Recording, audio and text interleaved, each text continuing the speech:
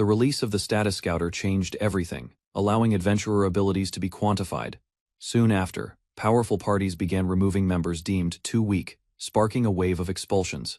Sohn Man witnessed a girl being cast out and questioned the judgment behind it. In Daytona City, where adventurers sought new beginnings, tension brewed beneath the peaceful streets. Despite his resolve, Aizen's guild application was rejected without explanation, leaving him confused and determined. Aizen explained that adventurer worth couldn't be defined by stats alone and urged for fairer evaluations. Despite his plea, the guild master dismissed him, refusing to challenge the prevailing standards. Rejection followed rejection. Aizen sat disheartened, holding his 10th denial with weary hands.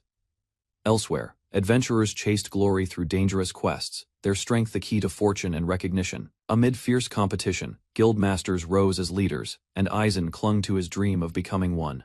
Aizen realized his rejections weren't due to low demand, but his refusal to conform to status-based ideals. A year earlier, the Merchant Guild introduced the Status Scouter, revolutionizing how adventurers were judged. The device's accuracy led to instant popularity, turning numerical stats into the new standard for competence. Adventuring society shifted into a meritocracy governed by numbers, but Aizen clung to his personal beliefs. Since childhood, he had seen mysterious letters, learned to control them, and trained to become a guildmaster. At the Guildmaster Training Academy, Aizen faced harsh judgment for his poor academic performance. A fellow student was pressured to leave, apologizing under the weight of expectations. Challenging an instructor, Aizen defended the value of leadership and unity over grades alone. Despite Aizen's words, the student chose to walk away, deciding to pursue his family's path. As the student departed, he asked Aizen to keep striving forward on both their behalves. Aizen vowed to prove his ideals to a society obsessed with numbers and rankings. Salvio, leader of the Silver Wolf Brigade, appeared triumphantly with exciting news for his party. The group celebrated their promotion to S rank, thrilled by their recognition and success. Tears of joy followed as their dream of elite status finally became reality. Behind the celebration, a motive surfaced: they needed to remove someone to make room for stronger talent. Varin was suddenly expelled from her party, dismissed solely for having low stats. As high-ranking groups sought stronger recruits, the expulsion rush swept through adventuring society. Desperately, she begged to stay. Her pleas met with cold indifference, collapsed in tears. She was mocked and branded a failure in front of everyone. Aizen silently observed, condemning the system that overlooked unseen qualities beyond measured strength. Activating his appraisal eye, Aizen scanned the adventurers to uncover their hidden skills.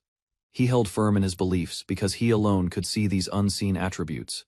Salvio's hidden skill, sturdy body, boosted his stats common among high-level adventurers. To Aizen's surprise, mysterious letters appeared around Varin, revealing an unknown power within her.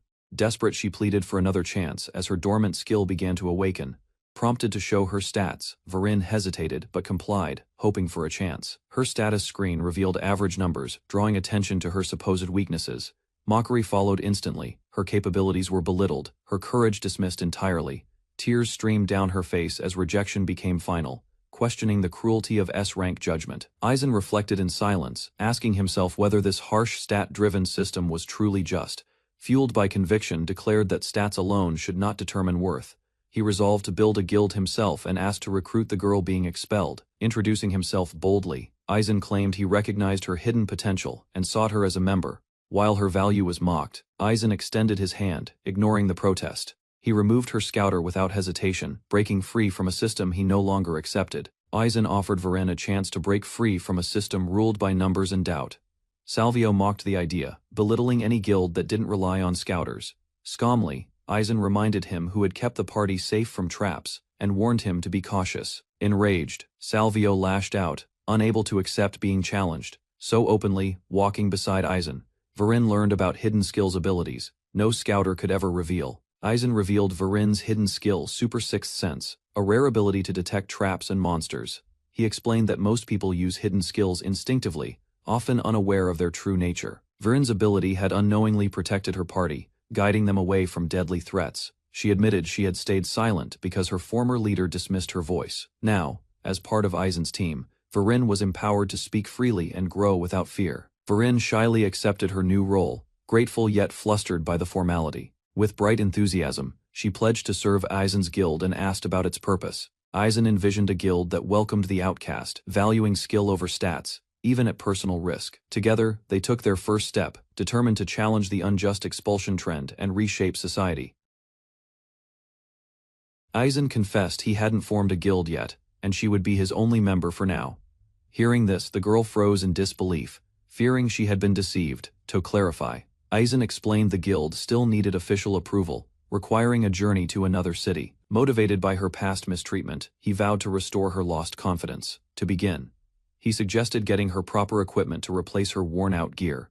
Varin nervously showed off her new outfit, seeking Aizen's opinion with hopeful eyes. Aizen praised the gear's craftsmanship, noting its lightweight and the weapon's impressive strength. One clerk explained the armor's modern appeal, pointing out how adventurers now favor stylish designs. Acknowledging the risk adventurers face, Aizen understood their desire to look good while staying protected, though unsure about affording it. Varin was clearly moved by the thoughtful gift. Aizen insisted on paying for Varin's gear, calling it a gift to mark her joining the guild. He considered the purchase a worthy investment both for their future work and for her confidence. Flustered and grateful, softly thanked him as they prepared to move on. Their next stop was Avalon's guild hall, where they would accept their first mission. He mentioned he knew someone inside who could support their journey ahead. A pair of hawks suddenly swooped down inside the guild, catching everyone off guard. Viren flinched while a woman called out to stop one of the birds, recognizing Aizen in the process. With a cheerful grin, the receptionist welcomed him back after what seemed like a long time. She commented on the new uniform design, playfully seeking his opinion on her appearance. Flustered yet smiling, she responded bashfully to his compliment about the red accents. Kagarina and her hawk, Harrier, exchanged playful jabs, while the others observed their familiar dynamic. Introductions followed. Kagarina was revealed as the guildmaster's daughter, and Varin offered a respectful greeting. Curious about Aizen's arrival, Kagarina teased him about forming a guild and possibly gaining a partner. Varin learned of Kagarina's unique gift, the ability to communicate with animals. Not just Harrier, that hidden talent, Zuglot, was vital to her guild work, supporting her role as a tamer. Back in their academy days, Kagarina had been the first to trust in Aizen's appraisal eye and the concept of hidden skills. Hearing they were former classmates left Varin visibly flustered. Though she denied feeling jealous, Aizen mused that her fascination might come from a desire to talk to animals like Kagarina. Recognition followed when Kagarina guessed correctly that Varin held a hidden ability, treeing to prevent misunderstandings. Varin reassured everyone while Kagarina made her protective intentions very clear. Varin, observing their exchange, commented warmly on how trustworthy Aizen seemed. Although hesitant, Kagarina admitted he was a decent man, while Aizen explained their financial situation. Despite the plea, she firmly rejected their request, citing their lack of qualifications and experience. Rather than backing down, Aizen shifted focus and asked about unofficial commissions. Reluctantly, Kagarina confessed she had a few internal tasks that could be offered discreetly. While explaining guild duties, Aizen described internally processed commissions as those avoided by most adventurers. Varin quickly understood the problem. Difficult quests often left clients helpless and unresolved. To protect credibility, guilds pushed those quests onto trusted parties, sometimes with extra rewards. Recognizing her hesitation, Aizen challenged Kagarina's reluctance, even involving Harrier in the conversation. With a dramatic motion, she gave in and handed over a stack of leftover requests. A gentle smile, Aizen reassured Kagarina of their caution and thanked her for her concern. After reviewing the options, he selected a quest and formally requested its approval. Both women were stunned by the contents of the chosen request. Fear overwhelmed Varin as she imagined the worst while staring into the eerie, overgrown ruins. Leaping forward, Kagarina fiercely warned Aizen not to push himself beyond his limits. Aizen and Varin stood before a massive dungeon entrance, tasked with retrieving a pendant inside. Appeared with her falcon partner Harrier as Aizen introduced her to the group. Surprised, Kagarina questioned Aizen's decision to form a guild. In response, Kagarina explained her unique ability to communicate with a wide range of animals. This talent, Aizen clarified, stemmed from her hidden skill Zuglot, which she used in her role managing guild operations. Reflecting on their past, Aizen remembered Kagarina as the first to believe in his appraisal abilities and the concept of hidden skills during their academy years. Varin froze at the mention of Aizen and Kagarina's past, insisting she wasn't jealous despite her reddened face. Aizen quietly noted that it was natural for her to dream about abilities like speaking with animals. Kagarina mentioned Varin's hidden skill, prompting Aizen to introduce her as his guild's first member. Though their time together was short, Varin defended Aizen while Kagarina warned her to remain cautious. In return, Varin smiled, saying Aizen's sincerity made him someone truly dependable. Reluctantly, Kagarina admitted Aizen was trustworthy. Though she still hesitated about helping, he explained they needed work to fund their guild from the ground up. However, she firmly refused to offer any standard commissions to a small, unproven group like theirs. Pressed further, she revealed a few internal jobs, typically hidden from regular adventurers. Aizen explained, those tasks were low-priority missions others often ignored. Varin realized such neglected requests left clients helpless, especially when missions were too dangerous or unprofitable. Internally processed commissions were described as jobs no one wanted mistakenly accepted, but too damaging to reject. While Avalon tried shifting those to other parties, even Harrier seemed to agree that unloading them was the goal. Faced with the truth, resistance crumbled as a handful of neglected requests spilled out. A sharp warning followed recklessness could be fatal, and these jobs weren't to be taken lightly. Aizen responded with a calm smile, promising caution and expressing quiet gratitude for the concern. Reviewed the commission papers and selected one to accept, instructing careful handling of the process. Varin and Kagarina looked on astonished at the task that had been chosen. The group entered a dangerous dungeon, and Varin trembled at the sight, fearing the worst. Stood firm beside her as the massive dungeon entrance loomed, emphasizing the extreme challenge they were about to face. Aizen lunged forward with full force, slamming his weapon into the core of the towering golem. The strike hit precisely, sending cracks spreading across the monster's surface. As it started to lose balance, shattered stone flew across the chamber as the creature collapsed. Without warning, she clung to him tightly, her voice trembling as she scolded his reckless move. Grinning softly, Aizen shrugged off the concern, insisting everything turned out fine, even if it meant taking a risk. Relief washed over Varin as she clutched Aizen's hand, her voice trembling with gratitude for his safety. He gently rested his palm on her head, affirming her growth and courage without hesitation. Hearing her name spoken so sincerely, Varin broke into quiet sobs, overwhelmed by the weight of his words. Suddenly she burst into loud tears, catching Aizen completely off guard. Through her sobs, she confessed no one had ever shown her such kindness before. Determined to change, Varin vowed to live with pride, doing her best for Aizen's sake and for herself. She embraced the younger girl warmly, her smile reflecting the strength she had finally found. Suddenly, a battered warrior appeared, Salvio collapsing before them, and calling Varin's name in shock. When questioned, Salvio could only utter one grim truth: he was the last one alive. Just hours earlier, rage had consumed him as everything spiraled out of control. In Salvio's memory, Aizen's blunt words had stung deeply, interpreted as mockery rather than guidance. Confident in their replacement scout, the group dismissed Varin as weak and moved on without her. The new recruit led them down a path he deemed safer, unaware of the consequences ahead. Without hesitation, Salvio followed, but his caution came too late as danger suddenly emerged. A barrage of arrows struck him as overconfidence shattered in an instant. The group scrambled to treat Salvio's wound, panic rising as blood flowed uncontrollably. Shouting erupted accusations hurled at the scout, who had confidently led them into the trap. Salvio, enraged, grabbed him by the collar, demanding answers he no longer believed existed. Memories hit him hard how he once carelessly viewed Varin as expendable and easily replaced. Only now did he realize her quiet competence had shielded him from traps all along. The scent of blood drew a swarm of red kobolds, forcing the panicked party into chaos. Confusion spread quickly, no one knew how to form a counterattack, and doubt shattered morale. Paralyzed by fear, Salvio realized the weight of his past decision, questioning whether he had been wrong. Desperate, he begged Varin to return, promising her rank and redemption within the brigade. But she spoke calmly, recognizing her own strength, something he never saw until too late. Varin met Salvio's plea with calm rejection, stating she sought neither fame nor reward.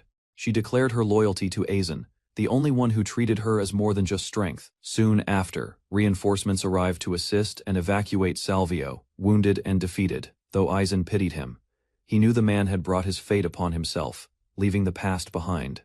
The group pressed deeper into the dungeon's unknown darkness. Varin observed the quiet surroundings, noting the absence of monsters but cautioning they shouldn't linger.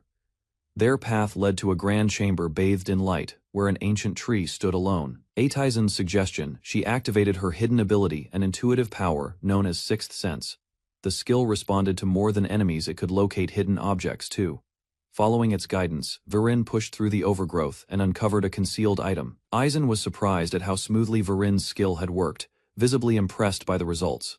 She explained that the item they recovered, a pendant, had been requested by a grieving former adventurer. Inscribed on it were the names of fallen comrades, bonded eternally through hardship and memory. Holding it together, they reflected on the deep meaning of shared adventures and loyal friendships. With renewed resolve, Aizen named their new guild, the Outcasts Guild, a haven for the overlooked. Viren reflected on Aizen's dream, silently deciding to support him no matter how uncertain the path ahead might be. With a radiant smile, she pledged herself as the first member of the Outcasts Guild. Aizen raised his mug in celebration with his guildmates, enjoying a moment of quiet success after a long mission. In the Avalon eating area, others acknowledged their efforts. Aizen, with a calm smile, appreciated the recognition. Later, he showed a magical item to a classmate, proving the mission's success. Her worry was evident. Caught off guard by Aizen's teasing, Kagarina blushed, realizing she had genuinely cared. With a grin, Aizen handed over her share. Despite the jokes, their bond was strong. Viren was shocked by the generous reward, believing it was too much for her efforts in the dungeon. Rather than back down, Aizen declared he would force her to accept even more if she refused. Though hesitant, she was reminded that adventurers should be compensated fairly for their contributions. Trying to redirect the funds, she suggested using it to support Aizen's new guild. With firm resolve, she warned that making a girl pay would disgrace him before the whole town. With a warm smile, she listened. As praise was gently offered for her clever thinking, confidence bloomed, unlocking a skill she had kept hidden, which she then used with incredible precision. Quests were completed swiftly, even those considered troublesome. Some finished in mere hours without delay. Efficiency surpassed expectations, placing her on par with adventurers known to be S-class elites. Doubt crept in, as it seemed she might have conquered the dungeon without any help at all. After saving enough for their guild's foundation, the pair celebrated and set their sights on official registration. Their journey led them to Byam, a bustling adventurer town where the guild headquarters was located. Inside the meeting room, preparations began for their guild's application, though tension lingered. Old faces resurfaced, some familiar, others clearly unwelcome, stirring a heavy atmosphere between representatives. Order was quickly restored as a stern voice cut through, bringing focus back to official matters. A solemn figure took the lead, ready to determine the direction of the guild's future. Jalaic Farnese, the Alliance representative, formally initiated the long-awaited meeting. Guidelines were reviewed, explaining how adventurers must belong to registered guilds under the broader alliance. Authority rested with the Four Great Stars, a powerful group holding decisive control. With a serious tone, Jalaic introduced two urgent topics, asserting his role as the Supreme Guildmaster. A new threat emerged: Aqua Hydra, a powerful beast lurking deep within Harana's cave labyrinth. Its sudden appearance overwhelmed low-level parties, causing heavy losses and widespread panic across dungeon zones. An emergency subjugation order was issued, with a bounty of 1,000 gold coins. Raito Kagura warned that sending inexperienced adventurers would only lead to further casualties and chaos. Unmoved by caution, Volk Leopold insisted the weak deserved their fate in this survival-driven world. Melas Alushka viewed the crisis as an opportunity, hoping to turn it into strategic gain for her guild. Jalaic decided to adopt Volk's plan, but added strict conditions to ensure quality and legitimacy. Attention shifted to a rising issue: mass expulsions caused by the spread of a tool called the Status Scouter. Though some praised its efficiency, others warned that dismissing weaker allies created deep divides. With unrest growing, Jalaic condemned the reckless behavior, citing moral decline and escalating conflict among adventurers. Concerns rose as experienced adventurers began weakening teams by relying solely on stat-based recruitment. Farnese warned that chasing profit without principle would ultimately lead to collapse. Volk, enraged, mocked the notion of unity, rejecting the value of compassion in leadership. Tensions peaked as he openly challenged authority, demanding full control over the guild system. With a manic grin, he vowed to purge the weak and forge an unstoppable guild. Jalaic's commanding tone cut through the tension, warning the younger guildmaster not to overstep. Volk dismissed the warning, determined to pursue his vision without interference as long as ambition endured. Observing the childish display, Melas masked her reaction behind a sly grin and a quiet scoff. Though playful in tone, she reminded Jalaic of the risks, including those affecting her own Prot-Fey face. Before leaving, she teased a favor in return, vanishing with a flourish and a final parting smile. The council chamber fell quiet as reflections on the Lion King and Immortal Witch hinted at their unchanged nature. Concerns surfaced over provoking Volk, with warnings about possible internal strife looming in the background. Rather than address it directly, Jalaic laughed heartily, declaring the next generation should handle such messes. Interrupting the mood, Rado brought forward unexpected news with a confident stance. Ancient artifact resurfaced, triggering memories and disbelief something thought lost for over 40 years. Rather than rely on his rank, Jalaic had placed his hopes in others. He reminisced about Daedalus, a legendary party, long separated but forever linked by unbroken bonds. News arrived that the artifact's finder was a young man building a new guild, one close to Rido's daughter. Meanwhile, Aizen sat alone, overwhelmed by doubt, uncertain how to face Varin after the setback. Rejection struck hard, leaving him in disbelief, consumed by the weight of failing the guild application. Just 20 minutes earlier, Aizen had been dismissed outright, the receptionist scoffing at his application. The rejection came with harsh criticism, targeting both his inexperience and his choice of party members. Labeled as foolish, he was told guilds like his would only lead to inevitable collapse. Desperate, he pushed back, insisting his team had real accomplishments and deserved recognition. Given one outrageous condition, he was told to capture a wanted criminal if he wanted a chance. Aizen stared at the bounty poster in disbelief, realizing the task ahead was beyond ordinary expectations. Moments later, he was forcibly ejected, his pleas ignored and threats of security escalating. Fear settled in. Varin's joy might turn to outrage if she learned the truth and acted recklessly, lost in thought. He stumbled and fell, only to be met with a gentle hand and understanding words. To his surprise, Jalaic extended support not as a representative, but as someone quietly thankful. Inside the guild hall, Aizen collided with a silver-haired stranger and immediately checked if he was all right. Surprised by the politeness, remarked how rare such manners were among adventurers and assumed Aizen had business there. Explaining his vision, Aizen revealed his intent to start a guild for outcasts. Curious, the man asked for his name, and Aizen introduced himself with a nervous grin. Recognizing the name, the man smiled thoughtfully, noting that perhaps this meeting was destined. Aizen received a challenge: capture the infamous Grand Zeft if he wanted to be heard. Unfamiliar with the area, he asked for details. He learned that Grand Zeft, once a group of petty thugs, had grown powerful under a leader named Hugo. Despite their crimes, the authorities struggled to stop them, treating them like elusive mist. The older man confessed that a close friend was brutally attacked by the group. Realizing the growing threat, Aizen swore to act before more lives were shattered. Aizen declared he would go after Grand Zeft and try to uncover their trail.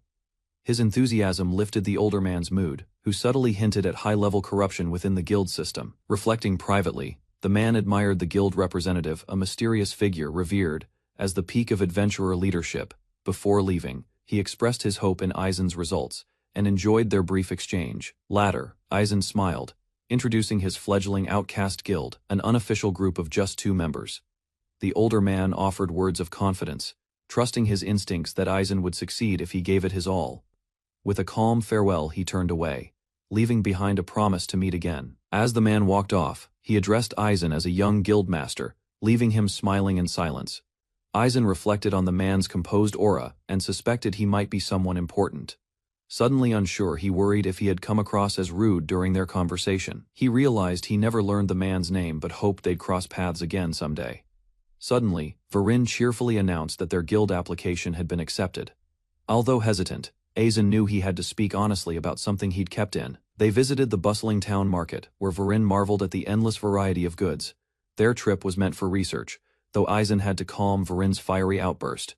Excited by the shops around them, Varin bounced from one stall to another, overwhelmed with curiosity. Aizen watched her energetic movements, prompting her to glance back with a faint blush.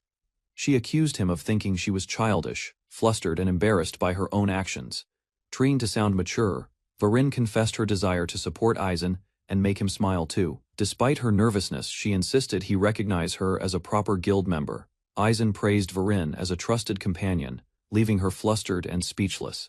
She quietly repeated the word companion, unsure how to interpret it, but accepted it for now. Together, they explored shops and displays, enjoying the town's lively atmosphere.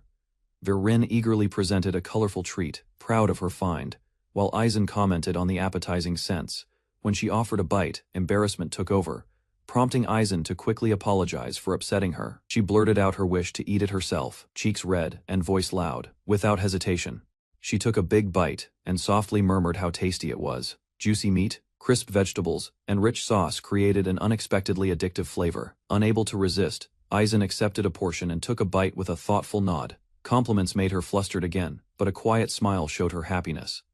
Eyes sparkling, Varin savored the taste, cheeks full and completely satisfied. Laughter escaped when her joyful expression drew teasing, catching her off guard. Plans began forming after finishing up.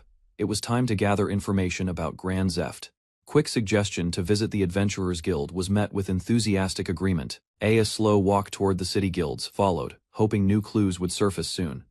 Inside the guild hall, commotion erupted as a fox-eared girl protested her treatment in front of a crowd. She defended her right to be there, but the party leader dismissed her, calling her a weakling. Despite her plea, she was formally expelled from the prestigious S-Class party, Aegis, as shocked faces watched. Shock filled the hall as Micah was suddenly expelled from the prestigious S-Class party, Aegis. Aegis, once hailed for defeating a dragon, had begun discarding its own members. Backed by Volk Leopold, the guild's authority, Clay ensured no one could challenge the verdict without risking exile from all future parties. Micah lashed out, refusing to accept the sentence. Her defiance met only silence and cold stares. Replacing her, the necromancer Hilda stepped in with eerie grace. Despite accusations, responsibility for shielding the party from magic had often fallen on someone else entirely. Tears welled up as past wounds reopened, memories of a similar betrayal resurfacing without warning. Scenes like this echoed throughout adventurer guilds, where sudden banishments had become disturbingly common. Firmly decided, a new goal formed to build a place where true abilities could shine beyond stats. Battle intensified. A shout cut through the noise, demanding silence, and focus over sympathy or comfort. A loud voice broke the tension, urging persistence over retreat. Determination masked hesitation with a bold introduction. Instead of shame, an invitation followed to welcome Micah as one of the outcasts. Confusion spread instantly. No one had even heard of such a guild, let alone respected it. Truth slipped out: it was unofficial, unapproved, and barely real. Still, the intent stood firm. A quiet inquiry shifted focus, casting light on when bonds between members had truly formed. Questions rose about the party's rise, suggesting key contributions had been quietly ignored. Recognition was claimed not as teamwork, but as proof of personal merit and superior skill. Judgment followed her mana deemed too low, her presence labeled a burden to future progress. Confidence oozed from those in power, boasting unmatched strength and immunity to attacks. Praise shifted quickly to their newest ally, a seductive necromancer welcomed without hesitation. Appraisal eye activated, revealing hidden truths behind every claim made in the room. Recognition settled in: this wasn't an ordinary defense technique, but a rare concealed talent. Iron Wall Shield glowed brightly, reducing incoming damage by half and nullifying weak strikes entirely. Ideal for frontline defense, this ability offered unmatched protection for teammates during fierce combat. Even minor hits became meaningless, reinforcing his central role in every major battle. 3 core attack types shaped combat: physical strikes, magic assaults, and crippling status ailments. A powerful blessing activated nullifying attacks while sacrificing mana. Hidden strength began to surface. Surprise lit his face. The skill wasn't just rare, it surpassed anything expected. Her support, once dismissed, actually reinforced their front line and compensated for others' weaknesses. Misunderstood motives caused tension. Despite everything, her sincerity only drew more criticism. Questions about her own potential stirred confusion. Confidence hadn't caught up with reality.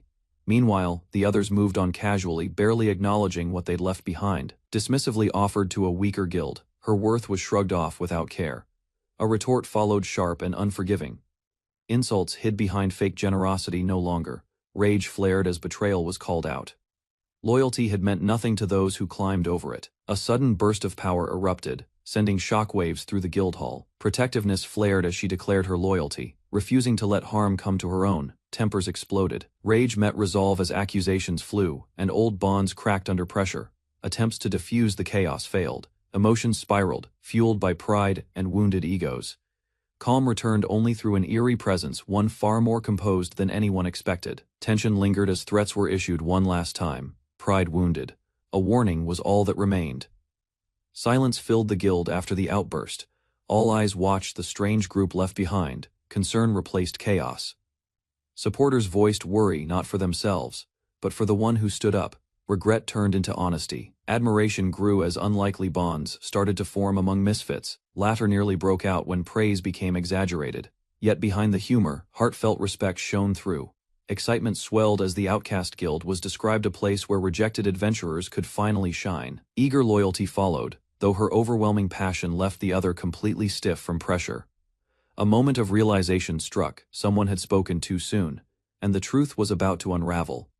Panic spread when she learned the guild wasn't official. Her outrage sparked instant regret from the recruiter. Chaos erupted. Accusations flew, flailing limbs followed, and all hopes of composure vanished in an instant.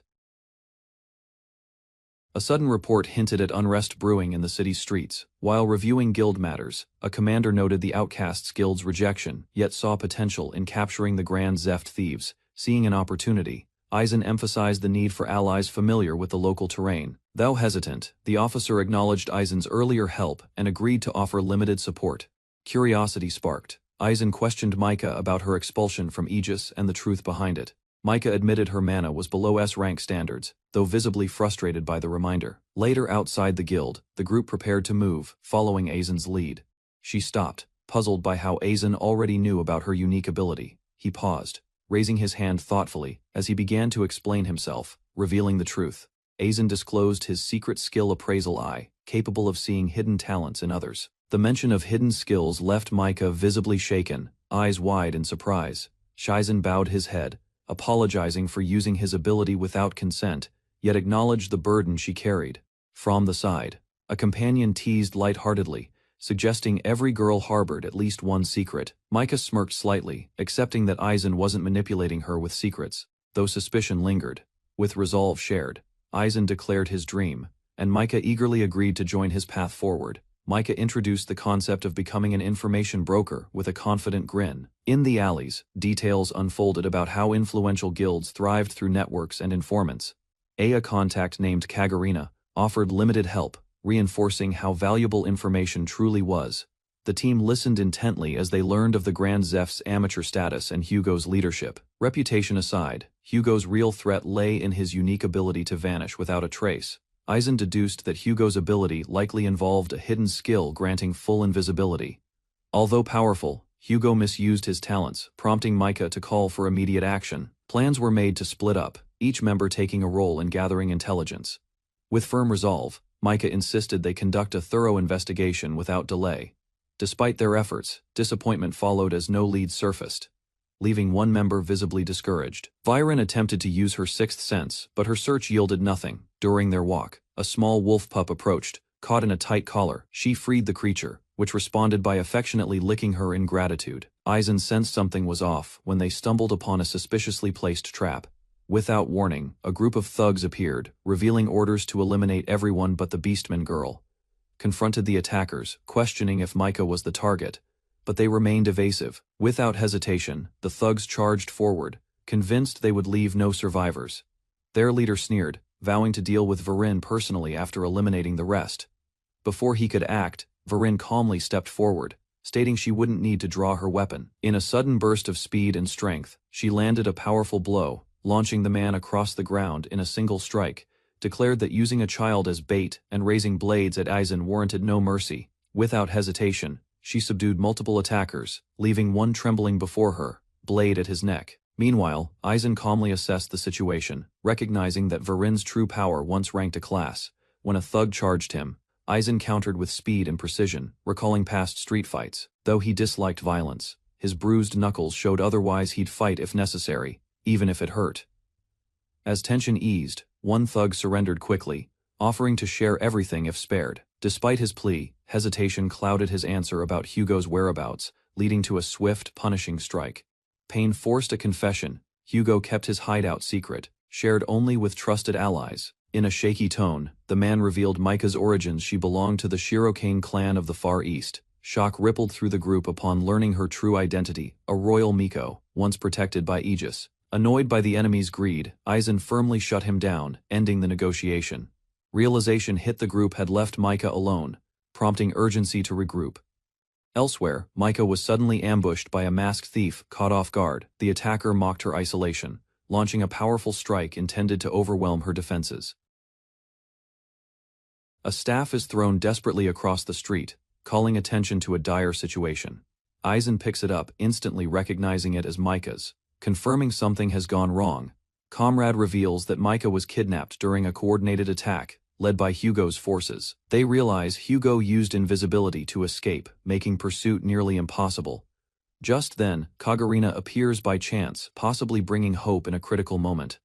Aizen urgently pleads with Kagurina, asking for her strength in a desperate moment. His unexpected words leave her stunned, her face flushed with shock and confusion. Elsewhere, a girl awakens, alarmed to find herself restrained in chains within an unknown room. The captor greets her coldly, revealing she's now in the hands of the Grand Zeft. Their leader, Hugo, smugly declares his identity as the city's most wanted, the Invisible Hugo. Despite lacking her staff, the girl assesses her odds and prepares to fight using magic. Her attempt is quickly shut down. The cuffs, restraining her, are imbued with anti-magic seals. The captors mock her resistance, already aware of her identity and ties to the Aegis party. With a twisted smile, Hugo reveals her past. She was exiled from Aegis. He scoffs at her allies, dismissing them as weak and incapable of rescue. Furious, the girl demands to know what happened to her friends, yanking against her chains. Her captor identifies her royal heritage, threatening her despite recognizing her status as a shuriken. Though shackled, she refuses to cower, shouting back defiantly as they mock her resolve. A knife is pressed to her throat, the threat escalating as she's told screaming is pointless. Suddenly a pack of fierce dogs bursts into the room, launching a chaotic counterattack. As suspicion rises, the girl denies orchestrating the dog attack, claiming it is beyond her skill. She's relieved to see her allies safe, and learns the animals were helping of their own will. Kagurina coordinates reinforcements, while dogs and Harrier secure the building's exit. Aizen confronts Hugo directly, declaring the end of his reign over Grand Zeft. Watching his men fall, Hugo realizes their downfall is already underway. Hugo sneers, asking if they truly believed he was trapped. His confidence grows as he prepares to escape. He threatens to kill them before fleeing, relying on his invisibility. But Aizen calmly declares he's already seen through the trick. Holding Varin, Aizen states she alone is enough to stop him. Invisible and leaping from above, Hugo aims to strike. Yet Varin's sharp senses pinpoint his position. With one powerful thrust, she intercepts him mid-air. Varin explains her victory, revealing that her super sixth sense allows her to detect weaknesses even without seeing the enemy, despite Hugo's camouflage skill, enabling him to bend light and disappear. With the battle won, the group locates the key to the restraints in the enemy's pocket, freeing the captured girl. Aizen is surprised by Micah's efforts, noting her role in tracking Grand Zeft. The girl looks stunned, eyes wide and shimmering, overwhelmed by the unexpected kindness and inclusion. Micah wonders if Aizen's guild could truly be the place where she belongs. A representative bows deeply, apologizing and promising to cover her admission fee after the Grand Zeft incident. In panic, another official begs for forgiveness, fearing the consequences of his failure. The Outcast Guild is officially recognized, and the group celebrates their long-awaited breakthrough. With gratitude and closure, Aizen thanks Kagurina, and the group finally embraces peace. As laughter breaks out, the group celebrates their safety. Kagurina teases Aizen about the dinner he promised. Realization strikes her: if it's just the two of them, does that mean it's a date? Her face burns red. Meanwhile, Micah apologizes for any trouble, insisting her help was voluntary and not Aizen's burden to carry. She turns away, reflecting that the one who truly forced involvement was herself. Her expression tightens with emotion. Aizen, concerned, quietly calls out to her. Micah steps forward, asking for a private moment, her eyes steady as she prepares to share her past. Surprised by her request, realizing this was something she had long held back. She lived in the shadow of her younger sister, burdened by comparisons and whispers within the shrine. Each glance chipped away at her confidence. Doubt settled in: was she truly useless? Unable to endure the suffocating expectations, she fled the Shuriken clan, seeking freedom in the outside world. Even now, her heart remained shackled by memories she couldn't escape. Sitting beside Aizen, she confessed the truth she had long hidden. Aizen confronted her gently, piecing together clues from the enemy's words. Realizing her royal lineage and hidden skills, he questioned her hesitation to trust others, linking her silence to past betrayals. She admitted the risk. Exposing her origins might offer protection, but it could also endanger those around her. Despite her fears, she remembered the bond they shared. Friendship meant facing burdens together. Smiling softly, she acknowledged Aizen's warmth and unusual kindness that never failed to surprise her. Aizen's words reassured her he was willing to carry her secrets, no matter the burden. With a deep breath, she finally revealed her real name: Micah Shuriken. Heiress of a distant royal bloodline, her sacred powers, long regarded as a hidden skill, were part of the Shrine Maiden's ancient blessing. He quickly realized her talents came from a legacy carefully guarded since childhood.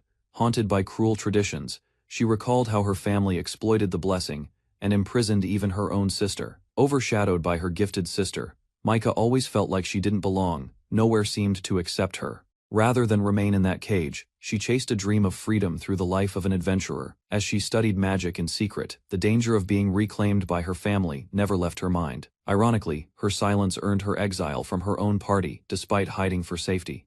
Convinced it was better this way, she asked Eisen to forget about letting her join the guild. Eisen quietly called her name, sensing the weight behind her silence. Instead of turning her away, he expressed genuine gratitude and hope for her to stand beside them. With a warm smile, he reminded her that what mattered was not just power but heart, trust, and belonging.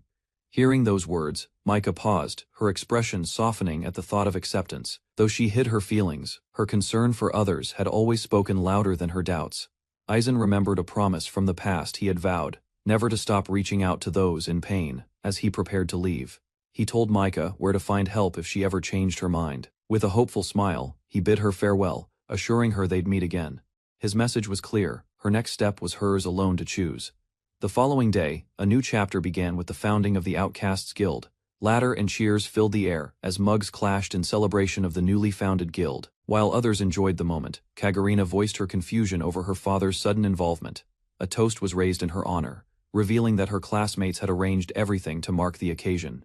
Eisen hesitated, but was reminded that more people believed in him than he realized. With growing confidence, those around him placed their hopes in his leadership for the outcasts' future. Tears welled up in her eyes as she toasted the dream a guild where outcasts could shine without shame. Playful banter followed, teasing Eisen for somehow surrounding himself with kind-hearted allies despite his loner past. Keeping his promise, he treated them to a lavish feast, drawing laughter and delight from everyone at the table. Under the moonlight, Kagurina reflected on how little Eisen had changed since their youth. Smiling fondly, she called him an idiot one who somehow became a true guild master. Over drinks, they laughed about old times, how Eisen's bluntness earned him trouble with teachers and rivals alike. Kagurina leaned closer, sparking a memory by asking if he remembered their first meeting. Back then, her smile was bright as she talked with classmates under the sunlit trees. Despite her cheerful front, she had always felt distant, unable to hear what others claimed to sense. Doubts lingered in her heart. She convinced herself to believe what everyone else did just to fit in. Wondering why she ignored the birds she claimed to understand his words had struck her. Now, with a smile, she admitted that perhaps she had been saved by him too, reminding her that she had been the only one to believe in him back then. Their bond, built on trust, was acknowledged as he sincerely thanked her for being a true friend. Embarrassed, she scoffed at the compliment, yet her expression betrayed how deeply his words touched her. Kagurina blushed furiously, insisting Eisen hadn't influenced her at all, despite her flustered expression saying otherwise, laughed softly and claimed Kagurina didn't understand her feelings. Chaos erupted when everyone realized the juice was actually wine, thanks to a sneaky switch, courtesy of the tavern. With the guild now launched, attention turned to the future. Spreading its name was the next challenge. Eisen nodded calmly, knowing there was no easy path, just a commitment to reach each outcast personally. With a confident grin, Raito proposed their first real mission, hunting down an Aqua Hydra as the new Outcasts Guild. Everyone recoiled in shock. The Hydra was a threat, even veteran S-rank teams feared. The Guild Alliance had issued a high-reward emergency request.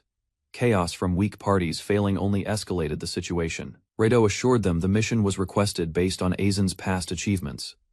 Kagurina panicked. Was this challenge an opportunity, or a death sentence for Eisen? Varin was completely out of commission, drunk and incoherent, unable to help. Admitted he couldn't fight alone, not against something like the Aqua Hydra. Just then, a voice interrupted him, proposing a solution. What if there were two of him? Micah stepped forward, radiating confidence. She offered to show the strength she once wielded in an S-rank party. With resolve in her eyes, she chose to entrust her future to Eisen's judgment. She declared the Outcasts Guild her true home. Eisen glanced around, puzzled by someone's absence. A friendly smile accompanied her offer to work together on the upcoming subjugation. Varin stood dazed, still recovering. Shock hit her. Being called sister was something she never expected. Confusion followed joy. Deep within a cavern of jagged rock, something stirred. Team Aegis advanced swiftly, determined to fulfill Volk's high-stakes request. Within a dim space, the young shrine maiden contemplates the harsh contrast between herself and her sister. Though bound by blood, admiration favors only one. During rituals, Standing beside her sister only deepens her sense of inferiority. The murmurs of attendants pierce her pride, laced with pity and disdain. A quiet confrontation delivers the final blow. A peer questions her very usefulness, leaving her shaken and speechless. She slips away under the stars, abandoning her clan and the suffocating expectations they imposed. Even in freedom, her heart clings to the weight of her lineage. Determined, she walks forward, staff in hand, carrying silent defiance. Inside the guild courtyard, she quietly confesses a secret to the cloaked man beside her. The night sky offers no comfort for her uneasy thoughts. Regret sharpens her voice as she admits blame. His calm reply suggests he already knows about her background. He explains how her decision to hide her abilities led to mistrust. Her silent nod confirms the truth of his words. Worried she may endanger others again, she contemplates withdrawing further. He challenges her reasoning with firm questions and genuine concern. His final words reach her directly. Hearing the word friend leaves her stunned, yet deeply moved. She listens to his words and begins to understand his intentions. A desire to share burdens replaces her earlier hesitation. A gentle laugh escapes her as she teases him. His kindness, though odd, feels strangely comforting. He reassures her that secrets are not a weakness. As guild master, he's prepared to carry what others cannot. Her voice softens as she reveals her full name, Micah Shirokane. A truth, long hidden, finally surfaces. The legacy of her clan unfolds. For generations, priestesses blessed warriors, and that very gift, her hidden skill, was never meant to be exposed. He listens carefully as she explains her family's strict tradition of concealing special abilities. Such teachings shaped her from a young age. The Shirokane clan monopolized their power, imprisoning shrine maidens to keep their blessings from outsiders. For her, those days were suffocating. Unlike her, the younger sister wielded stronger blessings and earned admiration. Constant comparison made her question her worth. One painful moment lingers, her sister's blunt remark suggesting she was useless. That memory never faded. Seeking freedom, she left her clan behind. Becoming an adventurer meant living on her own terms anywhere she chose. He warns her that if her origins or powers become widely known, danger may return either from enemies or her own clan reclaiming her. She reassures him that their distant location is safe. No one from Shirokane would reach them here, but hiding her gift cost her a party once. Grateful for his understanding, she insists he not recruit her. Protecting the banished guild means keeping her distance. Her name leaves his lips with quiet resolve. His gaze reflects a decision not easily shaken. Rather than accept rejection, he boldly asks her to join triumph. Her stunned expression says everything. With a confident smile, he extends his hand and offers her a place, not just for her power, but for who she truly is. The word home echoes in her mind. There's warmth in it, something she's longed for but never claimed. She senses his sincerity, yet wonders if he sees through the wall she hides behind. Clenching his fist with conviction, he recalls a promise made to never stop reaching out, no matter what. As he prepares to leave, he gently leaves the door open. If she chooses, she knows where to go. He offers one last smile and bids her farewell, promising they'll meet again. His tone holds hope, not pressure. As he walks away, she remains on the bench, deep in thought. The decision now rests with her alone. The next day, under a starlit sky, the guild celebrates its founding. Spirits are high and laughter fills the hall. Mugs clash with cheers. Joy erupts among the gathered adventurers as they toast the banished guild's beginning. Amid the lively crowd, casual complaints fly. Even family joins the celebration, making the moment both awkward and heartfelt. Around a table, friends raise drinks and laughter follows. The guild's safe founding and a captured threat gives everyone reason to celebrate. Light teasing breaks out. The guildmaster's father, casual as ever, draws playful insults yet keeps the mood high.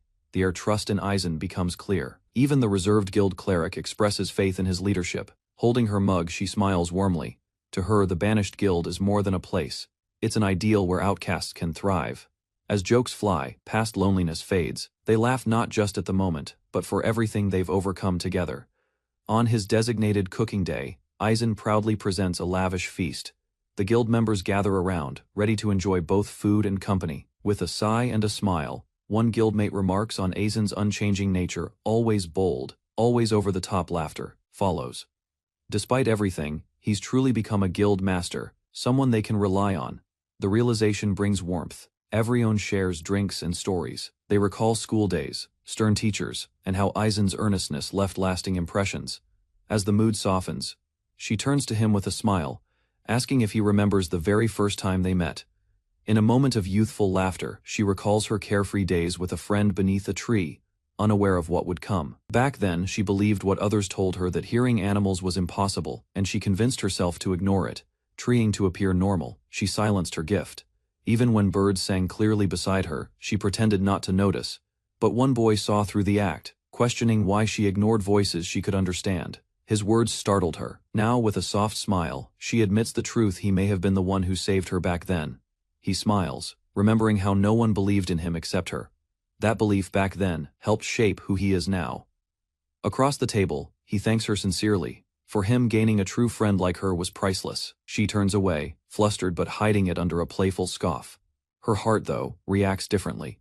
Another guildmate bursts in, praising Aizen loudly, embarrassed. She tries to deny everything, but the others keep teasing. Through laughter and drinks, the room fills with warmth. Even the shyest among them can't help but smile. Chaos erupts when someone realizes the juice is actually wine. The culprit grins unapologetically as teasing and shouting fill the air. In a more serious tone, the guildmaster's father asks about upcoming plans. He emphasizes the need to grow the guild's reputation naturally. Aizen admits there's no shortcut. They must continue reaching out to the rejected and lost. One by one, suddenly, a daring proposal is made: hunt the powerful Aqua Hydra under the banished guild's name. The room goes silent. Everyone stares, stunned. Even the seasoned drinkers wonder if he's joking or just very, very drunk. News spreads quickly: lower-ranked parties have been attacked by the Aqua Hydra. The guild issues an emergency extermination request with a high reward. The request wasn't random, it was made in confidence, impressed by Aizen's earlier success in capturing a dangerous criminal. Shock flares across the group. One member shouts in protest, accusing the higher-ups of sending Aizen to his death. The pressure causes Viren to faint on the spot. The situation feels too much for her to handle. Aizen voices doubt. With only Zevran in the party and no battle strength himself, facing the Hydra seems impossible. He is taken aback when a masked figure proposes an idea. What if they face the Hydra as a duo? Micah appears, confident and battle-ready. She vows to prove her strength. Once part of an elite dragon-slaying party. With determination in her voice, she places her trust in Aizen, choosing to follow his lead and fight at his side. She declares that the banished guild is her home now. Beside her, Virene wakes up groggy, still recovering from the shock. Micah greets her kindly together. They prepare to challenge the Hydra with new bonds and purpose. Virene is stunned to realize she now has a junior teammate. The sudden change leaves her flustered. Elsewhere, deep within the horror-filled dungeon, a new threat begins to stir beneath jagged stalactites.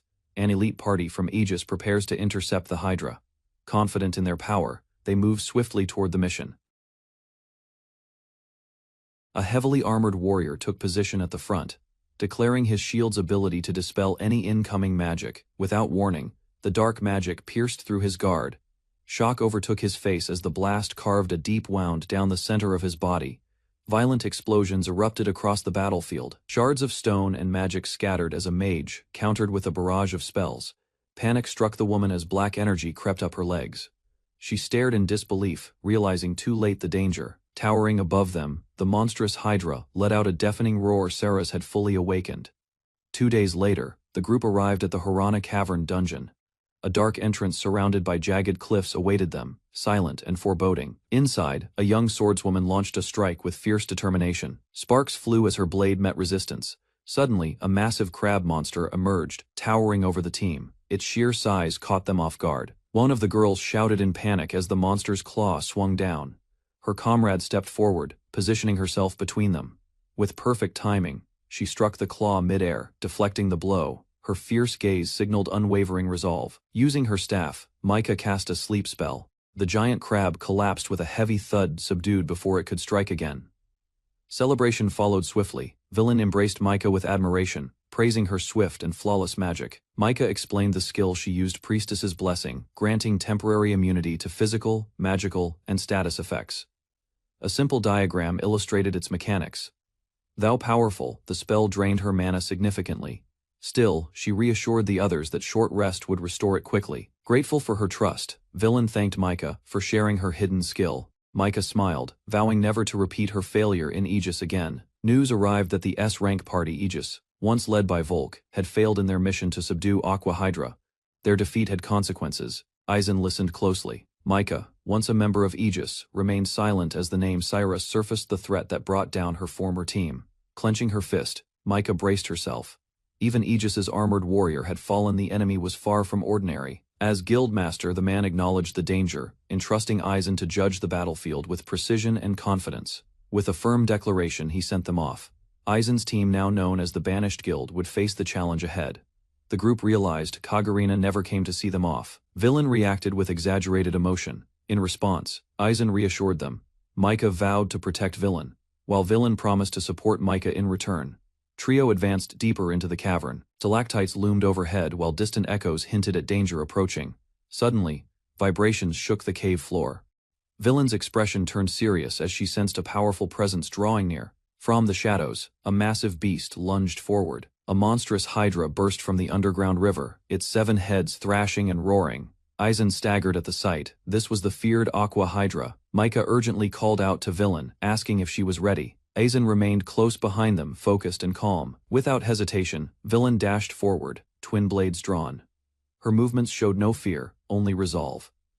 A flashback returned Aizen, once taught about the Aqua Hydra in a classroom. Its multiple heads enabled devastating simultaneous attacks. He had warned that its waterpress magic bypassed weak defenses. To survive, they needed precise coordination and unshakable resolve. One of the Hydra's heads unleashed its waterpress spell, spiraling violently toward Villain. She held her stance, unharmed, shielded by magical protection. Micah shouted a reminder. Villain still bore the priestess's blessing. Her voice was firm, filled with assurance. Encouraged, Villain countered with a powerful strike. Her attack clashed with the Hydra's force, sending shockwaves through the cavern. Aizen assessed the situation quickly. Thanks to the blessing, water press was nullified. He ordered Micah to press forward and support. Without delay, Micah invoked Wind Magic Stormblade. Blades of wind surged outward, cutting through the mist toward their monstrous foe. The Hydra thrashed wildly, sending waves of destruction in every direction. Villain narrowed her eyes, bracing for impact. A head lunged straight at her, jaws wide. She raised her shield just in time, deflecting the monstrous strike. From a distance, Micah observed the clash. Despite the magical shield holding firm, she noted that weaker spells wouldn't be enough to finish the fight. Aizen and Micah launched a joint counterattack. He unleashed Frost Nova, a spiral of freezing wind that engulfed the beast's heads. Zone of the Hydra's heads shattered from the forceful blow. Their combined assault had finally broken through. Despite losing a head, the Hydra's body began to twitch unnaturally. Aizen realized the battle wasn't over. In moments, the severed neck erupted. The beast possessed regeneration. To defeat it, they would need more than brute force. Micah's blessing allowed Villain to weave between attacks. Her heightened senses searched for a weak spot amidst the chaos. Meanwhile, Aizen analyzed the creature's reaction. Frozen heads stayed down longer if they could freeze more. Villain might strike cleanly. He clenched his fist with renewed resolve. If they could win here, it would prove the true strength of the Banished Guild. Micah confidently declared that as long as the priestess's blessing remained, Villain would be immune to magical attacks. The Hydra's spell was repelled once more. Suddenly, the cave ceiling began to collapse. Aizen turned in shock, realizing the creature had targeted the terrain itself. Rocks rained down.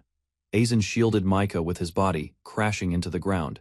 Debris filled the chamber as panic surged. Elsewhere, Villain stood firm. She took another hit from a Hydra head but activated the second layer of physical nullification just in time. From the rubble, Micah stared in horror. Only one use of the protection remained, and the next blow could be fatal. Aizen considered retreat as the collapsing ceiling left only one use of their protection spell. The risk of staying grew too great. Moments later, rock sealed the tunnel. Dust and debris clouded their surroundings, cutting off their escape. Trapped inside, the party realized their retreat was blocked. The situation had turned dangerously critical. As the Aqua Hydra's assault seals their exit, Aizen and his companions are forced into a corner, danger closing in with no safe retreat. Overwhelmed by the monster's relentless barrage, any attempt to dodge its 7-headed strikes now borders on suicide. Guilt tightens in his chest. Aizen acknowledges his miscalculation, knowing it placed his team in harm's way. Despite the grim outlook, one of the girls speaks up, convinced that all is not yet lost. Her voice steady. She reminds Aizen of his gift, the rare ability to recognize hidden strength in others. Aizen recalls his mentor's words, reminding him that true value lies not in raw talent, but in those who nurture it. This memory stirs reflection. His goal was never fame, but to give the rejected a place to belong. He had only wanted to show each of them that their individual strengths had meaning and purpose. Turning toward Violin, he finally calls her name with renewed conviction. Without hesitation, Aizen pulls her into a heartfelt embrace. whispering his gratitude for helping him remember what truly mattered. With calm resolve, Aizen praises his companions and leads them to shelter, knowing time is short. Concealed behind a boulder, he begins forming a new plan to stop the Aqua Hydra's rampage. Micah confirms the limitations of their blessing magic, noting that their one remaining use of physical nullification won't reset. Pondering the rules of impact classification, Aizen questions whether a strike could still count as a physical attack. He prepares to act, instructing Violin to focus solely on evasion and positioning, while he finalizes the strategy. Concern fills Micah's voice as she questions the plan. Worried about leaving Violin exposed, with steady determination, she affirms her readiness. A spark in her eye shows she's not just willing, she's eager to prove herself, especially in this moment. Standing tall against the monstrous Aqua Hydra, Violin declares her intent to dodge every strike. As Aizen watches, he recalls the day their journey started. Violin had grown no longer hesitant, now someone he could truly rely on. Micah smiles beside him, expressing her unwavering trust in Aizen's judgment. His ability to see potential in others had once been doubted, but now it shines clearly in every decision. With a determined nod, Aizen and Violin lock fists, silently affirming their trust before the fight resumes. He warns her not to take risks, but Violin charges ahead, her voice ringing out with confidence, as she insists they leave it to her. She darts forward, skillfully evading the incoming attack, her form sharp and focused against the dusty battlefield.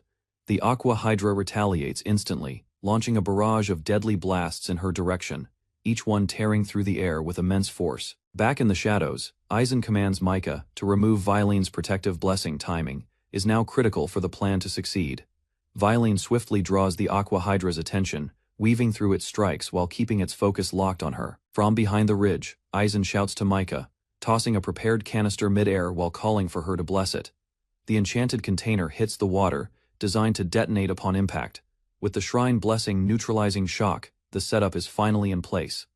Aizen places his trust in Micah to finish the plan. Without hesitation, Micah begins her spell, her voice calling the element of ice as power surges around her. Raising her staff, she unleashes a massive icicle spear, her spell aimed to strike true at the heart of the strategy. As the blessing is lifted from the floating container, magical energy ripples through the water with ominous force.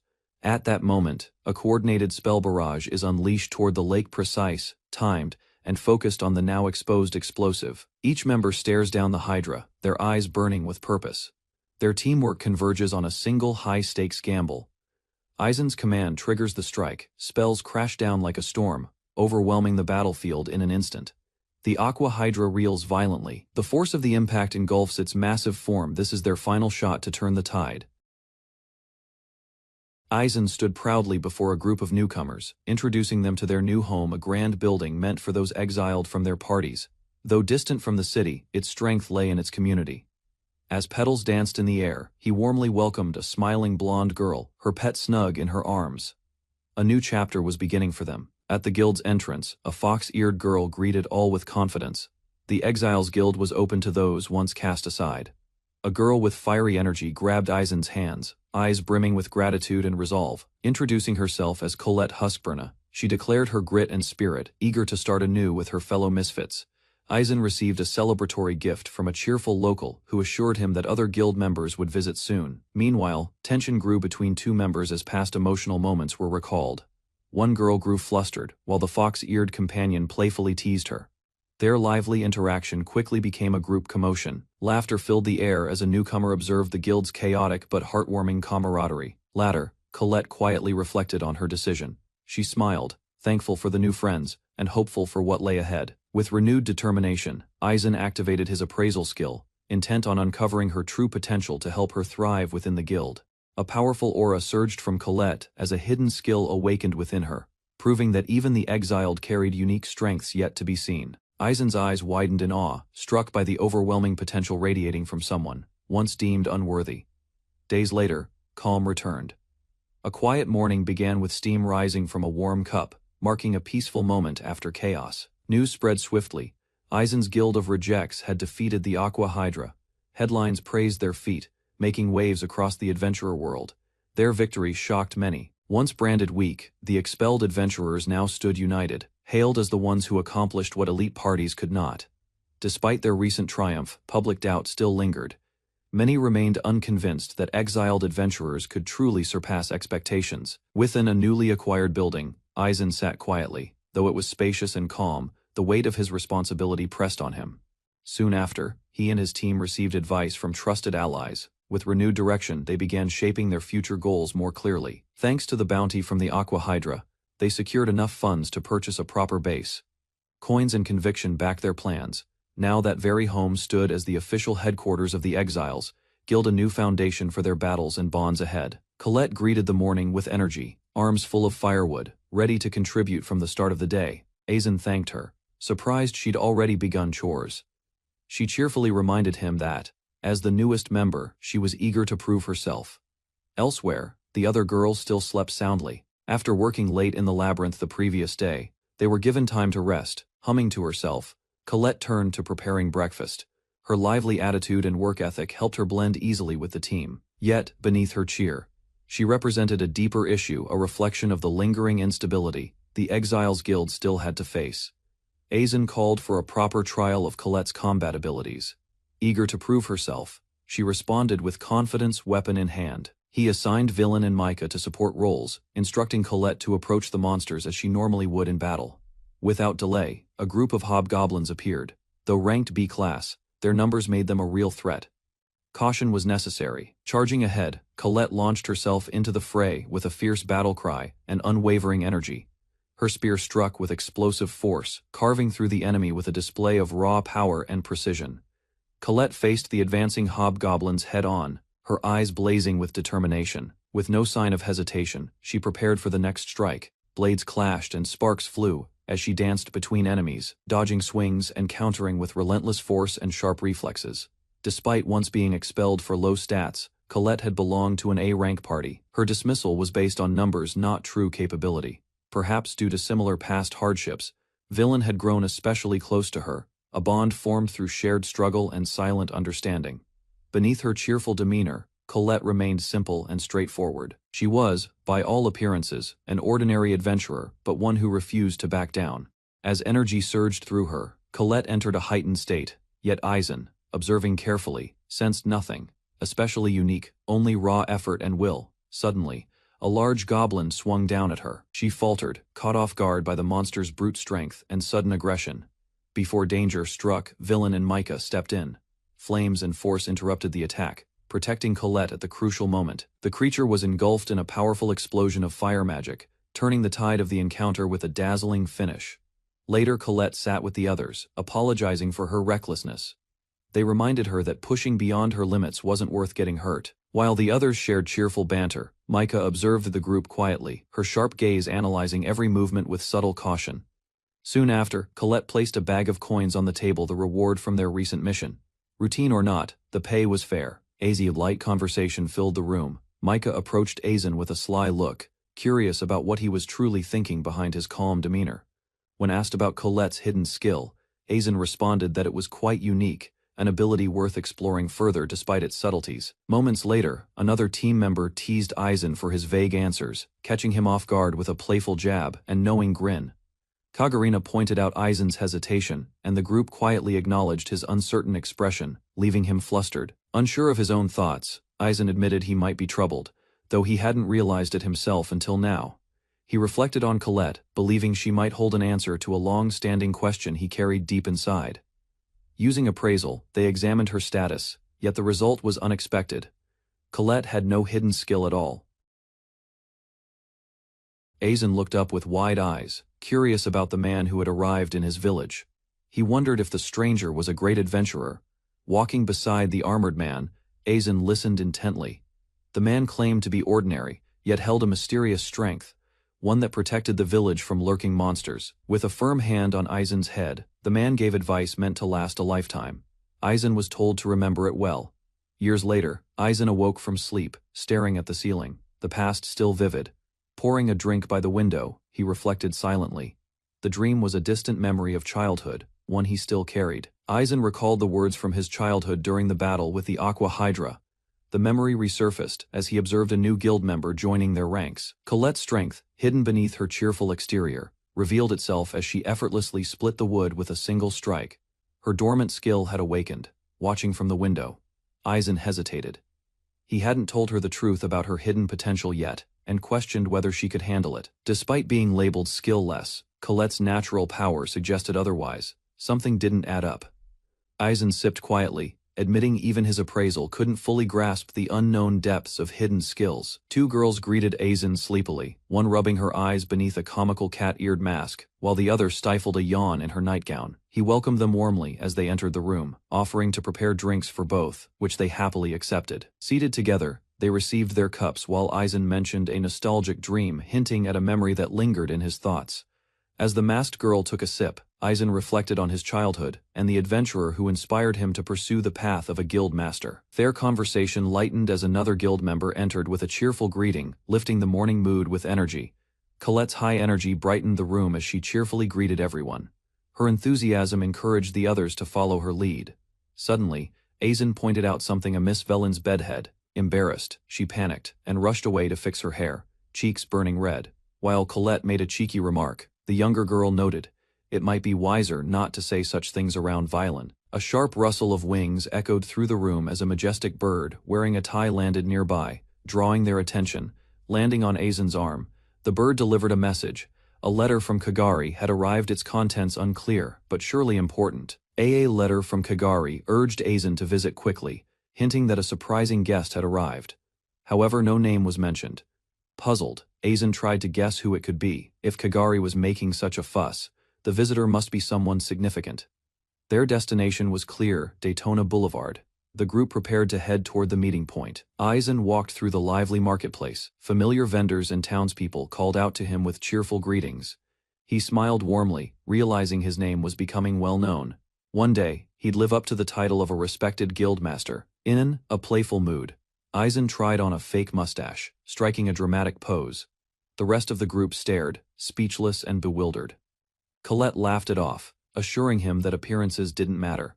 Violen nervously agreed, and the others followed with forced smiles. At the bustling market, Eisen observed that many adventurers now wore status scanners, a trend he hadn't noticed before. He gently reminded Colette that an adventurer's worth couldn't be measured in numbers. She admired his belief, calling it inspiring and cool. With renewed energy, she promised to follow him anywhere. Eisen thanked her with a smile, unaware of Violen's quiet resolve echoing the same. Despite uncertainty surrounding Colette's hidden skill, Eisen never doubted her worth. Her presence alone inspired morale and lifted the team's spirits. Arriving at the guild hall, Eisen and his party were greeted warmly by Kagari, who had been expecting them with anticipation. When Eisen asked about the guest, Kagari teased the surprise, claiming it was a VIP that would astonish them. Inside, Colette recognized a familiar face. She hadn't expected to see them here, not in Daytona. Three figures appeared, men from Colette's past. Their presence brought tension, and their reunion was anything but ordinary. Eisen learned the new arrivals planned to settle in the area. One of them recognized Colette, prompting him to ask about their connection. The large man laughed, revealing that Colette was once part of their party, Trollhammer. Though they had discarded her without regret, they explained her dismissal with cruel logic, citing her low numerical stats as proof of her weakness. Velen reacted with disbelief and anger. Despite the stinging truth, Colette forced a smile, acknowledging her lack of strength, but clearly shaken. Mockery continued. Zevin's defense faltered, stung by the insult toward their guild being called a weakling's refuge. Veline's eyes burned with frustration as she glared at the former party, unable to accept their insults toward Colette. The opposing adventurers spoke with arrogant certainty, declaring a hierarchy where the strong, like themselves, stood above the weak. Eisen intervened, stopping Kagari from being drawn into their elitist mindset. This was not the spirit Avalon represented. Though warned of Trollhammer's S-rank status, Eisen's expression hardened. Their titles didn't intimidate him. With conviction, Eisen stepped forward. He made it clear he wouldn't stay silent while his comrades and guild were being disrespected. It was time they backed off. Colette looked to Eisen with trust, while narration revealed how Avalon avoided discrimination but the world still branded the exiled as incompetent. Determined, Eisen affirmed that he founded the guild to challenge such prejudice, giving strength to those others cast aside. The Trollhammer members reeled in shock. They hadn't realized this was the very guild that had defeated the Aqua Hydra. One tried to dismiss them as mere children, but Eisen's glare silenced him. The atmosphere shifted. Stepping forward, Eisen issued a challenge. If Trollhammer sought conflict, he would face them outside, as equals. The members of Trollhammer stood dumbfounded as the crowd began to cheer for Eisen, their momentum visibly crumbling. Kagari chuckled to herself. Aizen's blunt honesty never changed, though it clearly left a strong impression even now. Suddenly, a booming voice echoed through the hall. A tall, charismatic man entered, asking if this was truly the famed Exiles Guild. Descending the stairs confidently, the stranger beamed, claiming he'd been looking forward to the meeting with Aizen. He introduced himself with flair, an envoy bearing respect and recognition for Aizen, calling him Guildmaster Aizen Tesla. The room fell silent. The man revealed his identity as the alchemist Faust Multipla, the original inventor behind the status scouter device. A mysterious man named Faust introduces himself with pride as the inventor of the status scanner, a tool that revolutionized adventurer evaluation. The group is surprised by his presence, recognizing Faust as a legendary figure who brought status analysis into practical use. Aizen stands stunned as Faust speaks to him directly, calmly acknowledging the honor of their meeting. Faust reveals the true origin of the expulsion boom that swept through adventurer ranks, rooted in misuse of the scanner. As the members of the Exiles Guild stand united, Faust questions how the so-called weak possess such overwhelming strength. Aizen remained unimpressed, demanding a clear purpose behind Faust's visit, surrounded by the guild members. He questioned why a renowned inventor would come to them personally. With a sly smile, Faust revealed his true interest data related to Aizen himself. The guild speculated that if the mystery behind Aizen's hidden power could be unraveled, more undervalued adventurers might flourish. Extending his hand, Faust proposed a partnership, believing that their cooperation could reshape the world of adventurers and elevate the capabilities of those cast aside. Onlookers watched in awe as Faust personally extended his hand to Aizen, calling it a guaranteed path to success. With the offer before him, Aizen remained silent, reflecting deeply on what such a partnership would mean. He acknowledged the invention's impact on the adventuring world but also recognized its unintended role in spreading discrimination. Faust insisted that with Aizen's cooperation, the damage caused by the expulsion boom could be reversed. Turning to the others, Faust suggested that many among them were no longer weak, they now stood firmly on the side of power. Aizen pointed out that Faust's vision would ultimately create a new form of discrimination. He firmly rejected the offer, stating he couldn't cooperate under current circumstances. Instead, he pleaded with Faust to use his influence as the device's creator to help end the cycle of expulsion and bias in the adventurer world. Faust listened silently, nodding as if he understood Aizen's intent. But then, his expression shifted sharply with cold eyes. He accused Aizen of sounding like a hypocrite, leaving the entire guild stunned by his words. Faust declared that division among the strong and weak was a natural process and blamed adventurers themselves for triggering the expulsion trend. He claimed that no matter how advanced a tool may be, its impact depended solely on how it was used, deflecting all responsibility. Suddenly, Faust revealed he had visited Aizen's old academy before coming, alarming the guild. Leaning in, he recited what he learned, that Aizen possessed the rare ability to perceive hidden potential in others.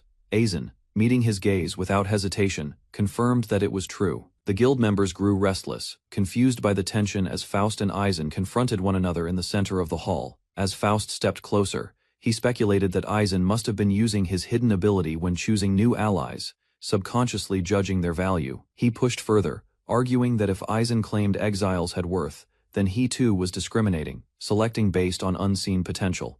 With a sly grin, Faust claimed there was no difference between them, even insisting his intentions were more benevolent. One of the guild members couldn't stay silent, raising her voice in protest, denying Faust's twisted comparison and defending Aizen's true nature. The guild members watched tensely as Faust questioned whether Aizen's unique ability was the only reason behind their current success. Twisting the argument, Faust mocked them, suggesting that if Aizen had no special power, without hesitation, Aizen affirmed that he would. He had done so already, not because of their stats, but because of their suffering and will to stand again. His words were echoed by his companions, who remembered how he had welcomed them, despite their scars and struggles. Standing tall, Aizen acknowledged his ability to see hidden talents, but emphasized that it was compassion, not evaluation, that guided his decisions. Aizen admitted that he had used his ability to support the guild, and while that was true, he couldn't deny its usefulness. However, he firmly declared that the strength of the Exiles Guild wasn't just rooted in individual power, it came from the bonds between its members. He reminded Faust that while the status scanner was a powerful tool, parties made solely of high numbers had failed to achieve results. Clenching his fist, Aizen reiterated the point: no matter how useful, a tool's impact depends entirely on who wields it. With unwavering eyes, he drove the message home. We're not numbers. Aizen proclaimed that he would welcome anyone into the guild and help them find a place where their individuality could shine brightest. He then emphasized a key difference between him and Faust. Possessing power came with responsibility, and what they chose to do with that power defined them. His companions listened in awe, some touched, others smiling with pride as Aizen voiced what they had all felt. Memories of Aizen's past resolve surfaced, highlighting how his unwavering honesty had always inspired others around him.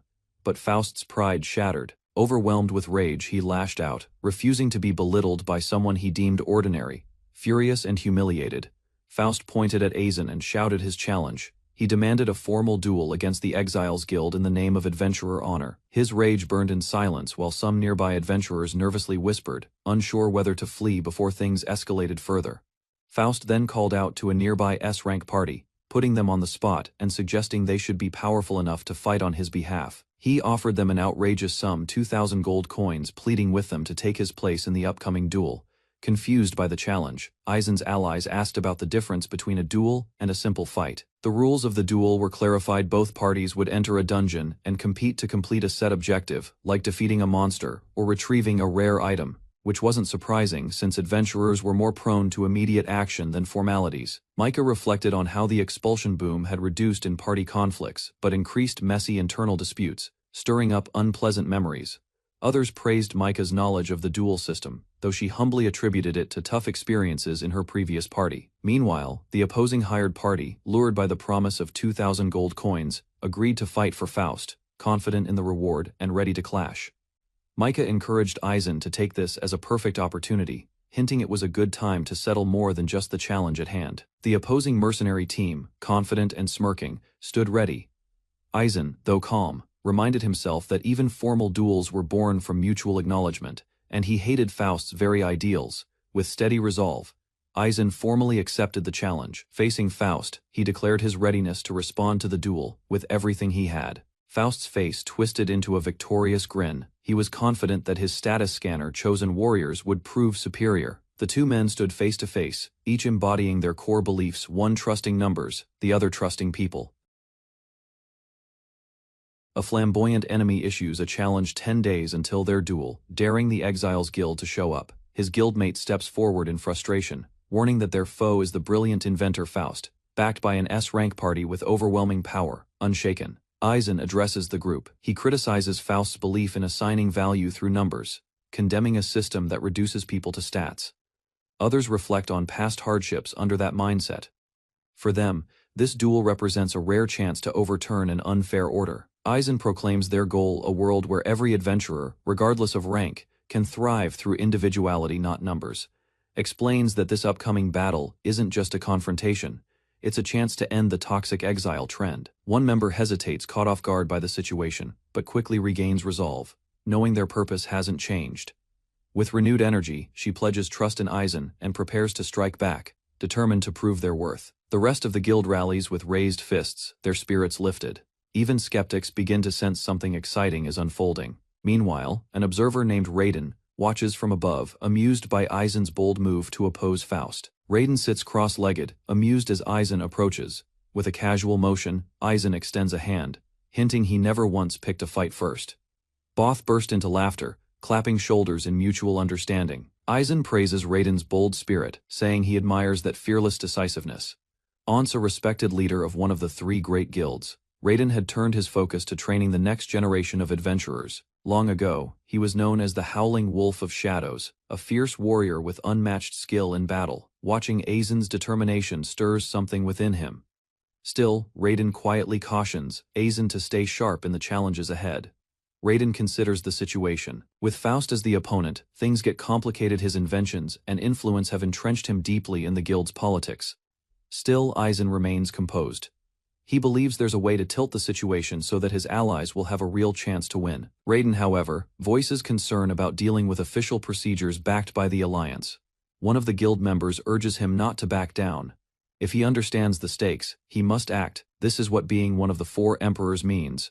Faust, they reveal, is backed by a powerful faction called Valk, making direct action dangerous. A powerful warrior affiliated with the Hecatoncheir Guild stands against Faust's faction.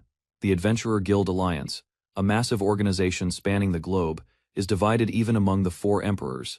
Raiden explains Faust's pride is notorious. He cannot stand the idea of his inventions being mocked or dismissed. and the duel was likely staged to assert dominance. Eisen acknowledges the irony: exiled adventurers pitted against the very man whose invention led to their rejection. The matchup couldn't be more symbolic.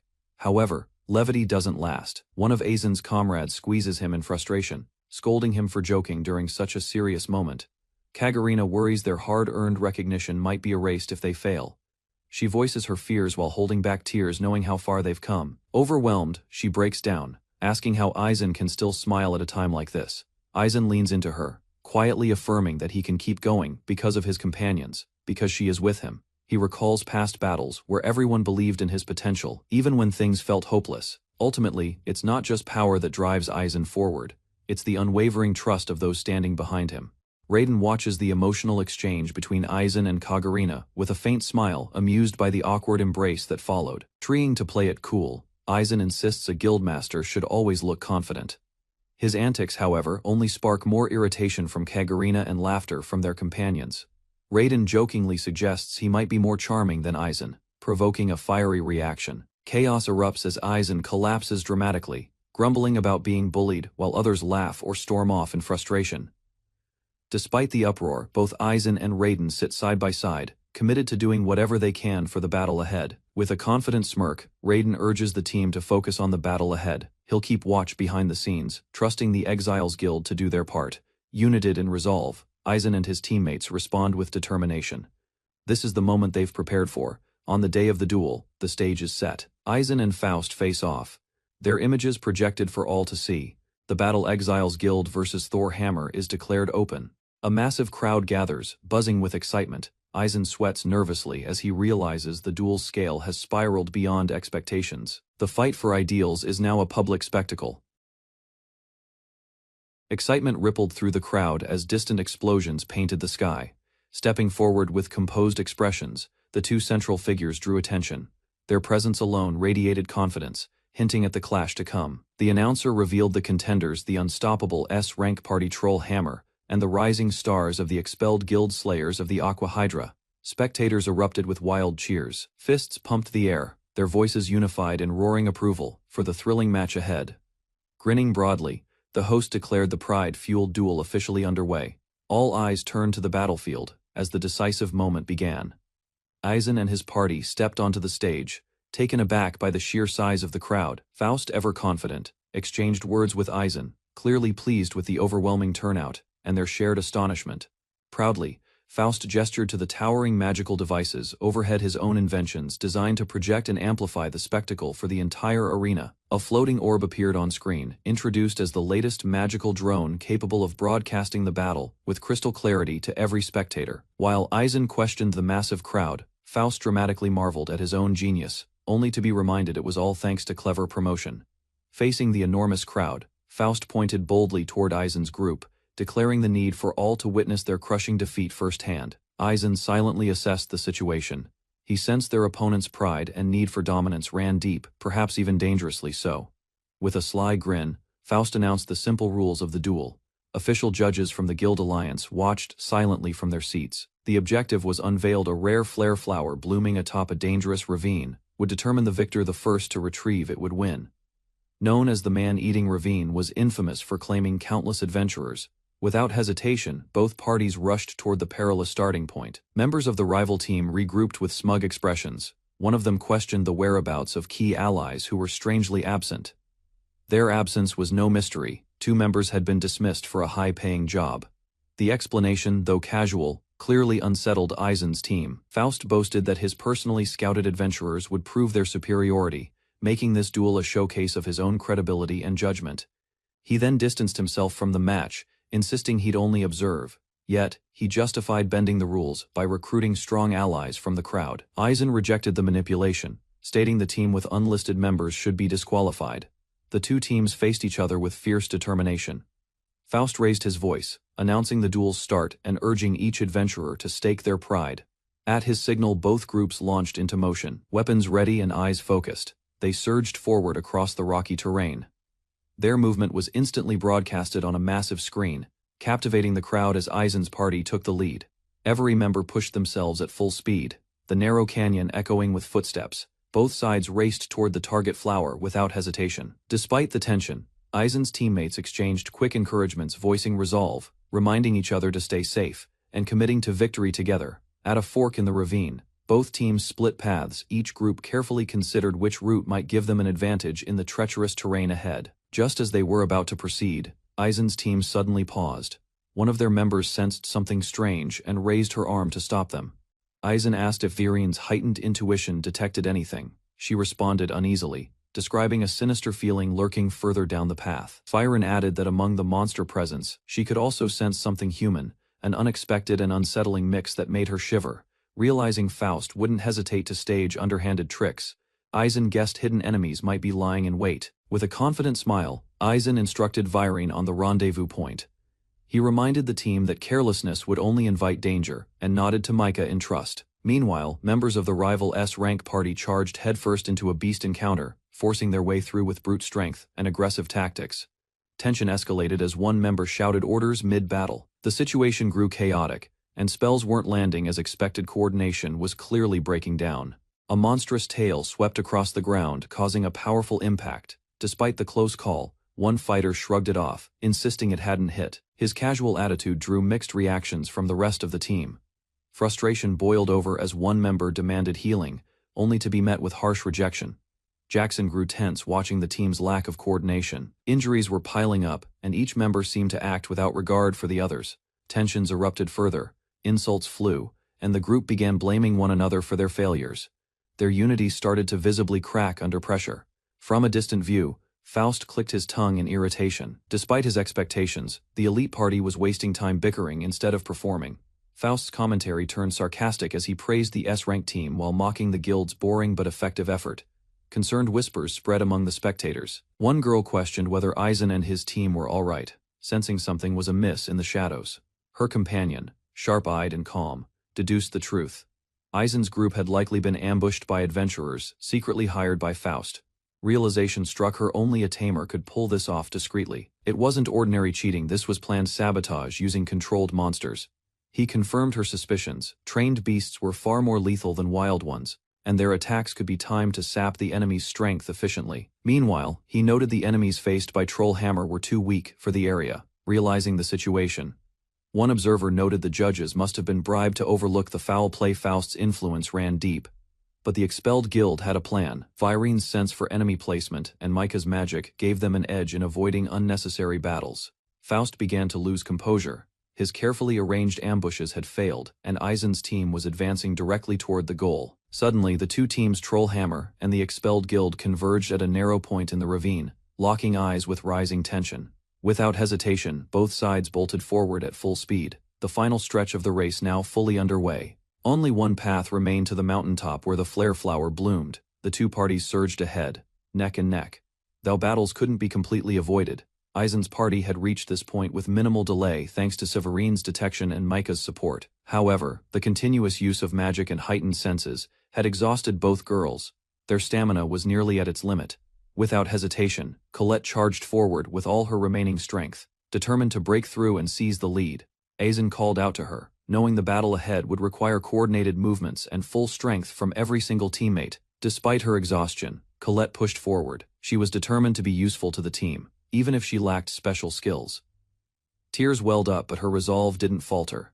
Colette reminded herself that grit and spirit were her only weapons. Fueled by pure determination, she sprinted ahead with a fierce cry, astonishing both allies and enemies as she surged to the front. Her bold move shocked everyone. Aizen called out her name as even the audience watching remotely erupted in surprise. But just before she could break through, Virine shouted a warning. Something was wrong and the expelled guild was forced to stop. Just as the warrior advanced, a shadow lunged from behind. In an instant, his body was seized mid-charge by a towering demonic creature. The others froze in shock. A rare, high-class lesser demon had appeared, dragging the wounded fighter's body in its claws before anyone could react. Beads of sweat rolled down Jackson's face as he nervously glanced around, startled by someone suddenly calling his name. Within the towering canyon walls, tension built as one man questioned the presence of another, furious that Daz's banishment hadn't ended things. Hesitating mid-step, Jackson listened to a stern warning behind him. Crossing certain lines could lead to exile, not just from a party, but from the entire adventurer's domain. A burly man mocked Daz's foolishness, yet kindly offered Jackson a chance to team up, insisting he wasn't a bad guy. Daz, easily fooled, always forced the others to deal with the consequences of his blunders. As tensions rose, one of the party members gave up, claiming Aizen would only understand their worth after suffering on his own. Without warning, a powerful blow struck one of the group members, sending him crashing down, blood splattering across the battlefield. High above, a monstrous demon emerged. Chaos erupted as its terrifying form loomed over the fallen warriors, ready to strike again. Aizen appeared in the nick of time, clashing with the beast to shield his allies. Determination burned in his eyes as he countered the monster's attack. In a single swift move, the demon lunged, ripping through the mage and slamming Daz aside. Its speed left no time to react. Aizen and his companions quickly assessed the threat, a lesser demon, a rare and extremely dangerous monster, even among S-rank classifications. Fear spread as the girls realized its identity. The creature belonged to a demoniage so powerful that even experienced elite parties risked defeat. Tension grew. One member cursed their bad luck while the others braced for battle. Daz, wounded and dazed, struggled to recover. Panic took hold. Aizen weighed their chances. With Daz injured and another ally exhausted, escape seemed nearly impossible given the demon's overwhelming speed. Even the slightest opening could lead to total annihilation. Their fate now rested on avoiding a single misstep.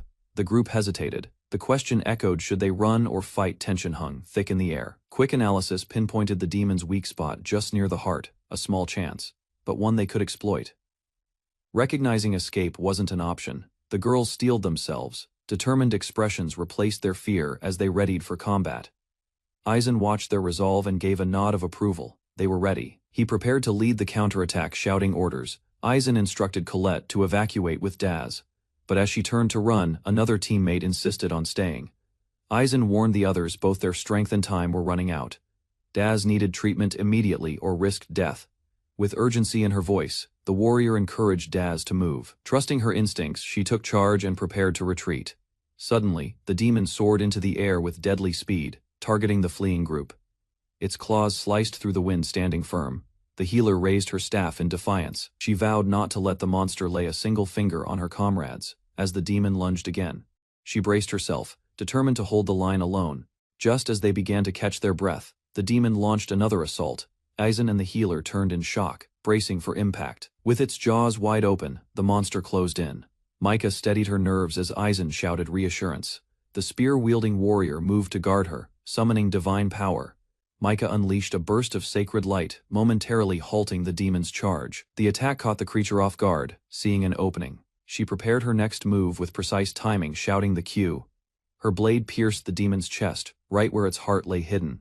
The hit landed true. To everyone's disbelief, the demon withstood the heart-piercing blow. Its dark claws lashed out, forcing the healer to retreat. In one swift counter, the creature knocked her high into the air. Aizen called out in alarm while others scrambled to react. Shaken but conscious, the healer couldn't believe her attack had failed. She was sure she'd struck a fatal opening. Recognizing the demon's adaptability, the mage declared they'd force a new opening. She raised her staff, preparing her spell with precision. A barrage of icy magic shot forth, striking the demon in a coordinated assault, finally forcing it into retreat. Powerful shockwaves shattered the ground. Aizen dove forward and caught Micah just in time, shielding her from the debris. Before she could recover, the demon lunged again.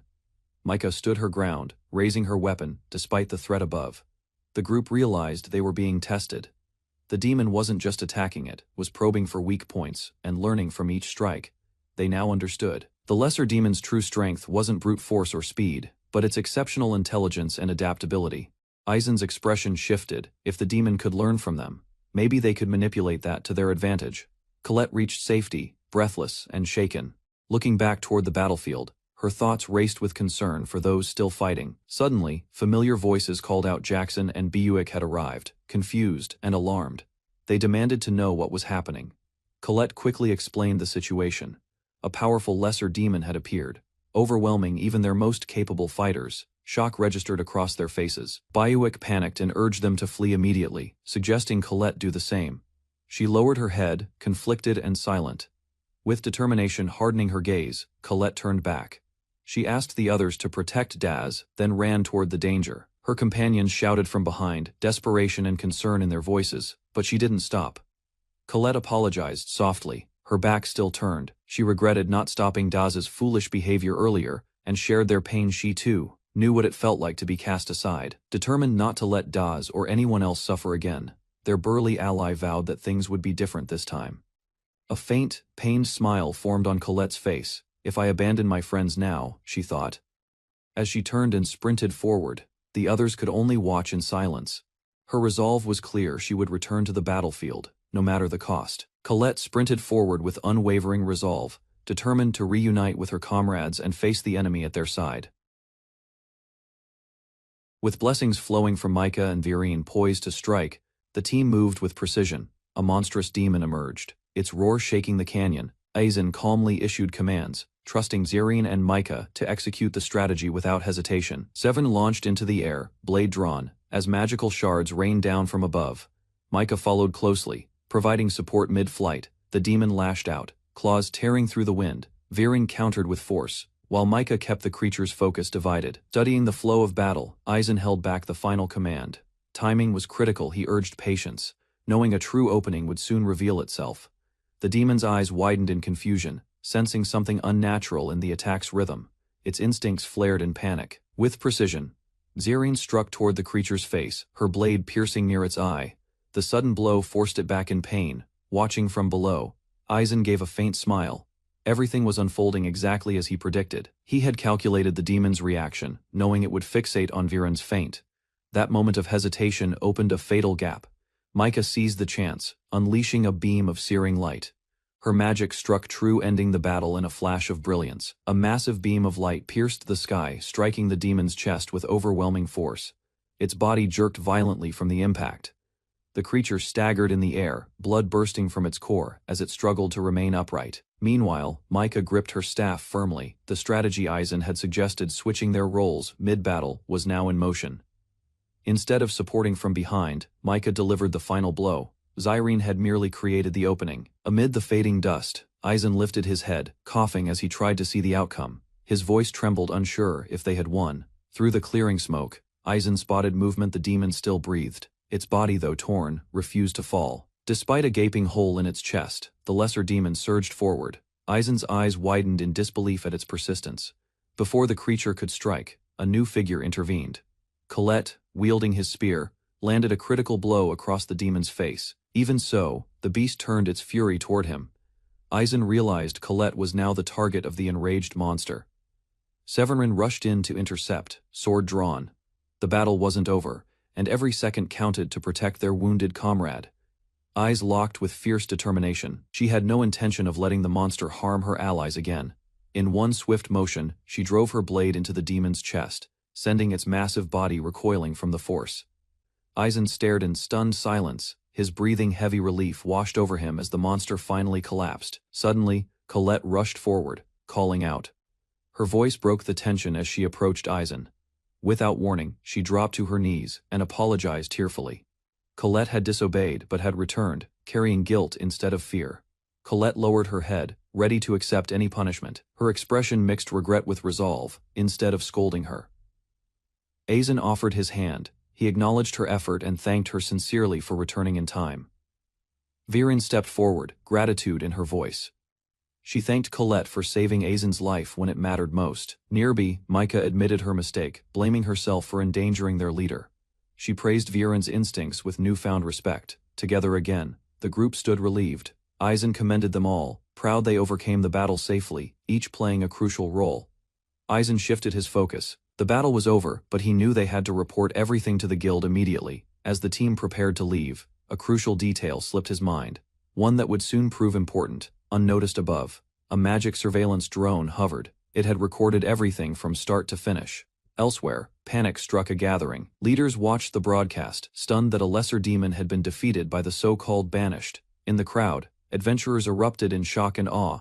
The Exiles Guild was no longer a joke, it was now a force to be reckoned with. Within the guild's hall, panic spread. The adventurers were starting to accept the Exiles' true strength, causing unrest among the elite. Faust, desperate to protect his reputation, staggered outside in frustration. The threat to his genius status was too great to ignore. Clutching his glasses, he whispered a plan, fabricated investigations, and forged evidence would surely discredit the upstarts. Before he could act, a sudden ambush struck. A barking dog and screeching hawk sent him tumbling to the ground in shock. From the shadows, the exiled team emerged. Faust was silenced, his schemes interrupted before they could begin. The woman stepped forward with confidence, dismissing Faust's tantrum as beneath her.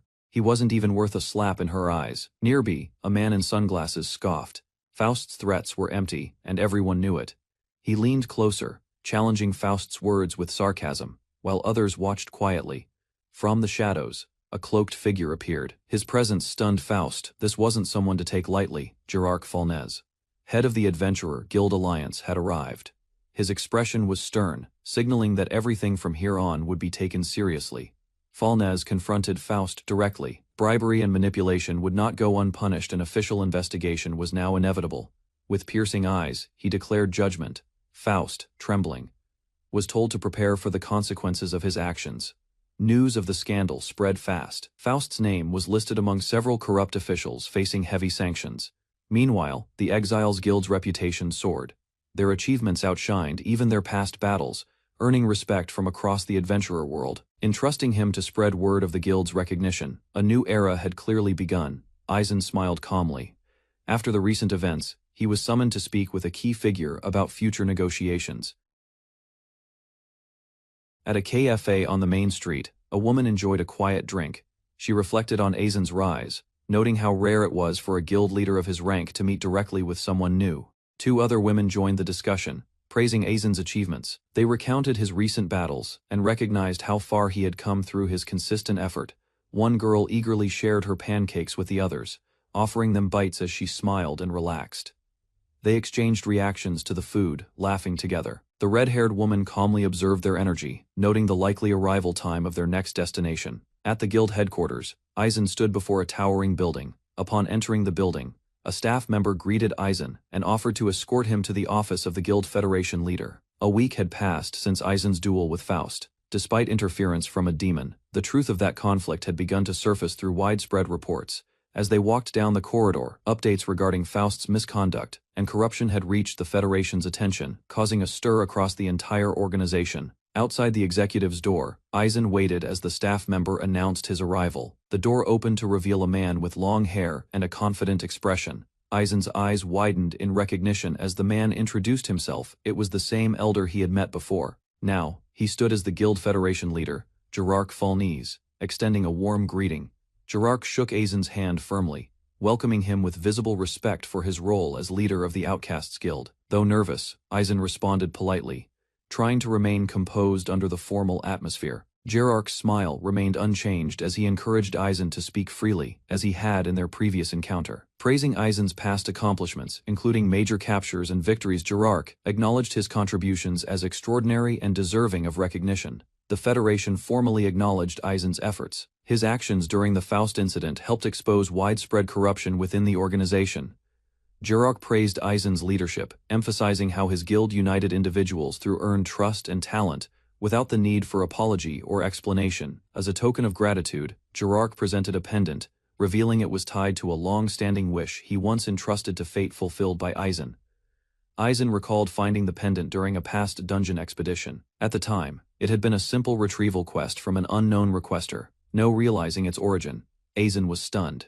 Gerarch confirmed the pendant was his. Even mentioning his name was engraved inside something Eisen had overlooked. Though the memory was vague, he never imagined that man would turn out to be the Federation's leader.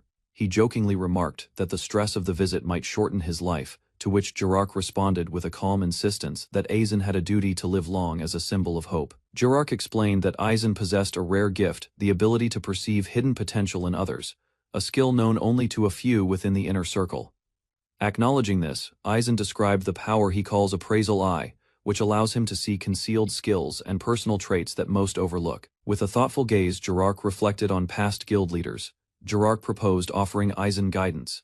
Moved by the sincerity of his words, Eisen responded with gratitude, finally understanding why this man stood as the Federation's leader. Both men laughed, the mood lightening. Gerarch remarked that nothing could be hidden from an old man, especially one who had seen so much.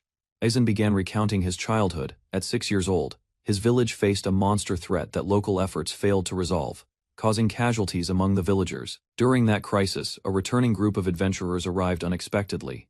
The adventurer taught him a lasting lesson that talent alone isn't enough. Aizen reflected on past teachings, now fully understanding their meaning. He vowed to protect his comrades and support them wholeheartedly as a guild leader. Curious, Jirark asked the adventurer's name. Aizen admitted he never learned it, having missed the chance to ask in his youth. The group who defeated the monster had not survived. None returned, leaving only their legacy behind. Their sacrifice left scars and memories. Since that day, Aizen held nameless heroes in the highest regard. Known as guild leader, Aizen carried on their will. Jirark acknowledged his path with understanding and respect. Referenced the incident with Faust, noting that Aizen never denied the value of stats, but emphasized how one used their abilities mattered more. He reflected on Faust's downfall, acknowledging that if Faust had truly sought to help the outcasted, Jirark would have supported him without hesitation. Aizen thought of his comrades, recognizing that some goals couldn't be achieved alone.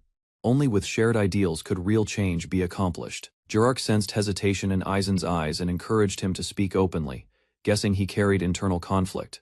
With a nervous smile, Aizen admitted his concerns, finally opening up to someone who truly listened. Although the matter troubled him deeply, Aizen decided to confide in Jirark about Colette, unsure how to proceed in guiding her. He explained that someone without any hidden skill had appeared, leaving him uncertain about how to lead such a person effectively. Aizen expressed his disbelief. He had always assumed everyone possessed hidden skills.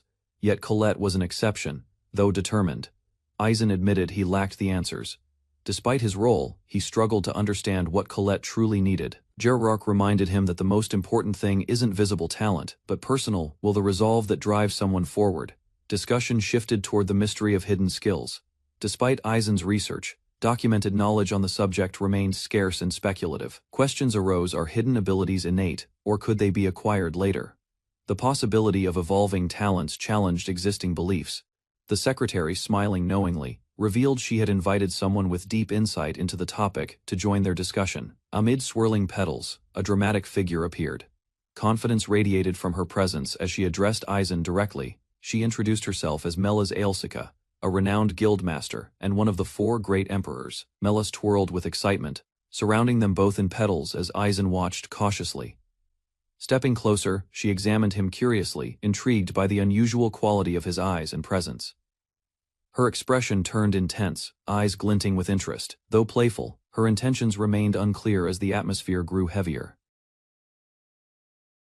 Aizen stood frozen as a powerful presence emerged before him, an elegant woman in elaborate robes. With a confident smile, she greeted him warmly. Her tone was playful, but her gaze sharp. Aizen sensed her strength masked behind grace. Her arrival was not a coincidence. Everything from her posture to her timing felt calculated, like a ruler descending from her throne. She praised his victory over a formidable foe, her delight almost theatrical. Her expectations for him were clearly high. As they gathered at the table, she expressed her boredom with long life and her craving for excitement. Aizen flinched as the woman's gaze pierced through him. Her eyes held a depth that unsettled him. With a sly posture and confident poise, she stood silently as others whispered about her age and influence. Despite her youthful appearance, her status commanded respect. Without hesitation, she handed Aizen a card before gracefully suggesting they end the meeting there. He stared at the strange characters as she vanished in a swirl of magic. Her voice lingered with a promise to meet again in private next time. Stunned, Aizen remained frozen. The others struggled to hide their awe at her overwhelming presence. The elder praised Aizen's rare gift to perceive hidden skills, noting how Miresa's approval made him the ideal candidate for the task. Wearing a light smile, Aizen acknowledged his new mission. His determination to assist Colette showed in his confident reply. Days later, on the bustling streets, townsfolk gathered around him. Their cheers echoed admiration for his recent victory. Though celebrated, Aizen found the constant attention draining. Even resting in public became difficult without interruption. Noticing his weariness, Micah casually reassured him. Her tone was relaxed, hinting that fame was something he would eventually adapt to. While licking his ice cream, Aizen recalled Micah's words and suddenly connected a detail about her background. She was a noble's daughter. He paused, contemplating her perspective. Maybe Micah was right, adjusting to fame might not be as hard as it seemed. As he listened to voices around town, Aizen realized that the world was beginning to change. A future for the outcasts finally seemed possible. Still, not everything was resolved. Colette stood off to the side, distracted, her ice cream melting unnoticed in her hand. Her subdued demeanor, since the last battle, hadn't gone unnoticed. Usually energetic, her silence now raised quiet concern in Aizen's heart. After observing Colette's behavior, Aizen decided to speak with her directly. Encouraged by advice, he sent the others ahead. He approached with casual words, asking if she'd accompany him. Colette, surprised, but curious, agreed without hesitation. Walking together through the market, Aizen inquired about her reasons for becoming an adventurer. She answered brightly, recalling her childhood dreams.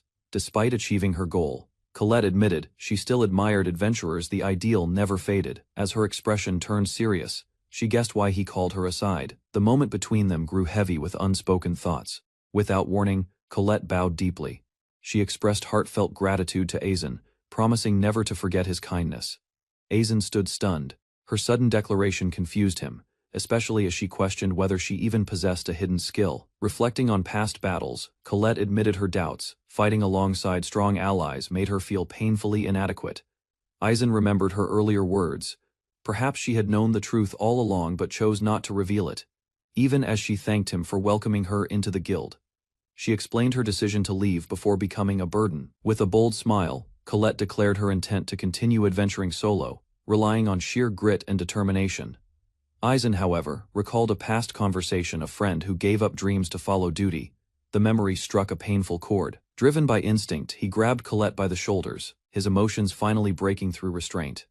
His voice trembled as he tried to speak, and Colette stared at him, startled by his sudden intensity, apologizing. Aizen admitted his failure to support her. With conviction, he shouted that Colette was irreplaceable and begged her to trust him once more. Aizen made a firm vow. He promised never to abandon Colette, and declared he would uphold his duty as guild leader. Moved by his words, Colette looked up, her expression softening with surprise and emotion. Although she lacked a visible hidden skill, Aizen recognized something more, an individuality that couldn't be measured by standard abilities. Recalling others once misunderstood like her, Aizen realized the issue wasn't power, but recognition. Colette's potential just needed the right support. Before he could say more, a group of rough-looking men approached. Their smug tone marked the beginning of new trouble. A group of hostile adventurers confronted Aizen, mocking the guild's reputation and accusing them of being frauds. Colette stepped forward, angered by their insults, ready to retaliate. Aizen, however, tried to de-escalate despite the provocation. Just as tensions rose, Aizen swiftly moved in front of Colette, shielding her from the situation.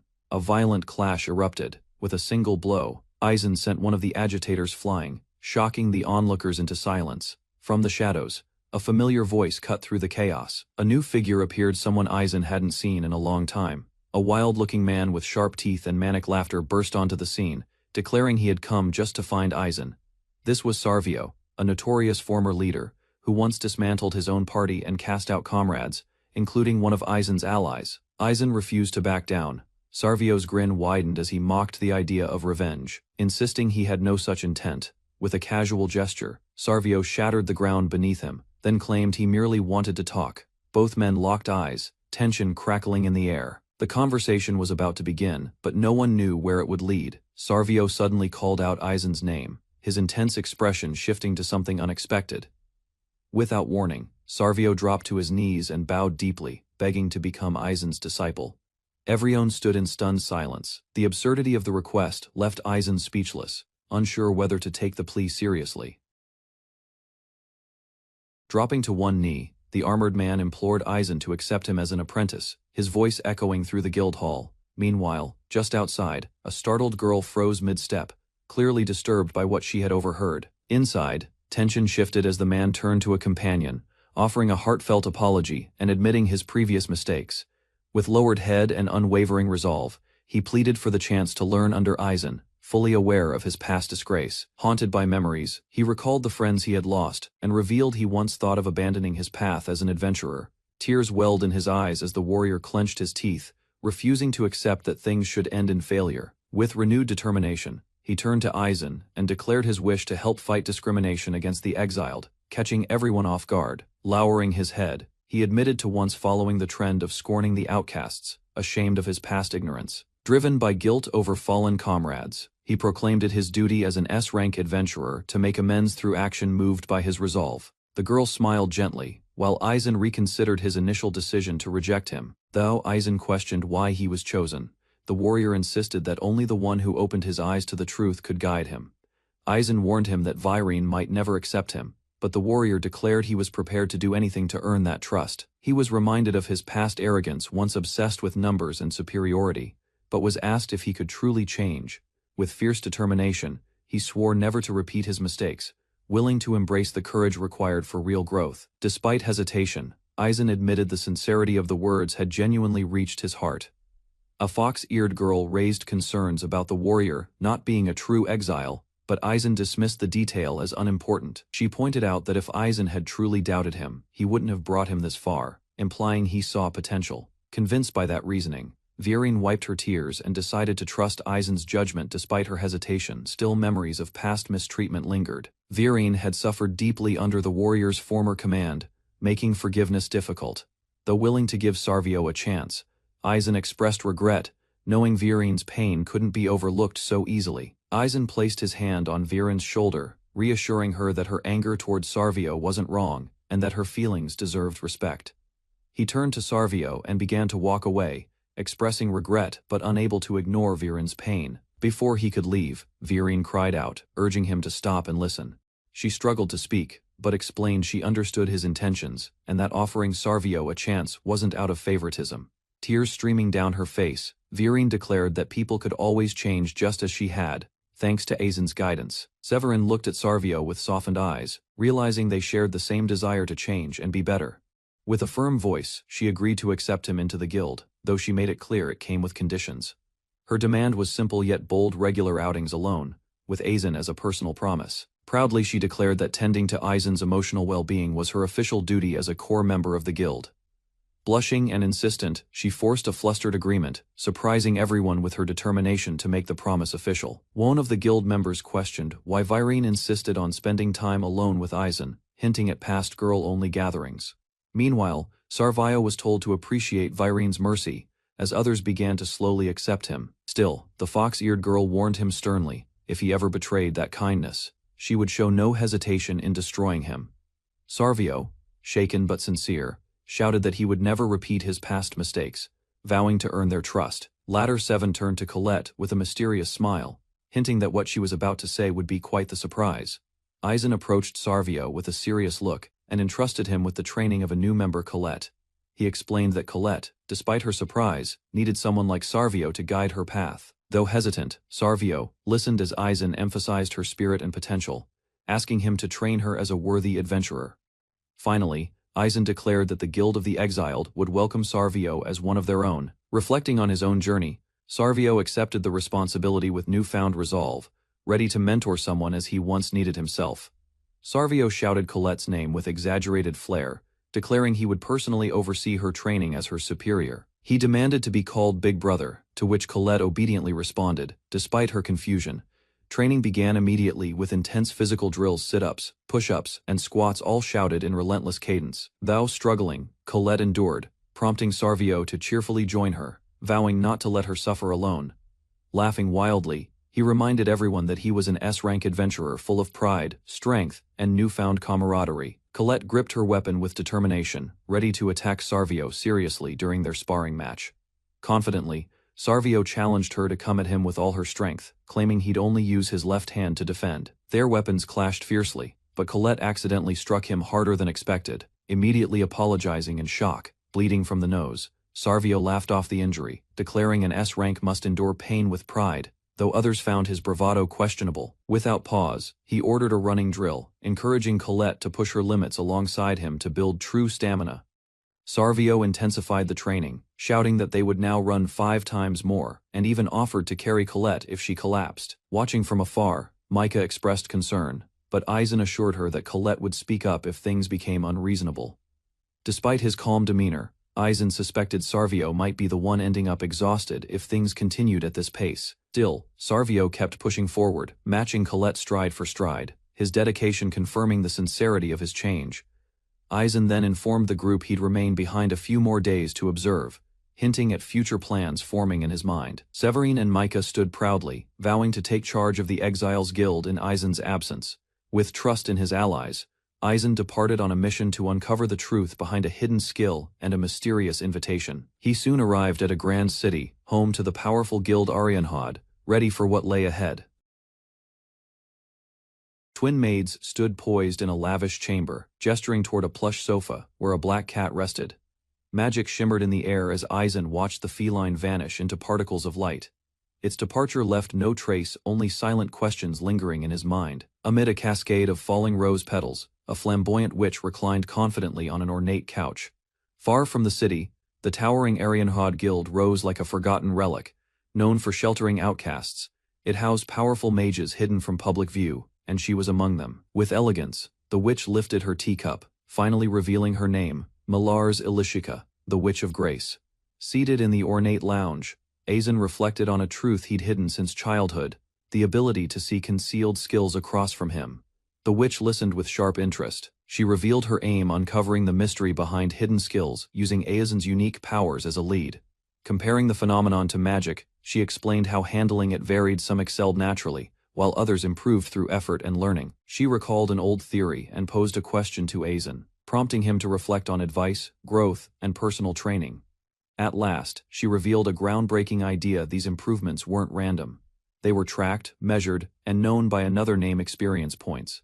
Within the adventurer world, gaining strength was often simplified as leveling up. A conceptual diagram revealed the transformation of experience into numerical stats, emphasizing that raw potential influenced how efficiently one could grow. Aizen began to grasp the implications. Those with high stats had simply learned to convert experience into power more effectively, unlike many who failed to do so. Mellors proposed a new angle: perhaps Aizen and his allies channeled experience directly into hidden skills, surpassing even S-rank limits. She questioned whether hidden skills were predetermined or shaped over time. Aizen's eyes widened as he realized the theory may already exist within himself. Mellors spoke of individuals who defy their birth talents, choosing unique paths and blooming through their own resolve. By channeling more experience into his hidden skill, it could potentially transform, or even evolve into something stronger and more fitting to him. Her words struck a chord. She smiled, calling this ability to change the essence of being human. The idea took shape: the more experience a skill required, the more powerful its potential. Aizen's mind raced, realizing this theory could change everything. As Milars explained, even talents that seem dormant may awaken unexpectedly. The boy once dismissed as weak might simply be still asleep. Aizen reflected calmly, acknowledging that status values represented both ability and individual character. His confidence had grown. Mellors and another girl explained further: numerical stats were inseparable from one's nature. Clenching his fist, Aizen stood with newfound resolve. He prepared to share this knowledge with Colette, but a sudden voice stopped him. Without warning, Milars launched herself onto Aizen, causing a chaotic tumble. Her sudden movement left him stunned and speechless. Pinned down, Aizen listened as Milars reminded him of his true role, not just as a guild master, but as someone entrusted with insight and precision. Excitement surged in Milars as she considered a possibility: Aizen's appraisal ability might soon evolve. Outside the guild, training had concluded for the day. Exhausted voices echoed through the yard as members caught their breath, worn but satisfied. A girl named Virine approached with calm poise. She acknowledged the fatigue of her companions, her expression soft yet composed. Despite being an instructor, she silently wondered how things had reached such chaos. Training had clearly gone overboard once again. As Virine observed the boisterous warrior, she reminded him not to harass Colette. He retorted boldly, claiming he admired Colette's resilience too much to ignore it. Sarvio blurted out his peculiar romantic preference, an admiration for beautiful witches over 50, delivered with wild enthusiasm and zero shame. He elaborated further, describing an ideal woman as mature, strong-willed, and mysteriously charming. The others looked on, caught between disbelief and discomfort. Virine, flustered yet curious, found herself unexpectedly affected by his words. A hesitant smile betrayed her conflicted thoughts. She eventually confronted Sarvio directly, recalling his transformation since the days of the Silver Wolf Guild. Her voice carried both hope and uncertainty. Tears streamed down her face as she confessed. It wasn't Sarvio she couldn't forgive. It was her own feelings toward him. Sarvio turned his back, speaking quietly. He claimed full responsibility for the destruction he once caused, carrying the weight without hesitation. Severine listened in shock as Sarvio confessed to ruthlessly abusing a comrade and leading an entire party to ruin. He spoke of his old self with disgust. Each night, the faces of the fallen returned in dreams. They condemned him, whispering blame with hollow voices. Their haunting words repeated endlessly accusations and regrets tearing at his sanity. Even in sleep, Sarvio could not escape judgment. He feared that one day, those voices would drag him to hell, and he believed he fully deserved it. Sarvio recalled the moment he saw Colette being expelled and mocked in public. The memory struck a nerve he didn't expect. Realizing that the bullies reminded him of his former self, he lashed out without thinking. It was pure instinct. Despite spiraling into disgrace and drowning in self-pity, he resisted the idea that he was doomed forever. He clenched his fists with renewed purpose. If he still held the rank of an S-class adventurer, then he had responsibilities to uphold. Even now, Sarvio admired adventurers, but someone like him, he believed, didn't deserve redemption not compared to someone like Colette. Sarvio resolved to train Colette and support Aizen in ending the cycle of expulsions. Once that was done, he would accept his fall into damnation as his final duty. He turned to Viren with solemn words, apologizing for his past actions. However, he asked not for forgiveness, but for her to remember his sins. Her silence was met with his explanation that her refusal to forgive would fuel his resolve. Tears shimmered in her eyes, but she nodded. Quietly, she accepted his path without resistance. Days later, in the snowy peaks of a distant mountain, another man stood before ruins, pondering the possibility of restoring lost honor. Aegis followed the witch and the knight into the unknown. Their destination was hidden, their purpose tied to forgotten ruins. Within a cavern of radiant crystals, Clay listens as his companion questions his experience with dragons. The sorceress, standing beside a towering knight, reflects on dragons as beings once hailed as sky sovereigns and monster kings. A colossal dragon unleashes its breath.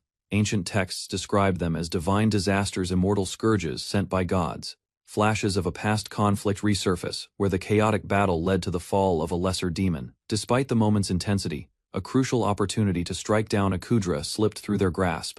The group arrives at a long-hidden chamber bathed in light. Turning back, the sorceress offers reassurance to Clay. A dazzling crystal shrine towers in the heart of the sacred chamber. The party approaches in silence, drawn by the weight of purpose. Clay stares in awe, puzzled that such a temple could exist in secret. Beside him, the witch calmly points to the largest crystal. Though hesitant, he meets her gaze.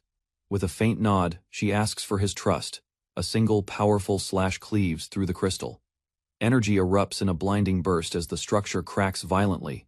Watching the destruction unfold, the witch smiles with satisfaction. In her eyes, Clay's act has proven he possesses the resolve needed, one fit, even for slaying dragons.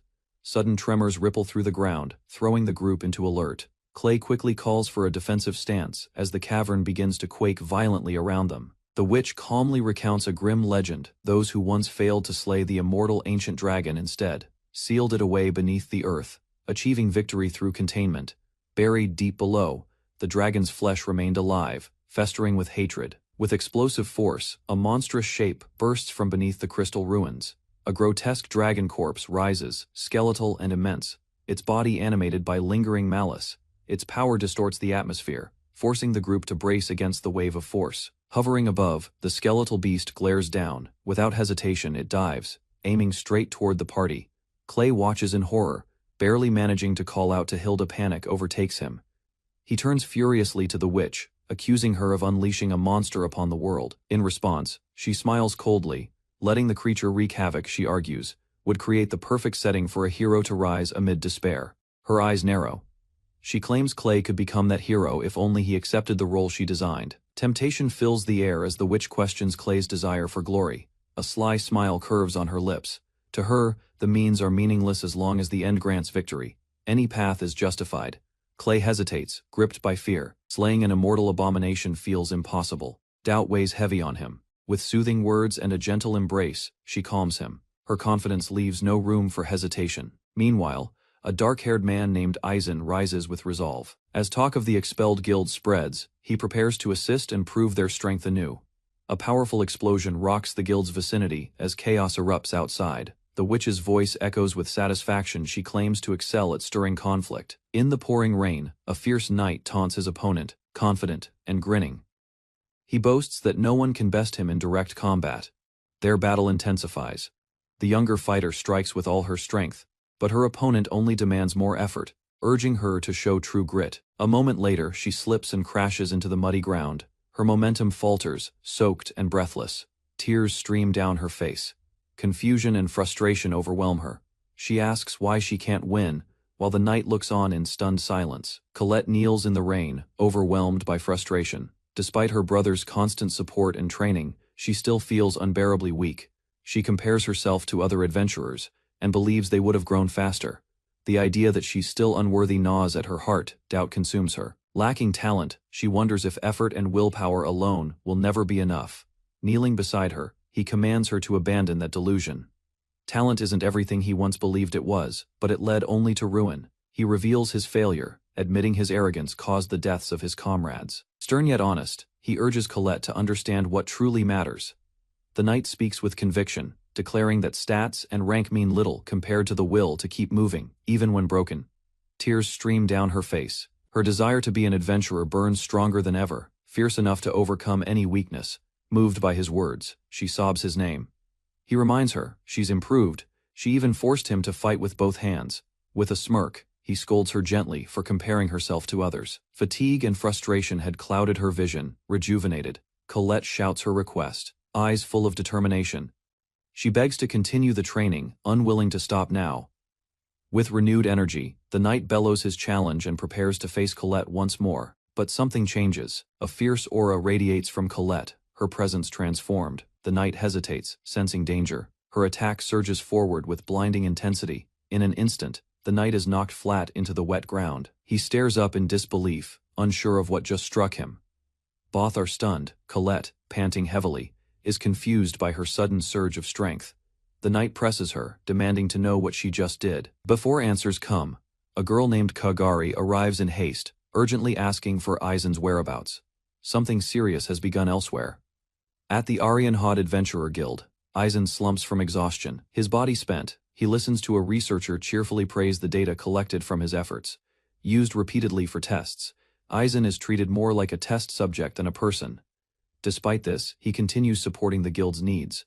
While surrounded by guild members, Aizen prepares to explain valuable experience metrics to Colette. However, a sudden emergency alert interrupts. One of the women urgently calls for his attention, her voice sharp. She warns that what he's about to hear is critical. Shock takes over. Aizen learns a massive skeletal monster is heading straight toward the city of Daytona. Disaster is imminent.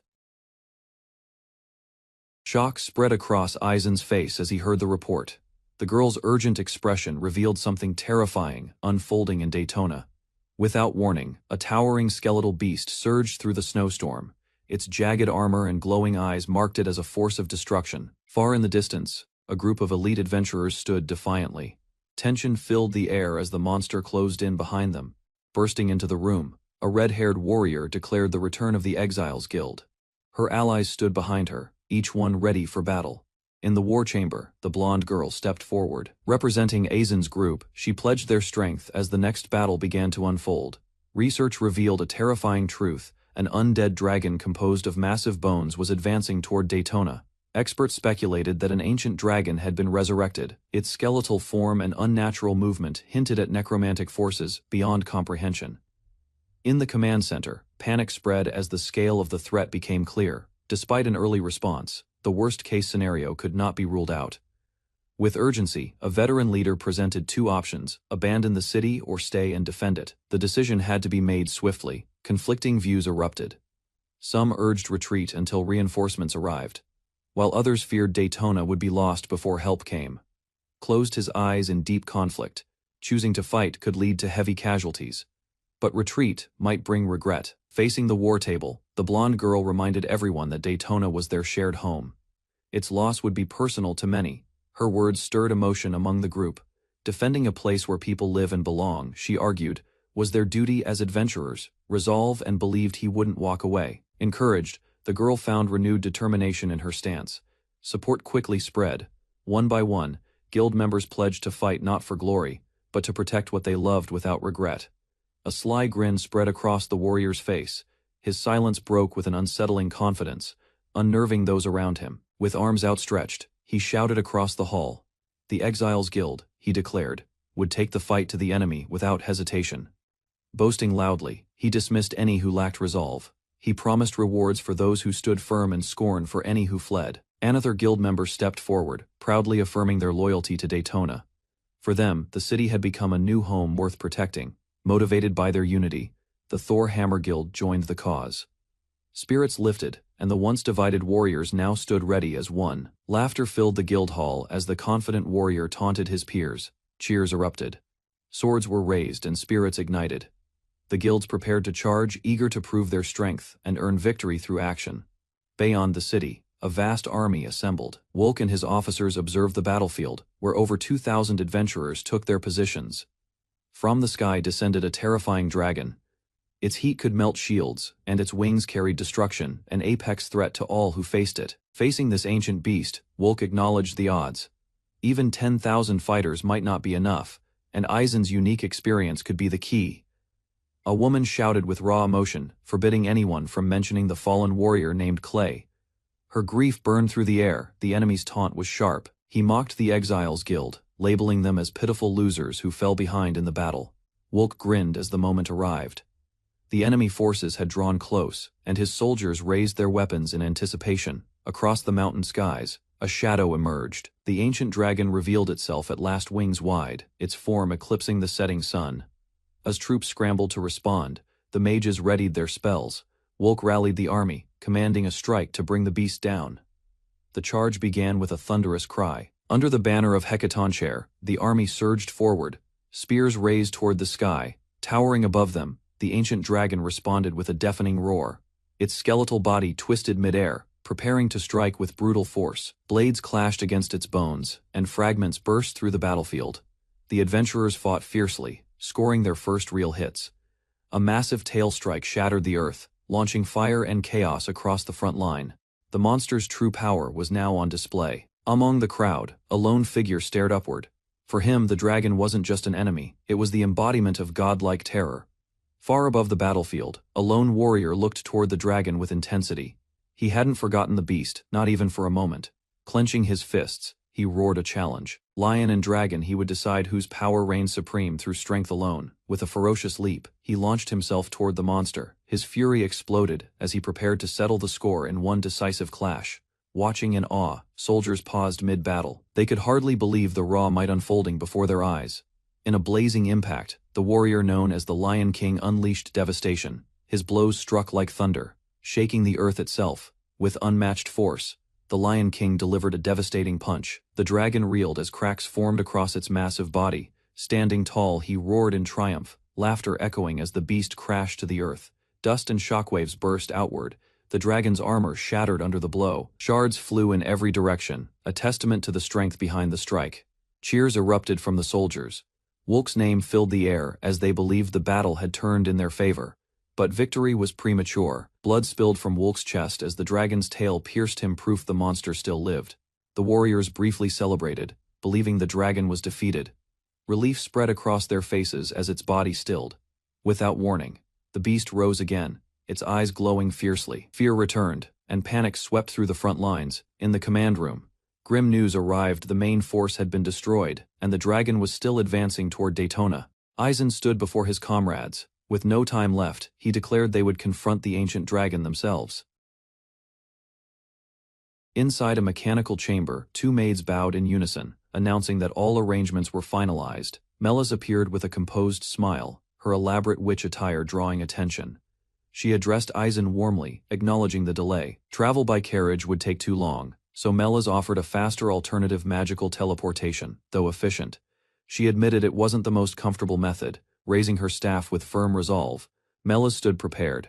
Her presence alone declared the beginning of their swift departure. Aizen blinked, caught off guard as she invited him on a nighttime ride. Confusion flickered in his eyes as he tried to grasp her intent. An energetic soldier announced the arrival of weapons from the Rogateo Merchant Association. Nearby, tents lined the plains as preparations for battle steadily progressed. At the supply area, a representative praised the swift response to their urgent request, impressed by the volume of armaments received.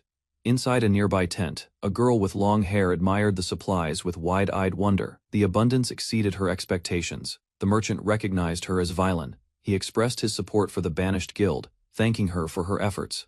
With a gentle smile, Zevon humbly credited the guild leader for guiding her. She vowed to do whatever she could in return. Though unable to fight themselves, the merchant expressed gratitude to the adventurers who chose to risk their lives protecting the city from monsters. Velen smiled as she praised the quality of the equipment, noting that it came from the trusted Rogateo Merchant Association and was selected by the guild master himself. They exchanged a handshake in mutual respect. She credited the gear for helping her survive, while he acknowledged her efforts on the front lines. Both smiled warmly. Violin declared Eisen to be a wonderful guild leader, her voice filled with admiration. Before parting, the merchant gave a polite bow, wishing her good fortune in the battles ahead. As the merchant walked away, Violin tilted her head, suddenly realizing she didn't know Eisen's full name. Nearby, a woman asked if the conversation with Violin went well. She smiled, noting that Violin seemed to trust Eisen deeply. Memories stirred as the merchant reflected on leaving everything to Eisen back then. He worried that he'd burdened Eisen too much with responsibilities he should have shared. The woman dismissed his guilt. Eisen had always taken on others' problems naturally, even before joining the guild. With a sigh, the merchant returned to his paperwork, silently promising to ease Eisen's burden at least a little. Kagarina handed the merchant a clipboard and urged him to go meet someone important. As workers finished unloading supplies, Eisen turned to Kagarina with gratitude. She waved off the thanks, walking away confidently, leaving him with renewed purpose. Clapping his hands, Eisen redirected the group to the next task, transporting goods to the shelter. With limited time, he reminded everyone to focus on what they could achieve. A battlefield map detailed their tactical plan using explosives and magical traps to weaken the enemy before a combined assault by archers and mages. Her specialized demon-slaying gear made her vital to the mission, increasing the odds even against formidable enemies like the ancient dragon. Inside the command tent, a soldier apologized for assigning Violin a major role, despite her being outside their unit. The others reassured him, expressing full confidence in Eisen's plans. Latter filled the tent as the team vowed to protect Violin. They joked that failing would earn them a scolding from Eisen himself. Elsewhere, Kagarina quietly wondered if Eisen had received the latest intel. Her concern lingered beneath a composed expression. Ryudo admitted he wanted Eisen to lead directly but accepted the current structure. Kagarina asked if he was feeling uneasy. She confessed her mixed emotions, relieved. Eisen was safe, yet frustrated by her own hesitation. Beneath her calm front, she wished she'd spoken more honestly. Hearing the concerns of those around her, Violin stepped forward calmly. She reassured them with quiet confidence, saying she would be fine. With determination in her voice, she insisted that Eisen would surely return soon. He wasn't the type to ignore danger when others were at risk. Clutching her weapon tightly, she encouraged everyone to stay strong so they could welcome Eisen back with smiles. Despite the weight she carried, Violin confessed she was scared but knew she wasn't alone. Kagarina embraced her gently, thanking her for her courage. Violin nodded, holding back tears. Rallied the troops with a powerful shout, calling for one final equipment check. Her confidence sparked energy across the squad as Violin and the others raised their voices in response. Nearby, soldiers remarked how Kagarina had regained her old spirit. Her sharp tone reminded them of the commanding presence she once carried with pride. At a supply barrel, another group discussed how the strategy meeting had grown more enthusiastic. One soldier nervously polished his weapon for the 5th time, unable to hide his anxious energy. His brother brushed it off with confidence, leaving the charge to Avalon's vanguard and Violin, while they supported from the rear. Boasting confidently, the silver-haired warrior brushed off concerns about the dragon. He claimed an S rank like himself would scare it away. Laughter followed as he recalled how he and his comrades had defeated other monsters with ease. This time would be no different, or so he thought. Without warning, the earth shook violently. Explosions echoed from the distance. Shouts filled the camp as panic spread. Out from the trembling plains emerged a terrifying beast, the ancient dragon, its monstrous form towering over the battlefield. The ground split beneath its arrival, signaling the true start of the battle. Dragon slammed into the earth, its sheer force kicking up dust and flames. Its wings stretched wide, announcing its dominance. Traps and magic mines triggered at once. A coordinated detonation shook the field, the result of careful planning now in motion. Despite the explosion, the beast pressed forward. Scouts confirmed the dragon remained uninjured. Commanders issued orders to engage as planned. With steeled nerves, the archers and magic users released their attacks. The air filled with arrows and spells in perfect unison. Impact after impact struck the dragon's scales, testing whether their assault could pierce its ancient defense. The frontline fighters unleashed a relentless barrage. Arrows and magic struck with precision, giving no room for rest, despite their efforts. The dragon emerged from the smoke unharmed. Its scales deflected the attacks with terrifying ease. Ryudo called out for Zevelin to identify its weak point as the beast advanced. Her hesitation grew as she observed it closely. Eyes wide in disbelief, Violin shouted the unthinkable: the dragon had no weak points, none at all. Meanwhile, Eisen raced through the sky, breathing heavily, pushing forward as fast as possible to reach the battlefield. Soaring at high speed, Aizen clung tightly to Melas as she navigated their flight path. Despite the turbulence, he assured her he could endure it. Melas mentioned they would soon see Daytona, her tone calm until her eyes widened in alarm at the sight ahead. Below them, a sea of flames erupted. The dragon's fiery breath ravaged the land without restraint. The monstrous beast reared its head, roaring triumphantly amid the destruction it caused. Horrified, Aizen and Melas stared down. The city of Daytona was engulfed in fire, already consumed by the dragon's wrath. The city of Daytona was engulfed in flames as a skeletal dragon rampaged through the streets. Aizen and his companion arrived at the scene, observing the destruction from above. Without hesitation, Aizen lifted his ally onto his back and dashed forward, preparing for battle. The mage began casting her spell. Aizen unleashed a gravity-based attack, crushing the enemy into the ground. The blast drew the attention of his former comrades, who recognized his arrival. Reunited, the girls ran to Aizen's side, relieved to see him again. He apologized for arriving late. Smiling gently, Aizen praised her efforts. She nodded, tears in her eyes, glad he was safe. Aizen stood beside his companions, steady and composed, as they prepared for the next step. The atmosphere remained tense, yet their determination was firm. Analysis of the dragon revealed no visible weaknesses. Even Violin's sixth sense, which had exposed countless foes before, could not identify a vulnerable point. Although their tactics had shifted to a defensive formation, they were steadily overwhelmed. A foe without weakness or mortality could not be subdued so easily. The mage evaluated her spell's duration and advised Aizen to assist with the evacuation, which was still incomplete despite prior planning. While checking on other members, she asked about a missing girl. Assurance came that Colette and another had already headed toward the evacuation zone. Mellaruse proposed a risky plan. Aizen listened closely, realizing that hesitation was no longer an option. She suggested that if Colette held hidden potential requiring significant experience, then perhaps the current crisis could awaken it. Aizen began to consider the implications seriously. The idea that an awakened Colette might be capable of defeating the dragon sparked a sliver of hope in Aizen's mind. He clung to the possibility. He theorized that Colette's secret skill, once awakened through harsh training, might be uniquely suited to counter the undead dragon's overwhelming power. Ultimately, the outcome rested on Aizen's judgment. Everyone turned to him, trusting his insight as the group's strategist and leader. Aizen reflected on the words of a former leader who once taught him to look beyond appearances. His allies urged him forward, assuring him that if so many believed in his decision, it must be the right one. With firm smiles, they reminded Aizen to carry the weight of their expectations and act with confidence, just as he always had. Hearing a report of the dragon's movements, Aizen declared his next step. He would find Colette and entrust her with the critical hope they needed. Meanwhile, the skeletal dragon loomed larger than ever, its menace growing by the moment, threatening all that remained. The group watched Aizen depart, placing their hopes entirely on his shoulders. Determination filled their eyes as they sent him off. Meanwhile, Colette led the civilians through the night. Her voice rose above the panic, urging everyone to stay calm and move quickly. As the crowd grew restless, the weight of responsibility bore down. Cries for help echoed as people clung to any remaining hope.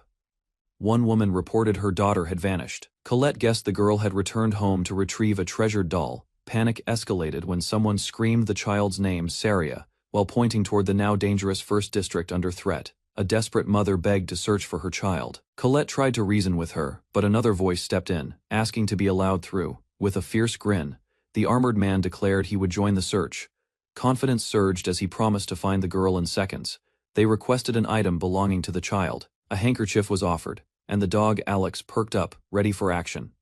The man teased Kagarina as the dog picked up the scent. Despite past doubts, the creature proved unexpectedly reliable. Laughter echoed as he dashed off, while Kagarina shouted after him, hiding her worry behind scolding words. Shouting echoed through the streets as the rescuers called out to the lost girl, urging her to respond. Her mother's tears gave their mission urgency. They finally discovered the child, trembling and in tears. Alex the dog had led them directly to her, proving his worth once more. With a confident smirk, the warrior announced it was time to return. Relief was short-lived. Suddenly, a strange presence emerged. Everyone froze, alarmed by the ominous shift in the air, split the sky. A powerful spell was unleashed, striking down the intruder with precision and force. Lightning surged across the battlefield as a blade charged with energy sliced forward. The impact was immediate and blinding. A massive explosion followed. The skeletal dragon reeled from the strike, its body writhing in pain as the attack found its mark. With flawless timing, the warrior unleashed his finishing move. His blade struck hard, sending shockwaves across the battlefield. Laughing victoriously, he basked in the cheers from his companions. They marveled at the power he unleashed. Seizing the moment, he instructed Colette to escape with the child, while he continued to distract the enemy. Confident and grinning, the warrior assured his ally that now was the perfect moment to press the attack. Reinforcements, he claimed, would arrive soon. With unwavering spirit, Colette entrusted the child's safety to Salvio. The veteran adventurer accepted with gusto, charging ahead without hesitation. Perched atop a rooftop, Salvio addressed the shadowed streets below. He challenged the lurking enemy, prepared to showcase his full strength. A cloaked figure approached silently. Salvio, mistaking him for a fellow warrior, tried to engage, but tension filled the air. Without warning, the stranger unleashed a sudden strike. Salvio took the full blow, caught completely off guard. Salvio took a critical blow, blood bursting from the side of his face. The ambush was swift and brutal. A new figure appeared, cloaked and composed. With disdain, he labeled Salvio a nuisance and dismissed him without mercy. Only Salvio's armored hand remained still. The aftermath of the strike left his fate uncertain. Eisen froze in shock as he realized something had gone wrong. His breath was heavy, his expression filled with disbelief. He dropped to his knees, devastated. A woman approached, explaining that Colette and Salvio had already gone to search for the lost child in the first district. Upon hearing this, Eisen stood abruptly. Determination filled his eyes. The woman called after him, sensing his next move. Without hesitation, Eisen turned and rushed toward the front lines. Her voice trembled as she questioned if he was heading back into danger. As a monstrous creature roared in the distance, Eisen declared he was sent to meet Colette. Eisen firmly stated his resolve, reminding her of his role as guildmaster. She lowered her gaze, unable to object. Just as he turned to leave, her voice rang out. He paused as a sharp strike caught him off guard. Despite the pain, he knew she was expressing her fears. Tears welled up in her eyes, but she smiled and encouraged him to return alive. It was her way of showing trust. With determination renewed, Eisen dashed off. Her image lingered behind him, giving him strength. As he disappeared into the light, one thought remained: may they all be safe. Figure crashed violently to the ground, defeated. The long-haired man stepped forward, calling him a demon and a disgrace. Facing a towering ancient beast, he smirked with satisfaction. The monster had appeared just as expected, wild and untamed. He turned when familiar voices arrived. The others were surprised to see him, but he remained calm, unswayed by their presence. Gripping his sword, he declared his intent. He would claim glory by defeating the ancient dragon himself. With explosive force he launched into the air, shouting that he alone would end the immortal creature's reign. With a powerful strike, the man brought his blade down upon the dragon's skull. He shouted with triumph, convinced his attack would bring victory, but his confidence shattered as he was thrown violently backward. The ancient beast remained unfazed. Confusion took hold. He questioned what went wrong, recalling the promise that only a true hero could defeat the beast. From behind, a chilling voice revealed the truth: he was never worthy of the title. The prophecy had been a lie to manipulate him. Despair overwhelmed him as the woman declared his legacy would be one of disgrace, not glory. Panic spread as the ground split open.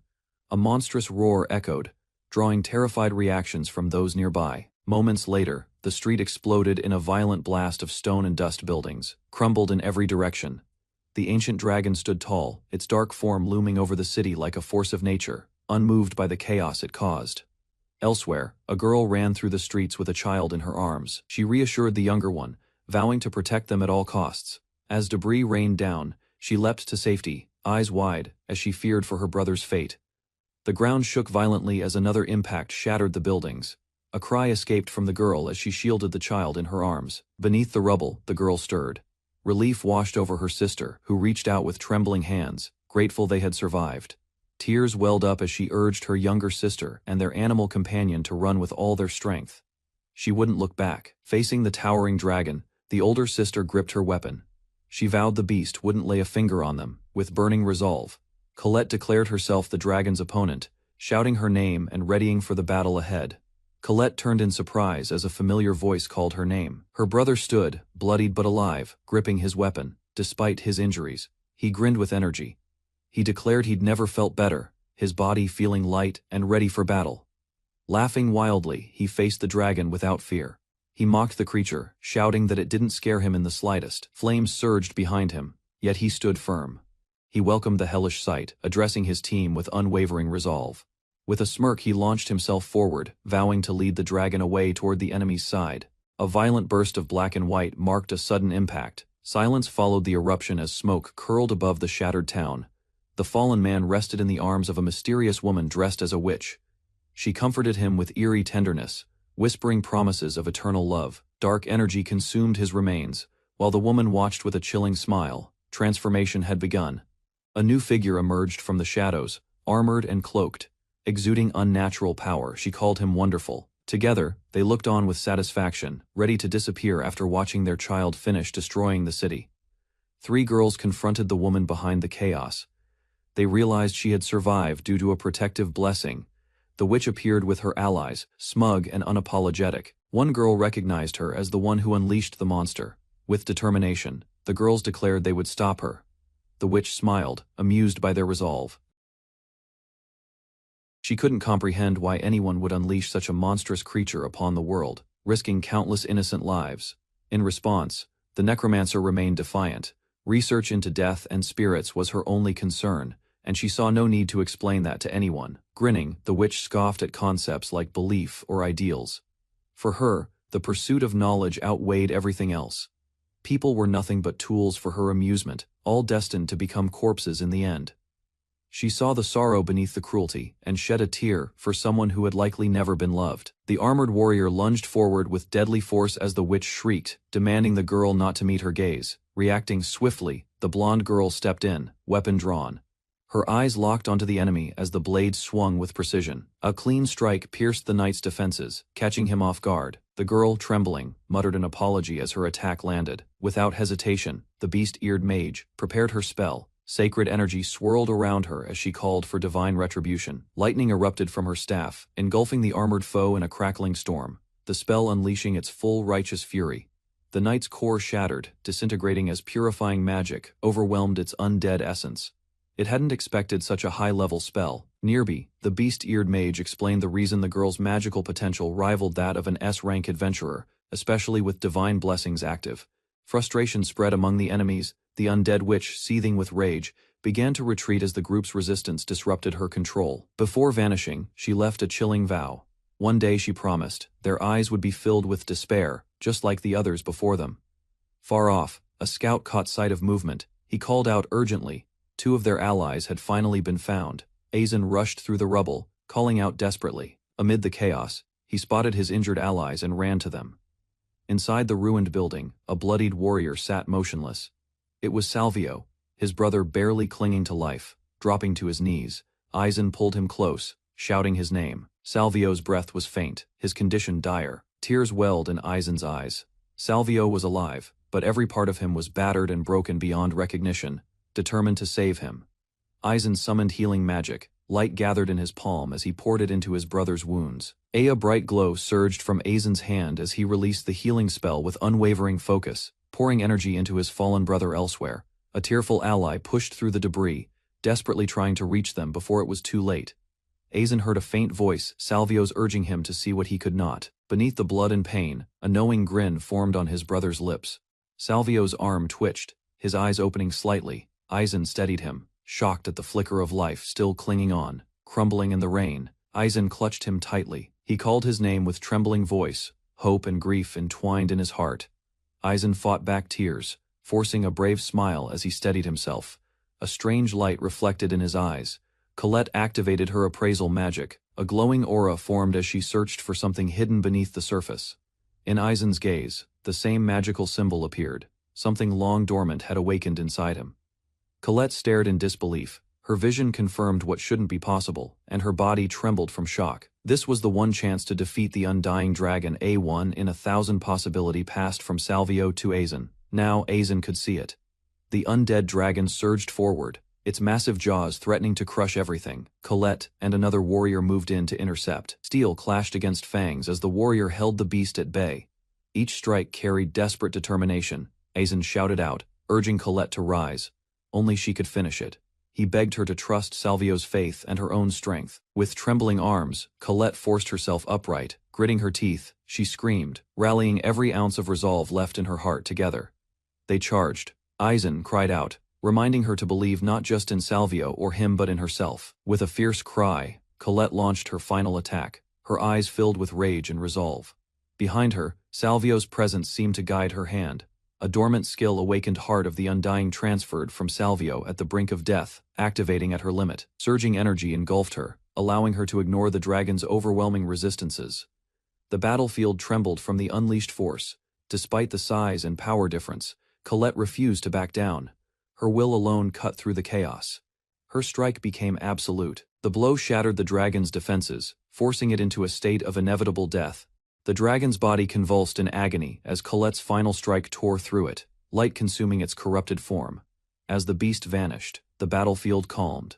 Smiles returned. The party looked up in disbelief, then joy tears welled in Colette's eyes as she looked to the sky.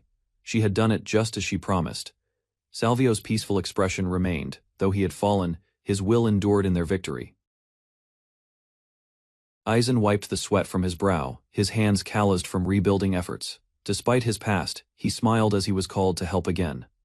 A month had passed since the ancient dragon's attack. Together with outcast guild members and allies, the town's ruins were slowly turning into hope. Cheerful innkeeper offered cold ale to the workers, her laughter echoing across the plaza as a symbol of gratitude. As adventurers paused to drink and rest, Aizen received thanks and encouragement. The townspeople recognized his efforts and spirit. Micah and Colette raised their mugs with pride. For now, peace had returned and so had dignity. Colette grinned with confidence, boasting her resilience and strength. Aizen laughed, comforted by the group's energy. Their conversation shifted as they recalled recent struggles. Though once bedridden, Colette now stood with renewed vigor. Plans were made to visit someone important. Amid the tall grass outside the town, a lone grave waited in silence. The group approached with quiet steps, knocking on the door of a church-like building. Aizen led the way. The mood was calm but filled with meaning. He entered with a gentle smile, asking about the occupant's health. Their visit was one of care and remembrance. The group was warmly welcomed by a loud, grinning man named Salvio, who bore heavy bandages and a carefree laugh. Water was gently poured into a bowl, a quiet moment in contrast to the earlier greetings alone at a grave. A man paid silent tribute. He spoke to the departed, promising to drink together again someday. Colette burst in cheerfully, overjoyed to see Salvio awake and recovering. His return meant more than words could say. Though his body remained damaged and frail, Salvio smiled. Living on was already a miracle. Aizen listened quietly as Salvio cracked a joke, masking his true feelings behind a sharp grin. Reflecting on past hardships, Salvio admitted he had expected to fall long before Colette ever gave up. Still clutching flowers, Colette refused to accept the idea that good deeds shouldn't return.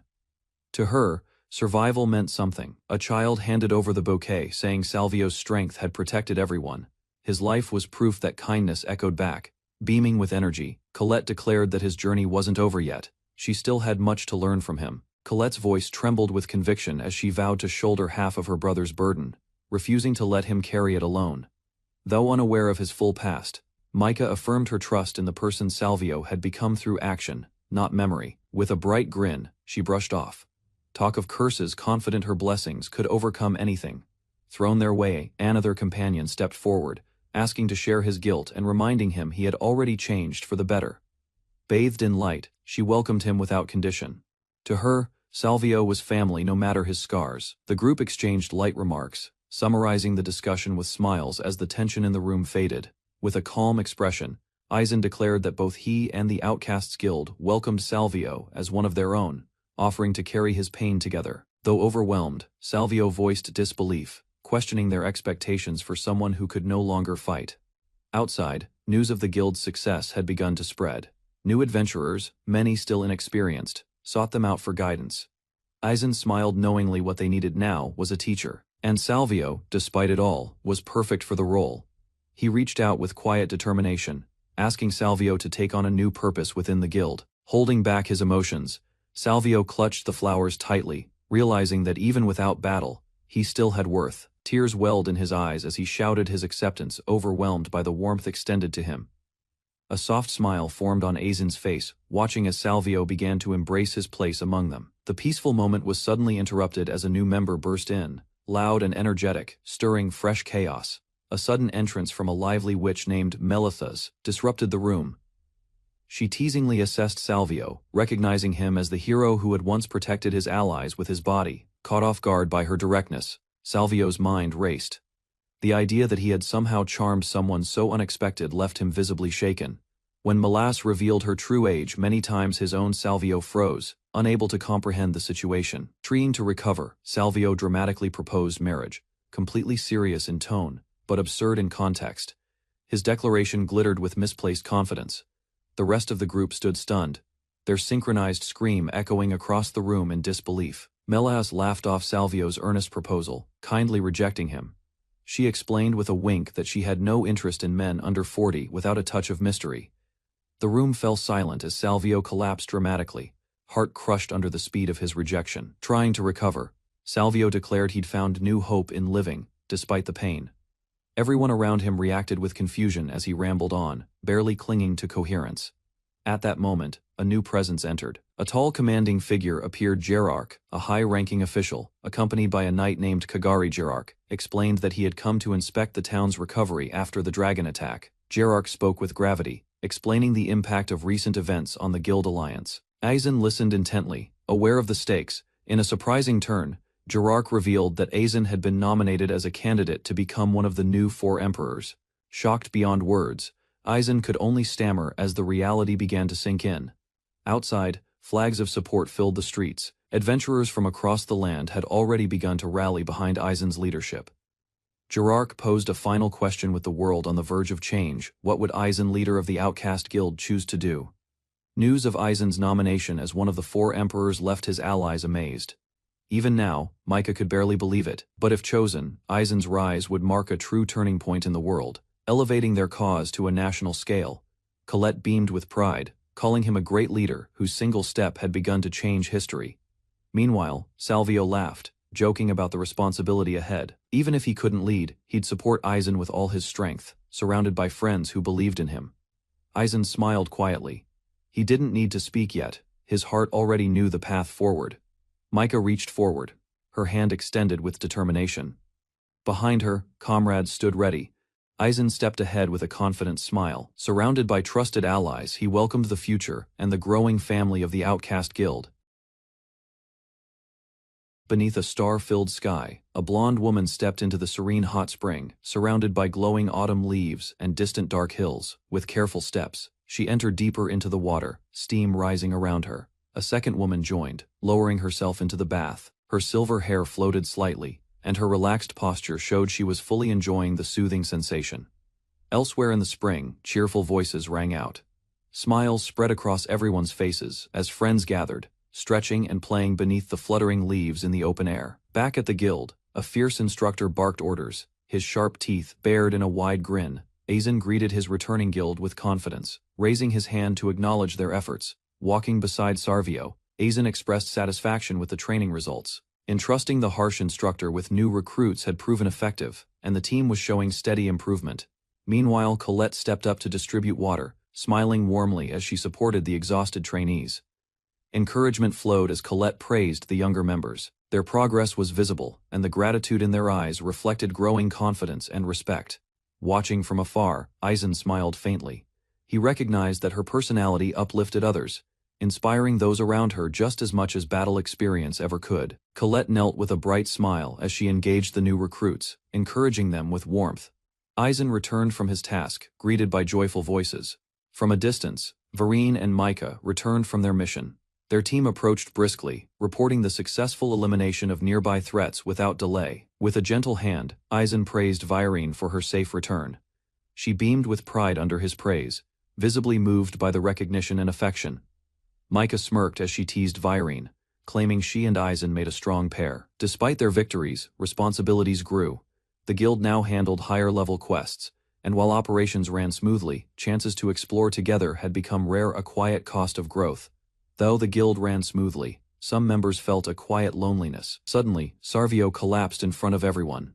Colette rushed forward with medicine, while Aizen shouted his name and ran to his side, despite his condition. Salvio grinned through pain.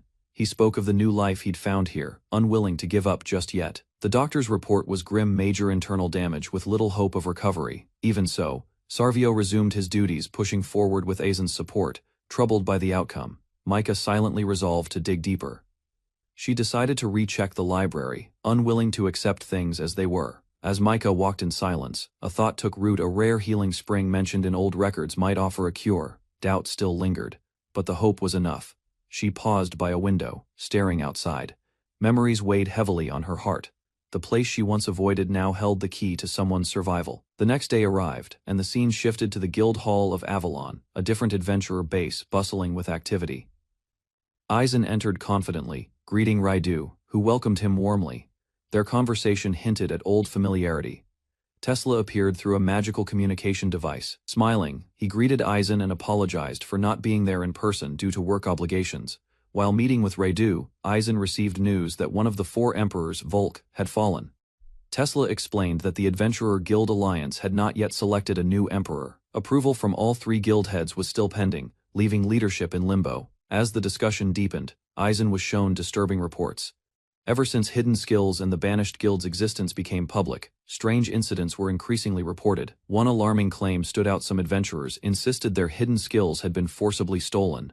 The truth of this remained unclear. With resolve, Aizen posed a critical question: had anyone met a figure who connected all these afflicted adventurers? Reports from multiple victims pointed to the same detail: a man with heavy tattoos on his left arm had been present before their skills vanished.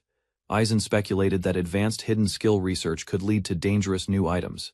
However, the genius capable of such work, Faust, remained imprisoned. Their expressions grew grim. The tattooed man was identified as someone who possessed a hidden skill, capable of stealing others' abilities. To take them from someone was no different than stealing their very identity. With determination, he promised to investigate further. As head of the banished guild and wielder of the appraisal eye, he would uncover the truth. The conversation with the Alliance wrapped up, and Aizen was thanked for his help. He brought up Sarvio's lingering condition.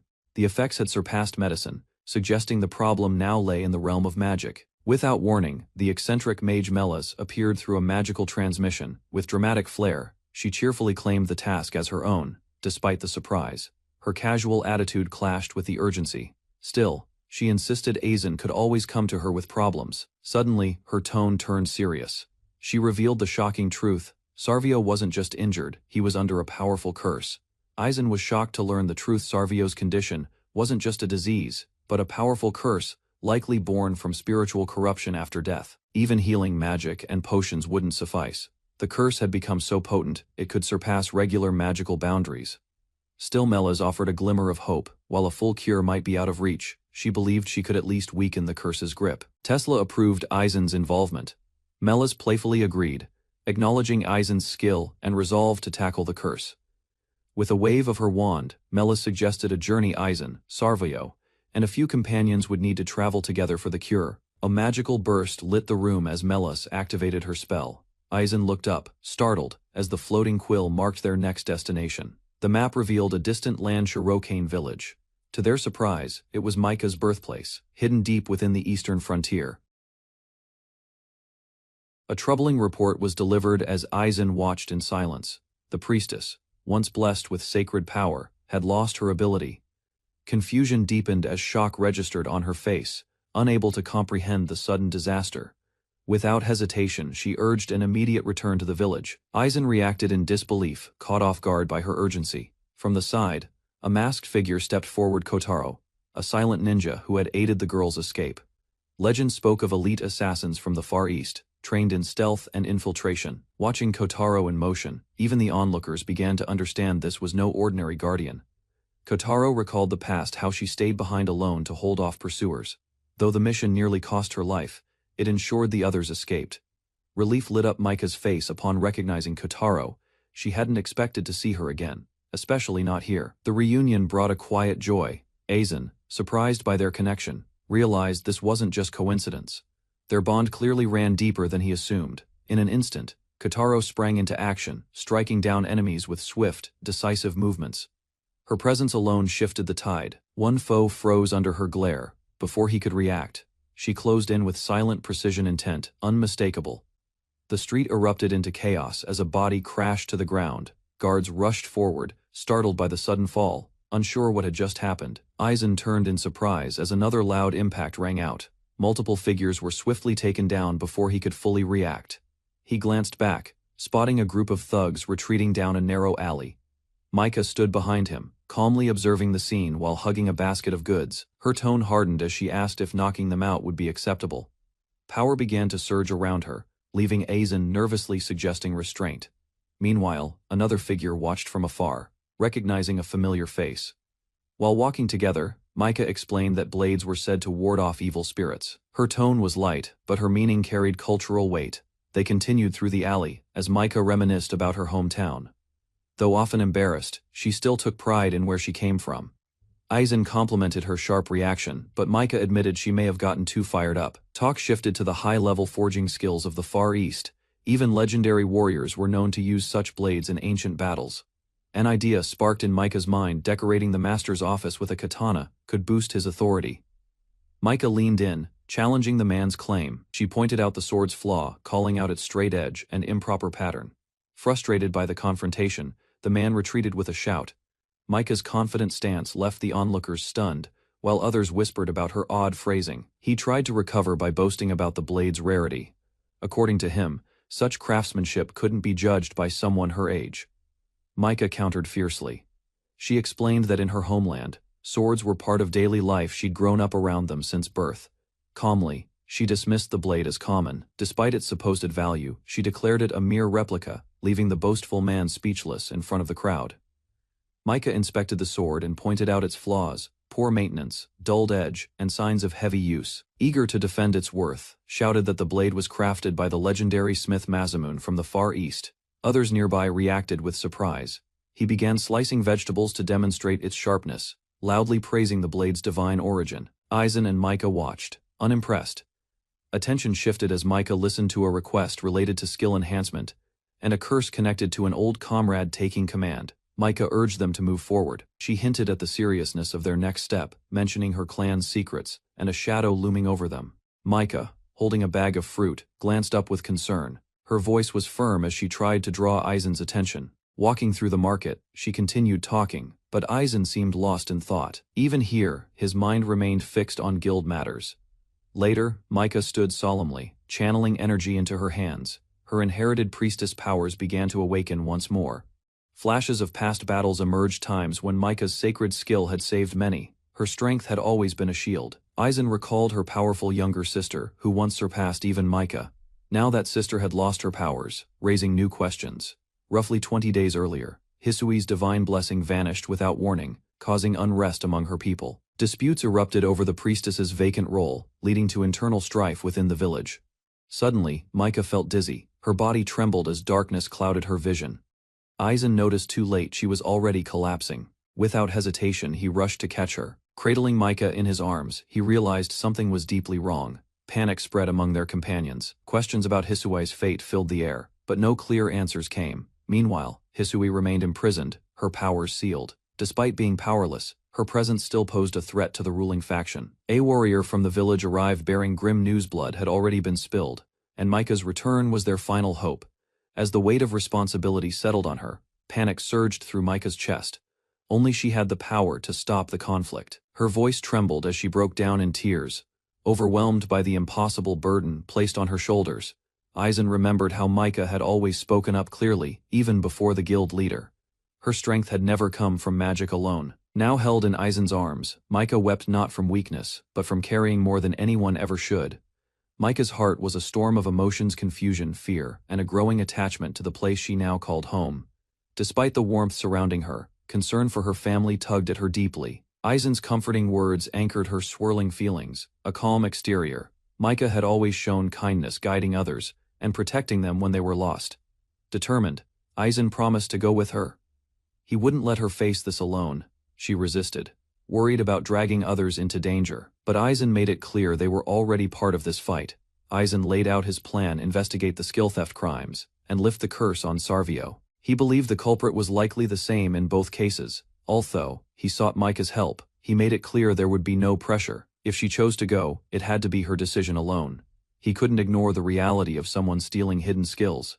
The situation was too serious to walk away from. If her sister's powers could be restored, the village might also agree to undo Sarvio's curse. However, Micah hesitated. The sacred nature of dispelling magic meant outsiders might never be allowed to use it. Micah reflected on her life, how she'd always lived under her sister's shadow, never stepping out on her own. That night, beneath a familiar moon, memories of the evening she left Shirokane resurfaced, stirring old emotions. She recalled Aizen's promise that she would always have a place to return to. A quiet smile softened her heart. Surrounded by allies, Micah finally found the strength to decide. Even against overwhelming odds, she would move forward. With conviction in her voice, she stood tall, demanding the means to restore Hisui's power. No longer uncertain, she now led with purpose. With determination in her eyes, Micah stepped forward. Surrounded by allies, she prepared to return to Shirokane and confront her past. A bumpy carriage ride carried Aizen and his companion through a forest path. Slumped in her seat, the girl looked visibly drained. Her expression quickly turned frantic after discovering their destination was caught in a civil war news she hadn't expected. Earlier, she had eagerly packed for a relaxing hot spring retreat, completely unaware of the true objective behind the trip. Anger flared as she argued back, determined not to let Aizen handle the danger alone and demanding to go with him. To everyone's surprise, she calmly communicated with a hawk, revealing a hidden skill to speak with animals. A messenger hawk soared swiftly across the sky, delivering updates faster than any human could. Aizen analyzed the situation calmly. Within the moving carriage, Aizen quietly acknowledged Kagurina's importance, both as an ally and as someone to protect. Their group welcomed a cheerful girl named Zirine, who excitedly described the delicious local specialties awaiting them in the village. Another companion praised the region's fresh seafood, especially sashimi, proudly describing the taste and preparation without hesitation. The mood shifted as it was revealed. Micah was no ordinary traveler. She was, in fact, a noble princess from the Far East. Micah, now revealed as a noble, casually requested to be treated the same as before, despite her new title. Zerine embraced her with affection, happily affirming their friendship, while Micah responded with quiet appreciation. From behind the curtain, Aizen smiled at their bond while others looked on, envious of the closeness between the two girls. Meanwhile, Kagurina questioned whether bringing the guild's main fighting force was a wise decision. The response was short but confident. Aizen then laid out their 3 objectives: stop the village unrest, dispel a curse, and investigate a hidden skill theft incident. Plans were made to temporarily leave the guild in capable hands, while the strongest members advanced toward the village. Rito agreed to assist personally, not just to sharpen his own edge, but also to guide the newer recruits. Concerns about costs surfaced, especially with moving everyone together. Apologies were exchanged as the topic shifted to logistics. Motion sickness hit one passenger hard, causing him to clutch his face in agony, alarming everyone nearby. Voices rose in panic. Shouts to stop the carriage echoed, as they tried to prevent an embarrassing disaster in motion. Despite motion sickness nearly derailing things, the group finally departed without further issues, heading east on their long journey. Elsewhere, inside the Adventurer Guild's central office, higher-ups monitored the team's progress from afar. 3 weeks had passed since Aizen's group set out. Excitement built among those waiting for updates on their arrival. Discussions behind closed doors revealed how Aizen's involvement was more deliberate than assumed. His presence served a greater purpose. Even so, some officials debated whether sending support had influenced the region's unrest or helped stabilize a delicate situation. Eyes locked in silent tension hinted at deeper motives beneath polite words. Speculation arose about the Alliance's failure to establish a base in the far eastern continent, despite its growing strategic importance. Rare metals from Shirokane village, vital for weapons and armor, had far-reaching economic value across multiple industries. Control of its port, surrounded by powerful nations, offered access to vital trade and intelligence routes spanning the continent. Due to the village's closed nature, High Command decided Aizen's team would be the key to opening long-sealed diplomatic doors and extending guild influence. A strategic vision was forming. If influence reached the east, the Alliance could justify future intervention under noble pretenses. Behind polite chatter, layers of political calculation unraveled. Subtle maneuvers were cloaked in formal hospitality. Suspicion flared. A piercing glance demanded clarity, questioning what hidden intent lay beneath recent actions. Yet her calm smile dismissed concern, insisting that shared interests aligned for now. Attention turned back to Aizen. His potential wasn't just recognized, it was quietly accepted as the cornerstone of whatever plans would unfold. Next, expectations soared. Even high-ranking officials admitted that the group's potential exceeded their original predictions. Shared laughter followed the exchange, masking the weight of the calculated risks beneath their smiles. Back on the field, a fierce fighter lunged forward with deadly precision, calling out a finishing move mid-attack. His target collapsed instantly, overwhelmed by the sheer force of the blow, while cheers and wild laughter erupted. Celebration was short-lived. A backlash injured the attacker himself, prompting shocked reactions from allies who had warned him moments before. The party neared Shirokane's borders. Using a combination of keen senses and Kagurina's animal communication, they avoided an ambush just in time. A tattoo was discovered on one of the fallen enemies, an ominous dragon crest, none of them recognized at first. Shock spread as the symbol was identified. It belonged to the Onijima group, a powerful underground syndicate operating within the village. Worse yet, the mastermind behind the uprising was revealed. Micah's own aunt had orchestrated the internal conflict. As night fell, the looming presence of her aunt's estate awaited them silent, watchful, and brimming with dangerous intent. An informant reported that the group sent to assassinate Micah had been intercepted and defeated near the border. Inside a lavish room, a powerful woman expressed frustration over her subordinate's failure, her irritation barely concealed. She received reassurance from a trusted aide and praised him, claiming only he deserved her confidence. Soon after, a mysterious man appeared beside her, confident, charming, and dangerous. His arrival, marking the rise of a new unpredictable force. A covered wagon advanced slowly beneath a towering gate, flanked by lines of soldiers standing in formation. Ahead of it, Aizen and his party stood their ground, eyes fixed on the newcomers as tension lingered in the air. From the top of the shrine steps, a composed woman in ceremonial attire greeted them, her presence both regal and commanding. Their journey, marked on an expansive map, traced a long route that ended at the heart of Shirokane territory. Upon arrival, Aizen was struck by the scale of the village. What once seemed remote was in fact a thriving city. The central shrine of Shirokane stood majestic and vast, its layered rooftops marking the heart of a once thriving capital. Inside its traditional halls, elders sat in quiet discussion, reminiscing about the city's past glory and former prosperity. Aizen listened intently as local guards explained the recent unrest, their expressions showing the strain of internal conflict weighing on the region. Determined to act, Aizen stepped forward with a calm resolve, proposing a plan to halt the spread of instability elsewhere. A long-awaited reunion took place as a fox-eared woman tightly embraced her daughter, their joy momentarily overshadowing the tension. Laughter echoed as Aizen's group watched the light-hearted scolding of a girl by her overly concerned mother, leaving him flustered. Meanwhile, a bold comment from one of the men mistaking the mother for an older sister stirred a mix of flattery and panic. Encouraged by the others, the daughter reluctantly accepted her mother's embrace, realizing the worry had come from a place of love. A quiet moment passed as the girl looked up, relieved to see her mother was still strong and full of warmth. Their reunion deepened as the mother apologized for past regrets, while the daughter, with calm eyes, expressed her joy at meeting again. Micah lowered her gaze, confessing that she had once abandoned her homeland and expected only scorn if she ever returned. Her fears became reality as a stern figure stepped forward, her father, his voice booming with disapproval as he called her a disgrace. Recognizing the man, Aizen and the others stood still as the tension thickened. It was, indeed, Micah's estranged father. Despite the heavy accusations, the man's tone wavered, revealing a crack in his anger as he muttered her full name, Ryugen Shirokane. He then lashed out again, declaring that neither Micah nor her sister were worthy of setting foot in Shirokane's sacred grounds. Rumors from the battlefield reached the shrine, suggesting that some rebel soldiers were being protected by Shrine Maiden's blessings. Micah's father accused Hisui of betrayal, claiming her powers were never lost, and she had sided with the enemy from the start. Doubts and accusations escalated as the man insisted her weakened state was a ruse, while Micah firmly denied the claims. Aizen and Micah deduced the truth. Someone had used a hidden skill to suppress the Shrine Maiden's power and manipulate events. Their suspicion pointed toward a greater conspiracy, one involving dark forces using Hisui as a pawn in a broader scheme. Seated before the clan heads, Aizen respectfully requested their cooperation, asserting that only the expelled guild could uncover the truth. He confidently stated that Micah's strength would be essential in resolving both the internal strife and saving Hisui from danger. Micah stepped forward, declaring her return was by choice to rescue Hisui and stop her aunt, not out of obligation to her father. Ryugen finally acknowledged Aizen, learning his full name, Aizen Tesla, and quietly assessing the conviction behind his words.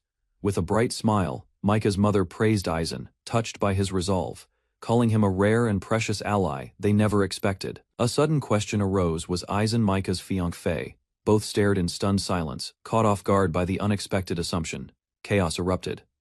The group reacted with disbelief, while Micah and Aizen shouted over one another in denial, completely overwhelmed by the situation. Elsewhere, a masked ninja girl proudly gave a thumbs up, pleased with her success in manipulating the misunderstanding behind the scenes.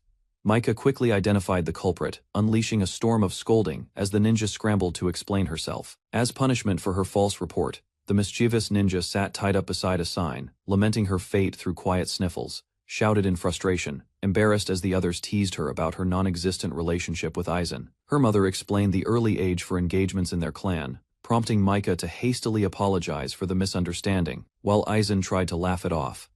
Elsewhere, one of their companions smiled, glad to see Micah enjoying time with her mother after years apart. Later, Micah replayed the conversation in her head, unsure if Aizen had actually offended her or simply made her heart flutter. Red-faced and flustered, she struggled to calm herself, unable to explain why her heart was racing so wildly. Micah grew flustered, unsure if her earlier reaction had upset Aizen, while preparations were announced for what came next. Tension rose as Micah's mother suddenly addressed the group, revealing that one of them carried a deadly curse. Without hesitation, she proposed cleansing it using a sacred ritual bath known as the Heaven's Blessing Spring. Two girls arrived at a mountain inn and marveled at the scenery. Wrapped in towels, they stepped out eagerly toward the open-air bath. As night fell, they joined their companions in the hot spring. The stars shimmered above, and laughter echoed through the quiet. One girl stretched her arms into the warm water, relaxing completely. The others chatted, soaking and appreciating the peaceful moment. A woman leaned back, basking in the steam. Her calm expression showed deep contentment as another girl glanced her way, clearly impressed. Admiring her friend's mature aura, one girl commented aloud, unintentionally flustering her with a bold compliment. The conversation turned awkward as one girl innocently praised another's figure, unintentionally sparking embarrassment in the group. Trying to justify herself, the flustered girl explained her body took after her mother, yet the others still stared in disbelief.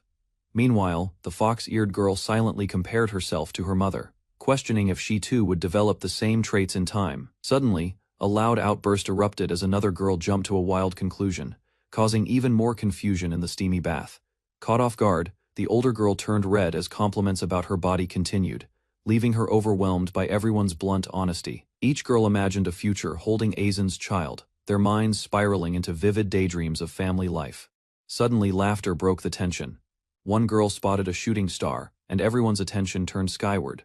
On the other side of the spring, Aizen relaxed with a friend. Though distant, they could hear the girl's lively chatter echoing.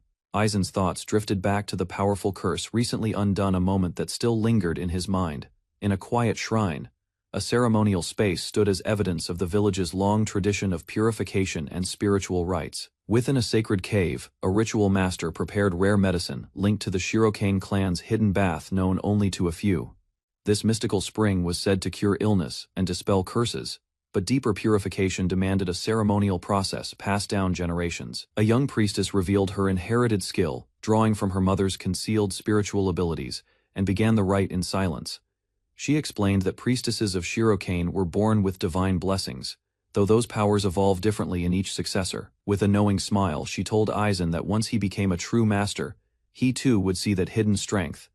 A vision surfaced, faint yet vivid, stirring something dormant inside him. At that moment, the priestess began chanting. A divine glow encircled her, releasing a sacred technique that awakened hidden potential. She unveiled a transformed skill, born from her spiritual blessing, bathed in the sacred spring.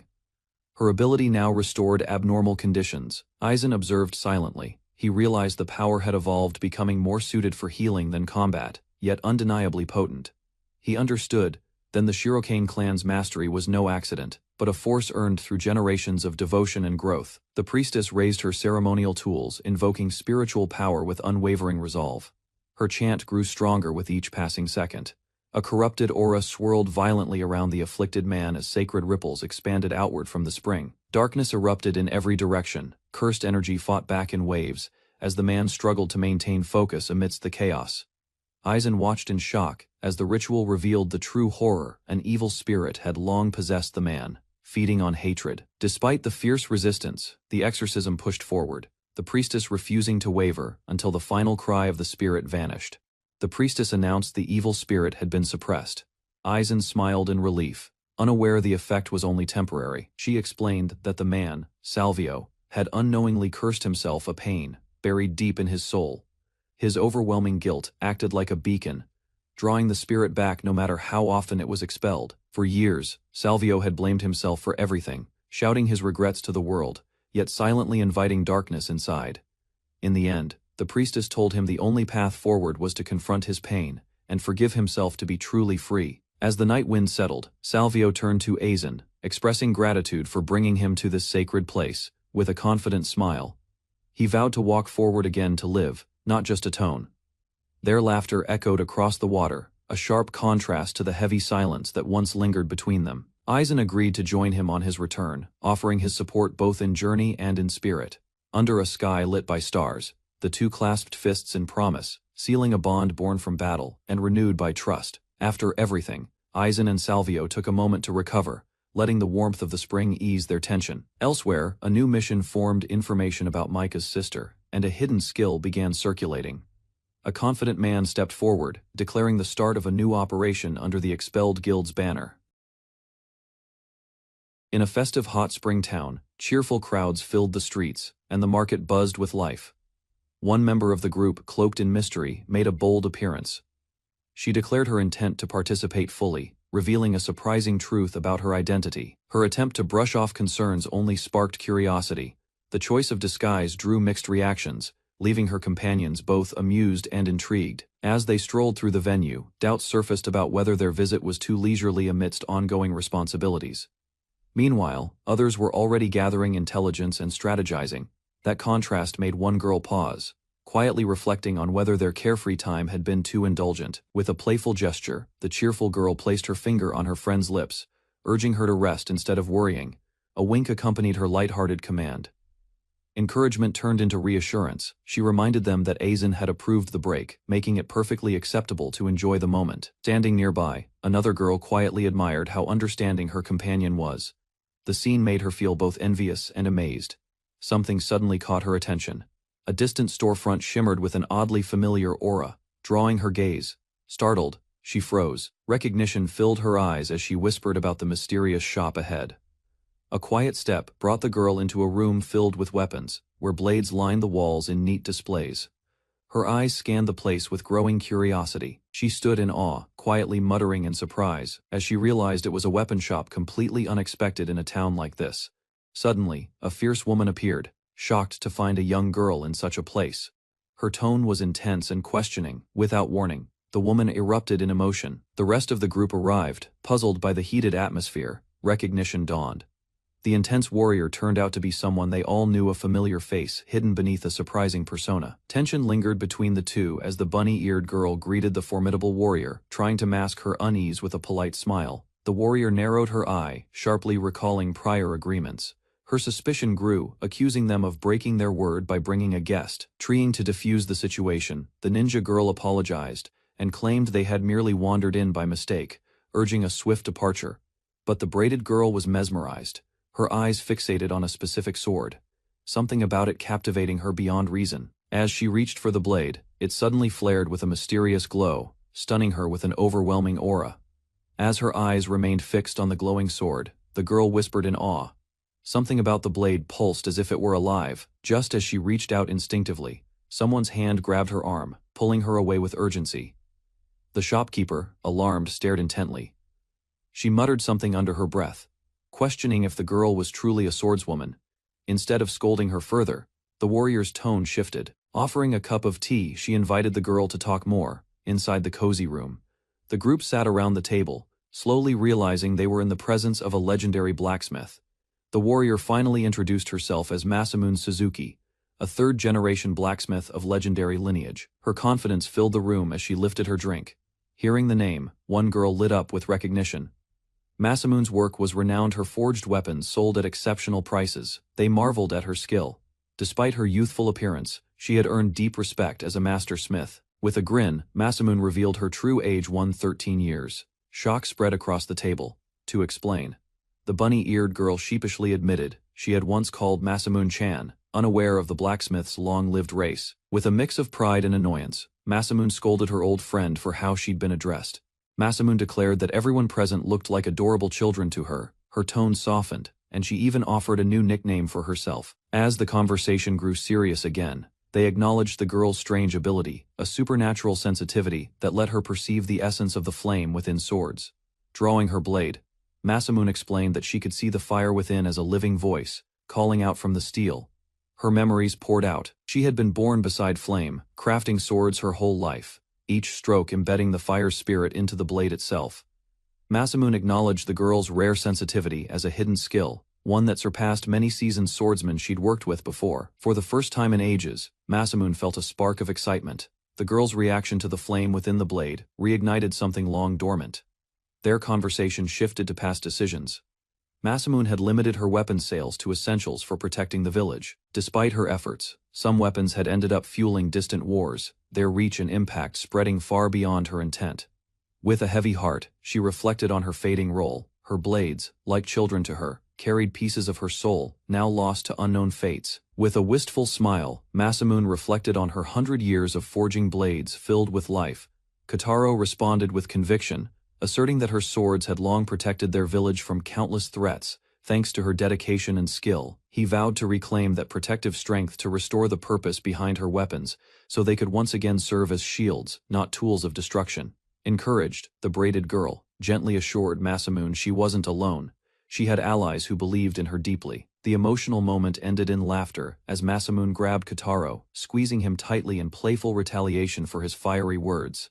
A soft compliment lifted the mood. One of the girls praised Villarine for becoming a dependable ally, someone who truly understood Aizen's ideals. At first unsure, Villarine smiled gently, beginning to believe she had truly grown. Masamune, pleased with the heartfelt exchange, boldly offered her a gift, any sword from the shop, as a symbol of friendship. The generous offer stunned them all. Even blades that once belonged to royalty were now free to take. Elsewhere, someone sneezed in surprise as the consequences of Masamune's impulsive generosity echoed far and wide. Onijima, once a peaceful retreat, had become the hidden base of a powerful group, surrounded by sea and guarded gates. It served as the headquarters of the Onijima faction. Deep within the forest, a group of unusual rabbits assembled. Their presence marked the beginning of a secret operation. The rabbits transformed, revealing their true forms, beastfolk in disguise. Among them was Aizen, leading the infiltration with calm resolve. Aizen questioned their unusual disguise. One companion explained how rabbits drew less suspicion from humans, compared to foxes or cats. Sharing a light moment, they laughed. Despite the mission, their spirits remained high, united in purpose and trust. The path ahead grew unstable, prompting the ninja to signal a shift to stealth tactics. A transformation technique was cast to blend in better. Information revealed that Hisaka was imprisoned deep beneath Onijima's fortress. The group formed a plan to rescue the Shrine Maiden and retreat swiftly. Motivated by the mission's importance, Aizen and his companion exchanged a determined nod. Success meant hope for ending the growing unrest. With aerial reinforcements cut off, the team placed their faith in one operative, Kokoro. Her infiltration skills would determine the operation's success. Kokoro activated a concealment technique. Her mastery over shadow magic would serve as their edge in breaching Onijima's stronghold undetected. Long ago, the Onijima group had opposed the hidden priestess force of the Shirokane clan. They were seen as a dangerous threat working from the shadows. Jinko, a cunning leader, plotted to capture the Shrine Maiden. Her strategy relied on overwhelming force and an unwavering belief in her own advantage. As Aizen's group advanced, they were suddenly surrounded. Their stealth had failed, and the enemy moved faster than expected. From the cliffs above, a figure emerged with a mocking tone, revealing himself to the team with confident steps. Loki Stradale, a mysterious wanderer in service to Jinko, introduced himself with theatrical flair. Aizen recognized the threat instantly. The girl stood firm before a wall of enemies, assuring that the defenders beside them were her loyal protectors. Facing the guild alone had been too daunting. With a twisted grin, Loki mocked the scene, claiming he was the weakest of all, though his presence said otherwise. Aizen stepped forward, accusing him of stealing concealment skills from adventurers. His words cut through the tension, eyes locked on the culprit. Denouncing Loki's tricks, Aizen demanded the stolen power be returned. Shock flickered in the enemy's eyes, but his arrogance didn't falter. With explosive force, Loki struck the ground, declaring that brute strength would resolve everything. The battle had officially begun. As the battlefield erupted with debris, the team leapt into action. Orders were shouted, and each member answered with resolve and unity. Standing in the chaos, Aizen scanned the area. He questioned if Loki truly intended to fight alone, suspecting a trap or hidden ally. Channeling focus, Aizen activated a skill to analyze Loki's abilities. By locking eyes, he sought to uncover the secret behind the enemy's strength. Loki's power surged violently in response, magical energy spiraling from his body. A sinister aura filled the air as his true form surfaced. A sudden strike targeted Aizen. His allies cried out in panic as the situation turned critical, unsure if they could reach him in time. Aizen reeled from the overwhelming data. Loki revealed he possessed over 300 stolen skills, far beyond what Aizen's appraisal could handle. With retreat on the table, the team argued. Aizen hesitated, knowing fleeing might doom Hisui, while others warned the danger was too great, intercepted their escape. With eerie confidence, he prepared a devastating counterattack, eyes gleaming with cruel intent. Unleashing a barrage of techniques, Loki struck with blinding speed. Even spatial barriers couldn't halt the assault as explosions shook the battlefield. Despite a coordinated strike from Aizen's allies, Loki dodged effortlessly, smirking as he activated his extreme evasion technique, untouched and unfazed. Loki claimed he was born weak, forced to admire others' happiness from below. Now he believed it was his right to take power from the fortunate. Unleashing her lightning laser spell. Her resolve blazed as she struck with righteous fury, unwilling to let the thief escape. Aizen recognized Loki's next technique, an aerial switch spell from past Demon Wars. Loki vanished midair, breaking the team's formation once again. Despite Micah's attempts to corner him, Loki slipped away. Her rage boiled, realizing he had been the one behind the stolen blessings. With cruel satisfaction, Loki activated Priestess's blessing, confirming he was the mastermind behind Micah's sister's stolen skill. The truth hit hard. Loki effortlessly nullified their attacks, boasting that the priestess's blessing now served him without weakening. Micah's fury ignited. She denounced him, shouting that the power he flaunted had been stolen from her sister, not earned through strength or justice. Aizen realized Loki's bitterness stemmed from envy, cast out, degraded, and consumed by resentment. Loki saw only misery in the joy of others. To Aizen's shock, Loki admitted he was a victim of the expulsion craze, laughing maniacally. His broken past fueled his destructive ambition. Though he couldn't understand Loki's pain, he vowed to return the stolen skills to their rightful owners, no matter what. Surrounded on all sides, Loki stood alone as his enemies prepared their final stance. A peaceful resolution was offered if he would atone. Without hesitation, a bold voice rang out, offering support. Forgiveness, they claimed, was possible if past wrongs were sincerely acknowledged. Shadows cloaked Loki's face. He clutched his cursed arm, declaring that only strength granted by divine right could justify his actions. Cold rejection followed. No words could pierce his convictions. His heart remained closed, too hardened by bitterness to accept redemption. Staring into his adversary's eyes, Aizen realized that no hope remained. Despair and malice ran too deep for him to reach. The group advanced, but a massive stone trap exploded from beneath, halting their charge. Aizen reached out in shock as the situation spiraled. Panic spread through the party. Far away, a priestess quietly turned a page in her book within a dimly lit cave. Calmly observing events unfold, she prepared for what would come next. Aizen lay unconscious inside a cave as a mysterious silver-haired woman stood nearby, observing him in silence. Sunlight filtered down through the collapsed ceiling above. She approached him, intrigued by his presence. Something about his scent reminded her of someone from her past. Hours earlier, Aizen had slipped while scaling a cliff. A gloved hand reached desperately as he began to fall. At the edge, a blonde girl caught his hand just in time. Her expression was frantic, but her grip was strong, refusing to let him fall. A man in robes appeared above them, mocking their teamwork. With a sneer, he ridiculed their bond as pathetic, preparing to interfere. Aizen screamed as he witnessed the attack unfold. His arm reached out desperately, but he was too far to intervene in time. The blonde girl was struck violently, her body flung back as magical energy scattered around her. A fox-eared warrior rushed in, casting a spell with fierce determination.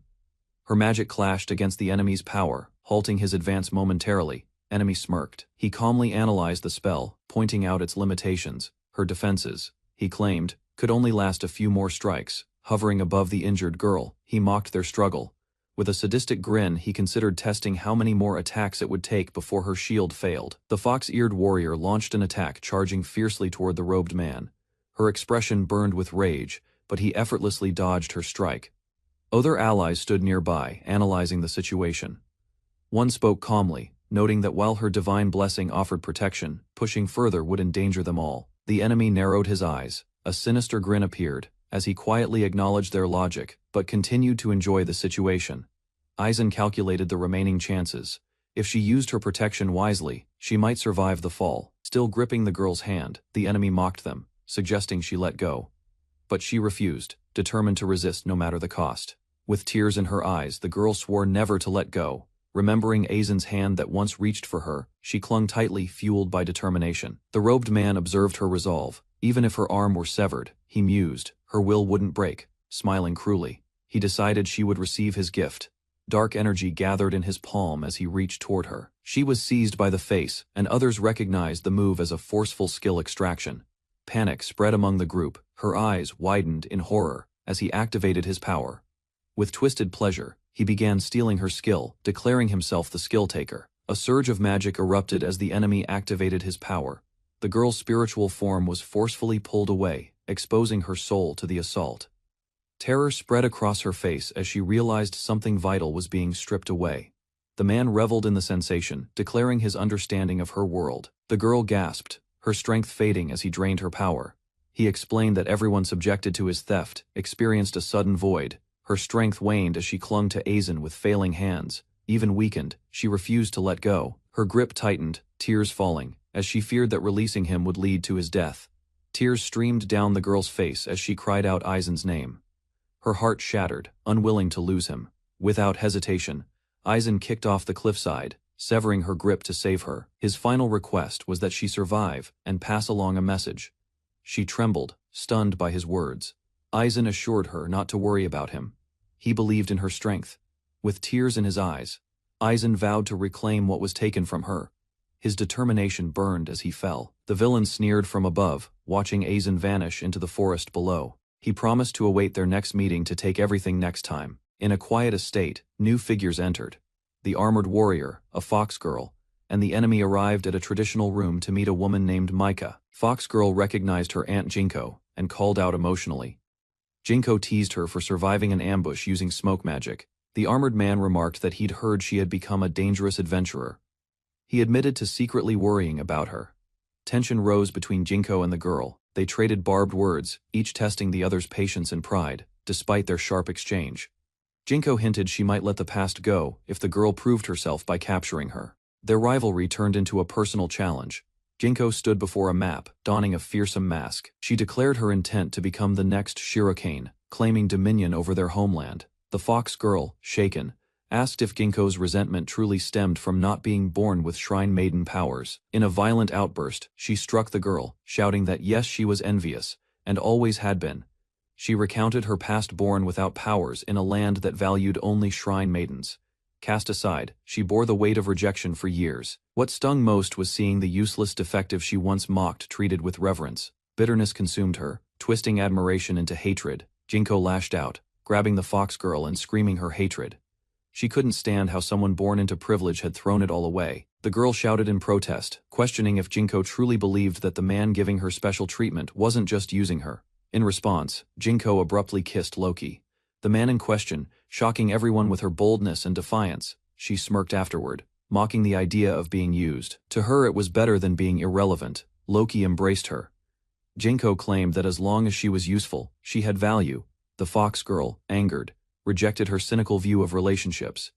Jinko's resolve had solidified. As troops gathered, she gave the final order to prepare for war. With a maniacal grin, Jinko declared the Onijima clan would attack Shirokane's village. Her goal was clear avenge herself by bringing ruin to her niece's homeland.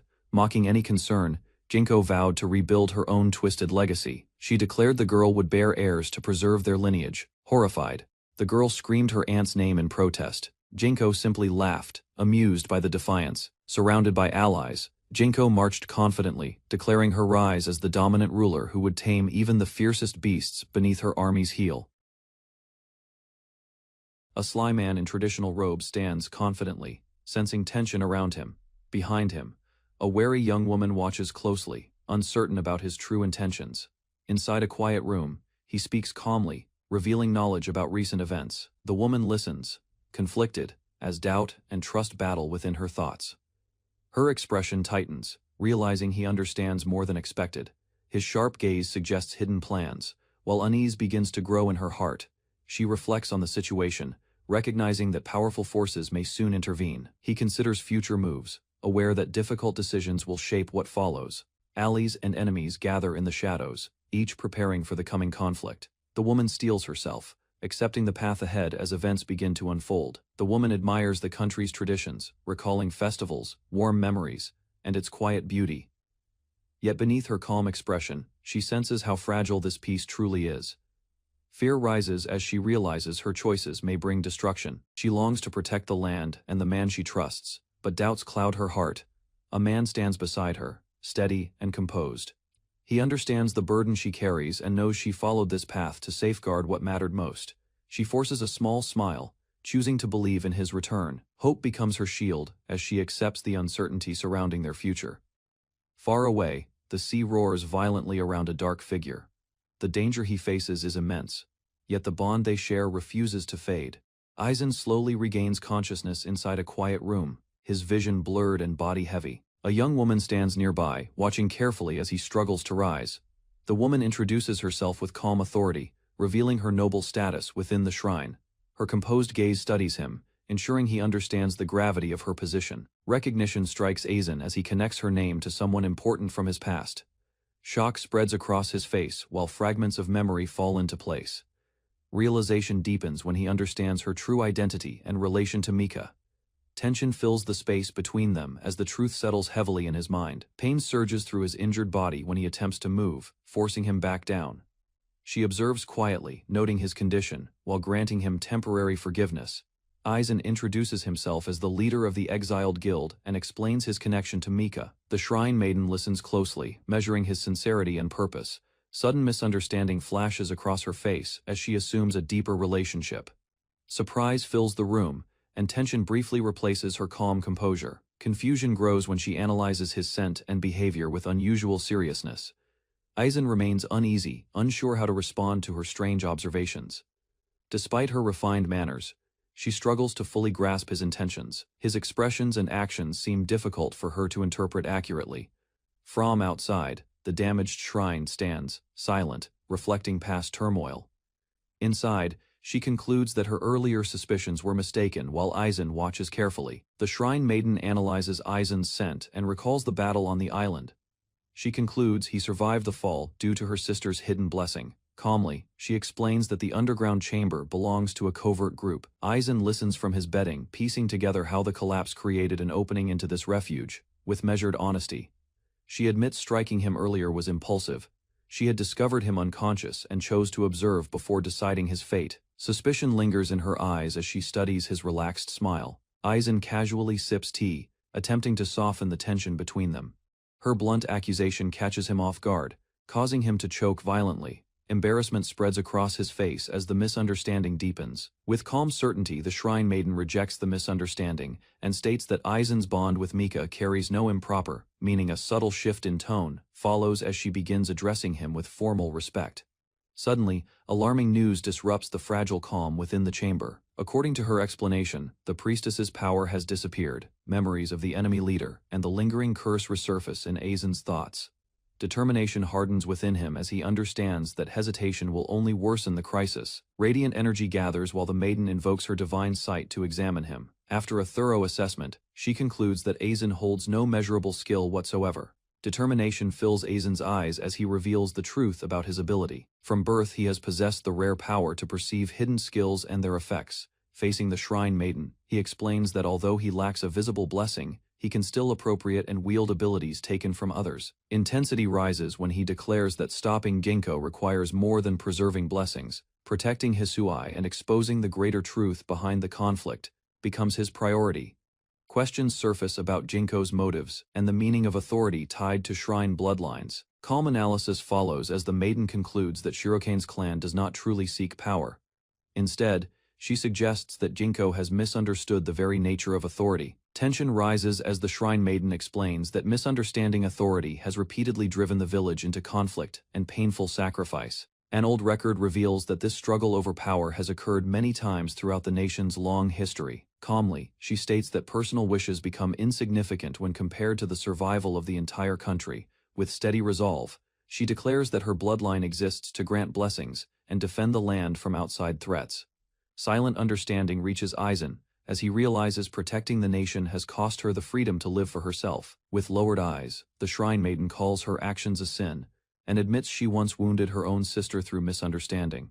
Accepting responsibility, she declares she will bear that guilt alone, even if it means spending her life confined within the dark underground chamber. Memories surface of Mika's desperate resolve and the burdens forced upon her by tradition. Those recollections reveal how deeply the sisters were shaped by expectation. Quietly, she reflects that perhaps Mika only wished to protect her in her own way. Doubt trembles beneath her composed expression. Resolute at last, she urges escape from the chamber.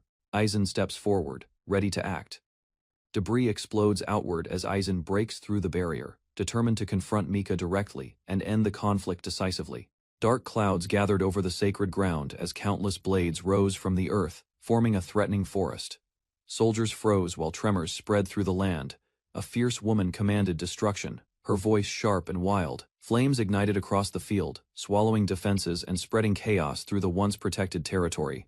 Mad laughter echoed as she celebrated the invasion.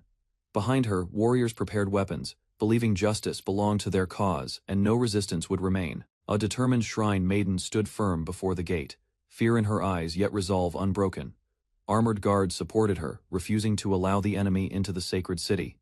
Warships advanced across the sea toward the island. The approaching fleet signaled that the battle would soon engulf the Holy Land entirely. Within the Oni Island stronghold, a horned woman listened as reports confirmed the enemy had fallen into their trap. Outside, countless ships surrounded the fortress, sealing every path. A map revealed the target, the sacred hall of Shirokane. The invading forces prepared to strike its heart, believing victory was already secured. Inside the shrine's command room, leaders gathered calmly while a dark armored figure prepared for battle. Soldiers stood ready, awaiting orders to defend the sacred land. In another chamber, an exhausted girl was cared for by attendants. Warmth surrounded her as she recovered, while protectors vowed to handle the coming threat themselves. Nearby, companions watched over her, ensuring she stayed safe.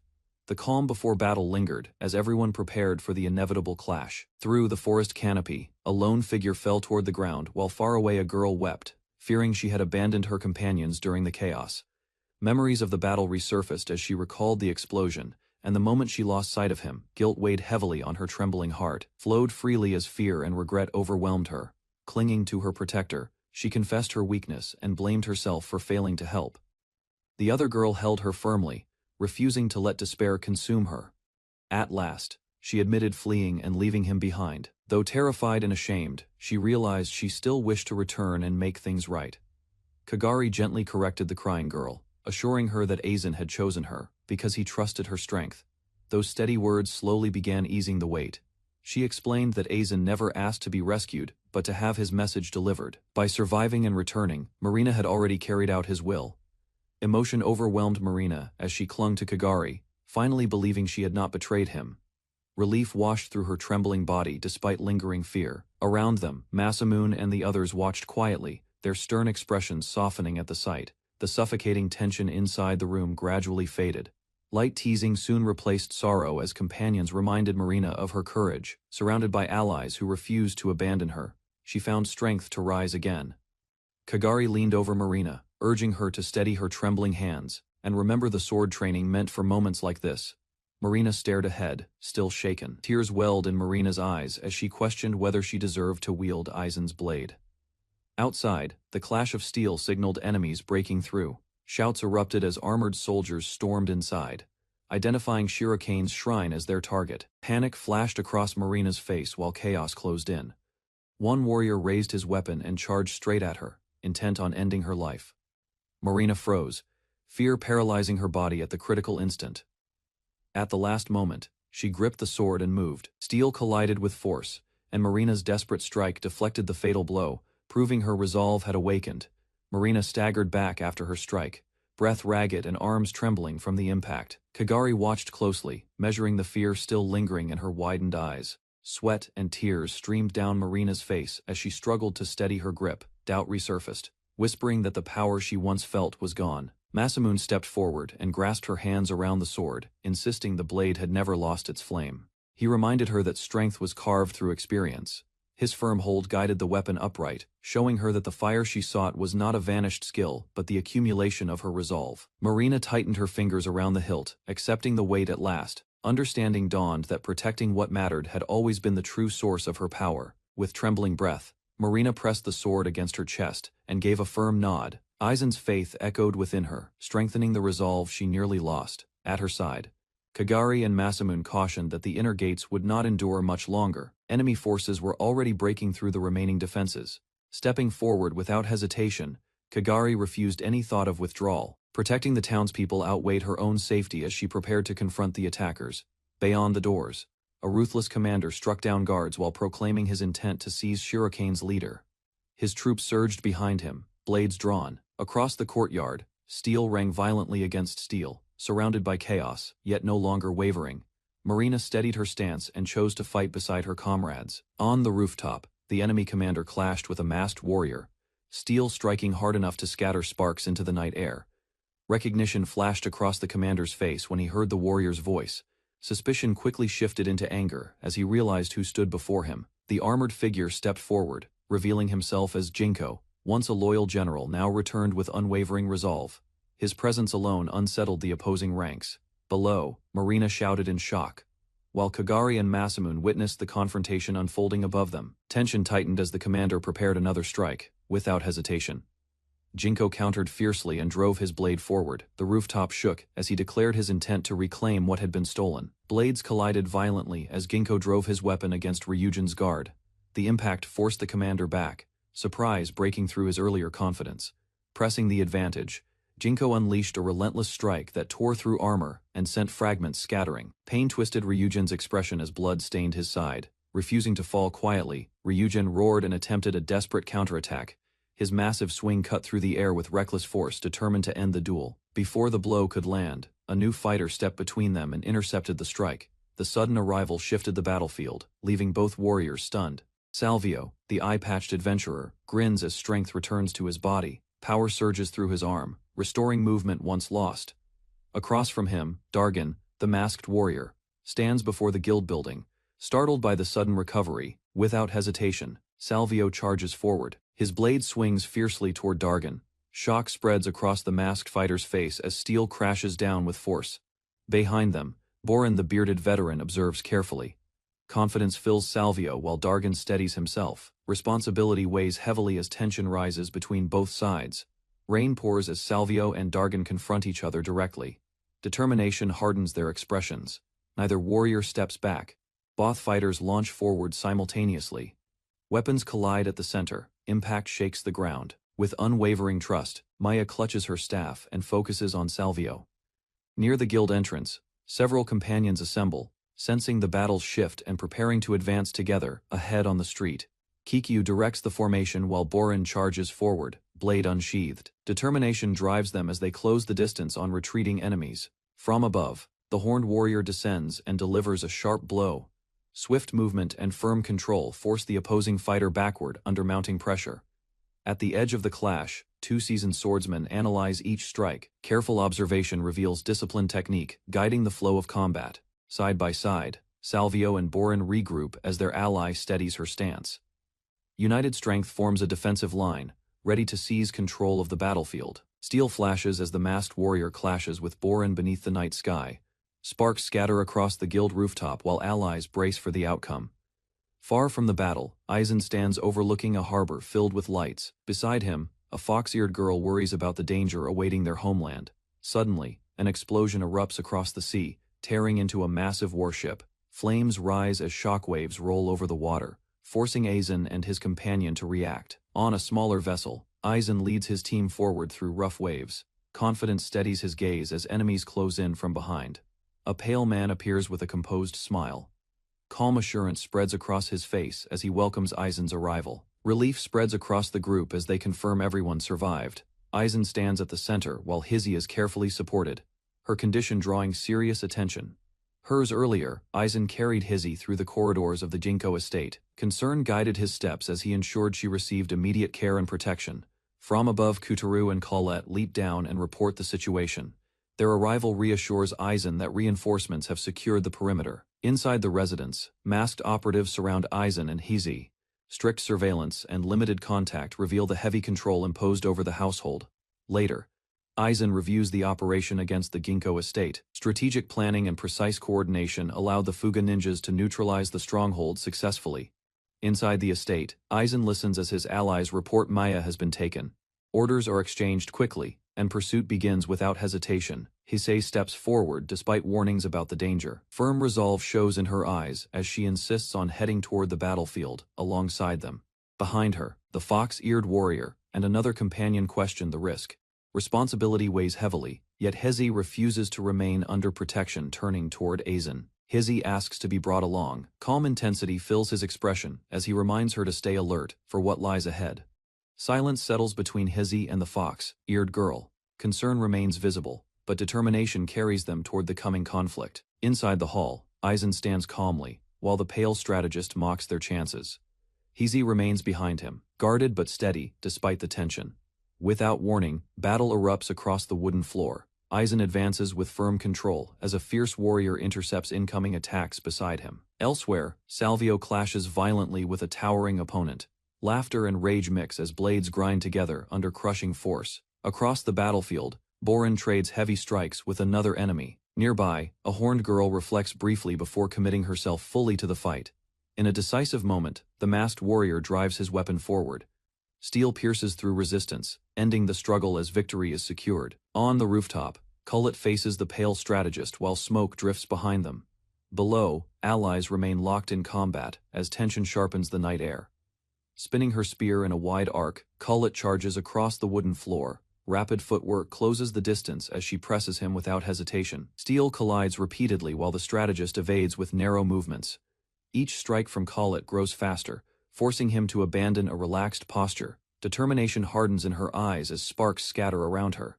Pain and exhaustion fade beneath rising focus and sharpened intent. Lowering her stance, Kullet prepares a decisive thrust. Confidence returns to her voice and movement as she commits fully to the finishing assault.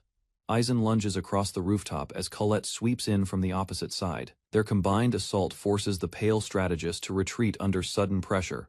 Momentum builds when Kullet drives forward with relentless speed. Aizen follows closely, sealing off escape routes and limiting the strategist's movement. A blinding burst erupts at the center of the clash. Shock ripples outward as Kullet endures the impact and refuses to fall back. Through the smoke, she steadies her grip and activates a defensive skill. The blessing she carries suppresses damage and negates the worst of the counterattack. With a final surge, Kullet thrusts her spear straight ahead.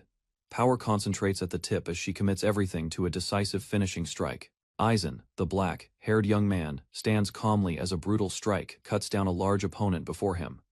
Blood scatters while nearby adventurers watch in shock. Suddenly a strange armored figure appears and launches forward with violent speed, unleashing a powerful attack toward the group. An explosive impact bursts across the battlefield, sending debris and force outward while the surrounding fighters struggle to react to the sudden strike. Sharp slashes tear through the air as the enemy's cursed blade strikes again, overwhelming the nearby adventurers and leaving them wounded. Despite the heavy damage and blood covering his chest, Aizen slowly rises again, enduring the pain while the mysterious attacker watches with cold interest. Strange shadowy figures gather behind the battlefield, their hollow forms watching silently as the wounded fighters struggle to understand the sudden appearance.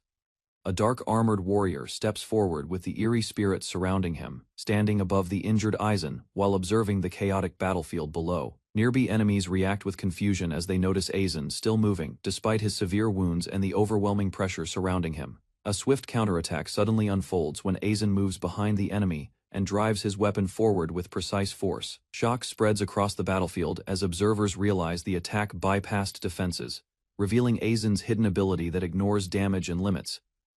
Aizen studies the battlefield carefully, sensing something strange in the air while the surrounding fighters begin noticing the pressure of an unusual power. Confidence spreads through the enemy as a powerful blessing surrounds him, and the situation appears to shift in his favor. However, the sudden surge of energy overwhelms one fighter, forcing her body to react violently while nearby allies panic. Seeing the chaos, Aizen moves quickly and prepares his own ability, focusing his strength as the enemy attempts to maintain control.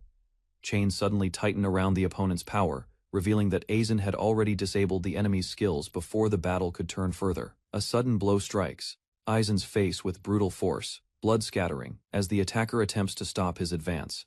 Despite the attack, Aizen steadies himself while a nearby ally steps forward, briefly creating an opening in the tense confrontation. Acting quickly, Aizen pulls the girl Mika close and shields her, recognizing that she was the true target of the enemy's pursuit. High above the battlefield, something large begins descending toward the arena, drawing the attention of everyone below. As the object approaches, Mika looks upward with surprise while the fighters prepare themselves for the next unexpected arrival. Aizen arrives while carrying Mika safely in his arms, stepping into the room as another ally rushes forward after reaching the battlefield late. Relief spreads through the group when a woman named Virene appears, smiling warmly after confirming that Aizen and Mika are safe. Nearby enemies observe the situation from a distance, while strange shadowy spirits still linger around the battlefield. One wounded enemy struggles to understand the battle's outcome, realizing that Aizen's companions continue fighting despite the danger. Meanwhile, the dark-armored figure laughs loudly, confident that the chaotic battle still serves his greater plan. Fear spreads among the soldiers as the dark-armored warrior steps forward, forcing one fighter to retreat in panic. The armored figure advances relentlessly while a wounded man shouts desperately, realizing the enemy will not stop. With brutal force, the warrior strikes again, cutting down another fighter and proving his dominance over the battlefield. Laughter echoes as the enemy declares that the lives of the soldiers mean nothing beyond serving his command. Nearby, a frightened girl watches the chaos unfold, while the defeated fighters lie scattered across the ground. The dark-armored warrior reveals his ruthless belief that only strength and usefulness matter in battle. His cold gaze shows a man who abandons anyone unable to serve his purpose. Nearby, a frightened girl trembles with tears streaming down her face while witnessing the brutal situation. Fear overwhelms her as the terrifying reality of the fight sinks in. Elsewhere, Aizen watches the enemy carefully while preparing himself for the next exchange. His focused eyes follow the armored warrior's movements, while the tension between both sides continues rising. Meanwhile, the wounded man with the eye patch struggles to remain standing. Despite his injuries and exhaustion, determination forces him to keep facing the enemy threatening his allies. Finally, the armored warrior raises his weapon again, while the injured fighter shouts in fury. A smoke bomb suddenly explodes across the battlefield, covering the area with thick clouds and blocking the armored warrior's vision. The sudden disturbance forces him to pause as movement spreads inside the smoke. Through the confusion, a hidden strike lands with brutal force, cutting down one of the armored warrior's allies. Blood scatters across the battlefield while the enemy realizes someone moved unseen. The dark-armored warrior quickly turns toward the disturbance, searching through the fading smoke while preparing to react to the unseen attacker. Without hesitation, the eye-patched fighter charges forward and swings his weapon with fierce determination, unleashing a powerful attack aimed directly at the armored warrior. The armored enemy blocks the strike at the last moment, halting the attack as both fighters lock weapons and prepare for the next decisive clash. The eye-patched warrior launches himself forward and strikes the armored enemy with a powerful downward blow. Nearby soldiers panic and begin retreating after witnessing the brutal strike. Fear spreads quickly as the armored warrior screams in pain while blood pours from his wounds. Suddenly, allies rush toward the injured eye-patched fighter and grab him before he collapses. They support his exhausted body while checking his condition after the fierce clash. After catching his breath, the wounded man looks toward Aizen and the others, while recognizing the people who returned to help him during the battle. Overcome with regret, the exhausted warrior lowers his head while strange spirits linger nearby. The battlefield finally quiets as the surviving fighters remain standing among the fallen. The exhausted warrior collapses to his knees while the small girl clings tightly to him. Overcome with emotion and regret, he reflects on the lives lost during the brutal battle. Sweat and tears cover his face as the wounded man struggles to steady himself. Despite the pain and heavy guilt weighing on his heart, he forces himself to remain standing. Faint spirits drift nearby while the warrior remembers the fallen companions who fought beside him. Their sacrifice and loyalty remain deeply carved into his memory. Lowering his head beside his sword, he makes a firm decision to continue living. Carrying the weight of those who died, he vows to protect the lives entrusted to him. Not far away, survivors begin gathering and supporting each other, while the defeated enemy lies motionless, marking the quiet end of the fierce battle. After the battle ends, the survivors gather around the fallen enemy while reflecting on the heavy cost of the conflict. Regret spreads among them as they realize how many lives were lost. Far above, a bird glides freely through the sky while feathers drift downward. Below, two figures appear in a quiet memory of a peaceful moment before the tragedy. Walking together beneath falling petals, the pair share a calm moment in a world untouched by war. The peaceful scene contrasts with the destruction left behind. In the end, The man gently embraces the woman while the memory fades into silence. Their quiet connection remains as the story continues beyond the battlefield. On the deck beneath a dark sky, the blonde woman stepped forward and faced Aizen without hesitation. Confidence filled her eyes as she raised her sword and declared her resolve through action alone. Determination strengthened her stance, while energy gathered around the blade. Protecting those behind her became the only purpose guiding her movement. Power erupted outward as she unleashed a blazing technique, the force spiraling across the battlefield. Aizen reacted instantly, meeting the attack with hardened focus.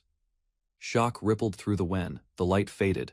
A transformed sword remained between them, its presence overwhelming the field. Awe spread across both sides as the living weapon hovered in silence. The blonde woman tightened her grip and invoked a sacred blessing, light forming around her sword as energy gathered under the night sky. Relief crossed her face when support reached her, strengthening the aura surrounding her body and steadying her breathing. Across the deck, Aizen sensed the surge and raised his guard, while power flared violently between them. Steel met swirling force as she pressed forward, insisting through sheer will that her blessing would not break. Yet Aizen countered calmly, declaring that hidden skill alone defined strength, while the clash proved that without true ability, power could not prevail. The blonde woman lunged through the air, striking toward Aizen, but his counterattack burst outward and forced her back mid-air. Fragments scattered as Aizen advanced with a cold smile, dismissing her strength as worthless despite her effort to resist.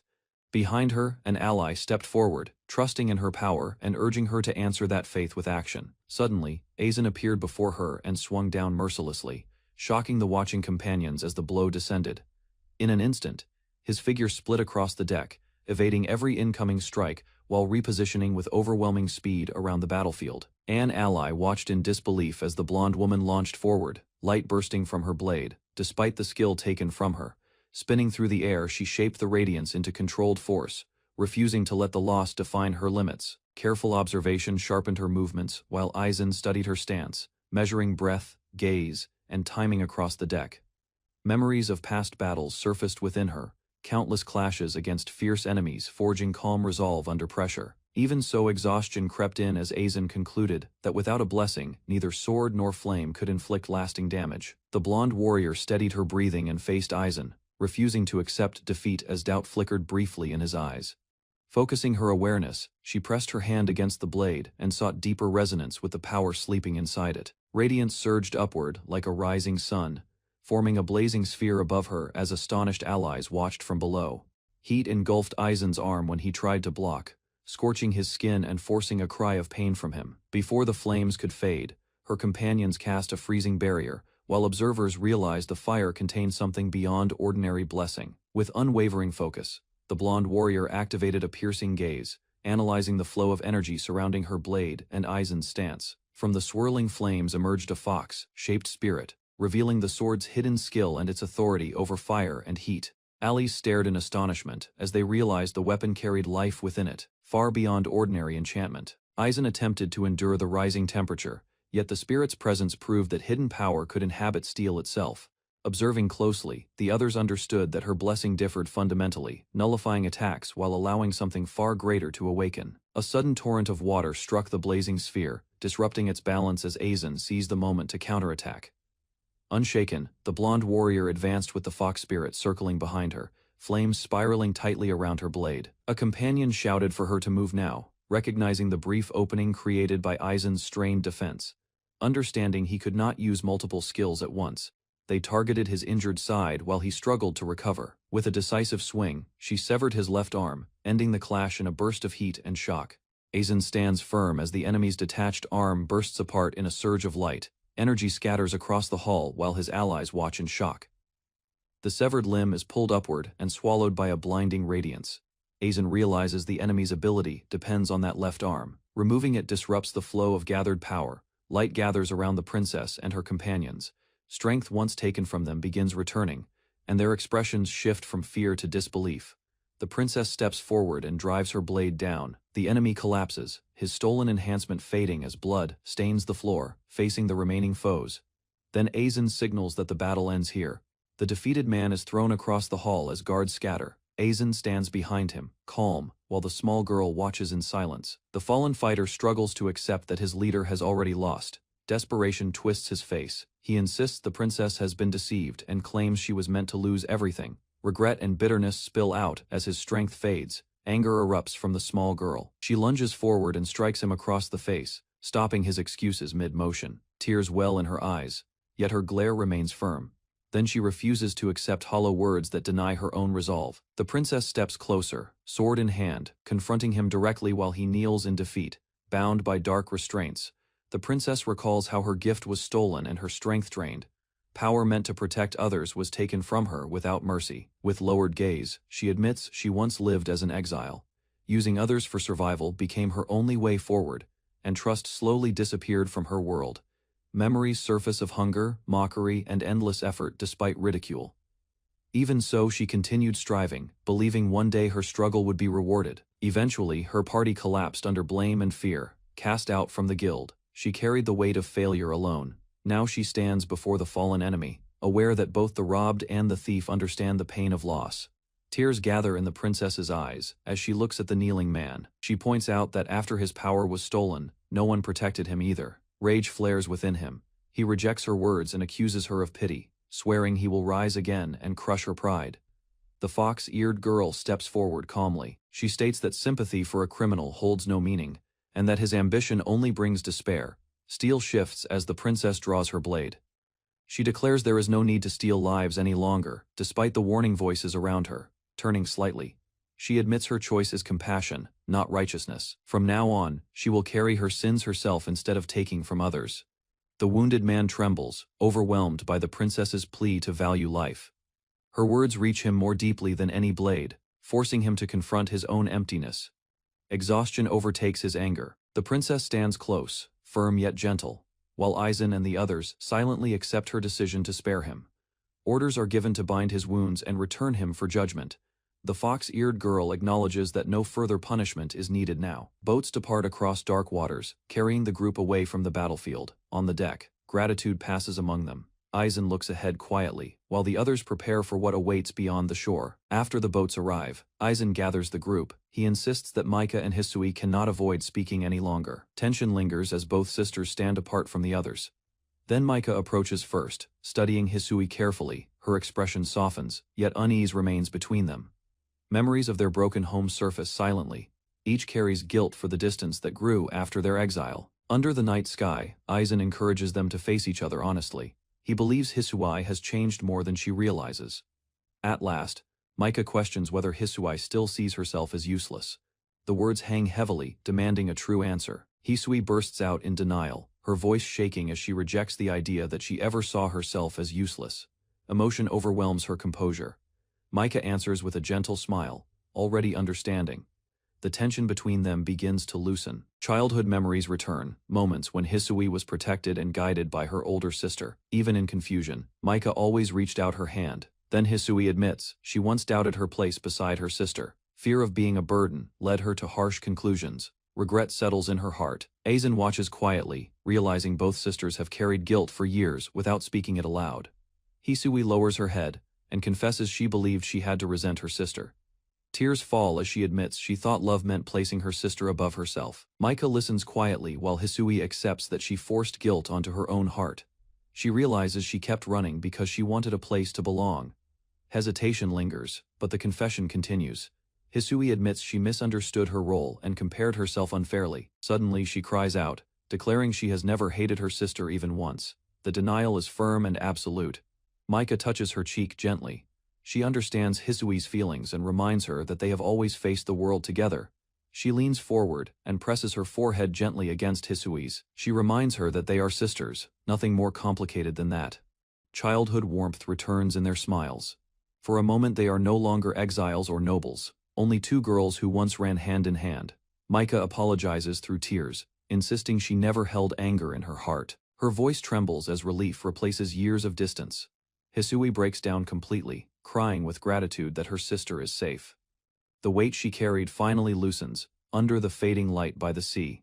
They embrace tightly. Their bond, once strained by silence and doubt, shines brighter than before.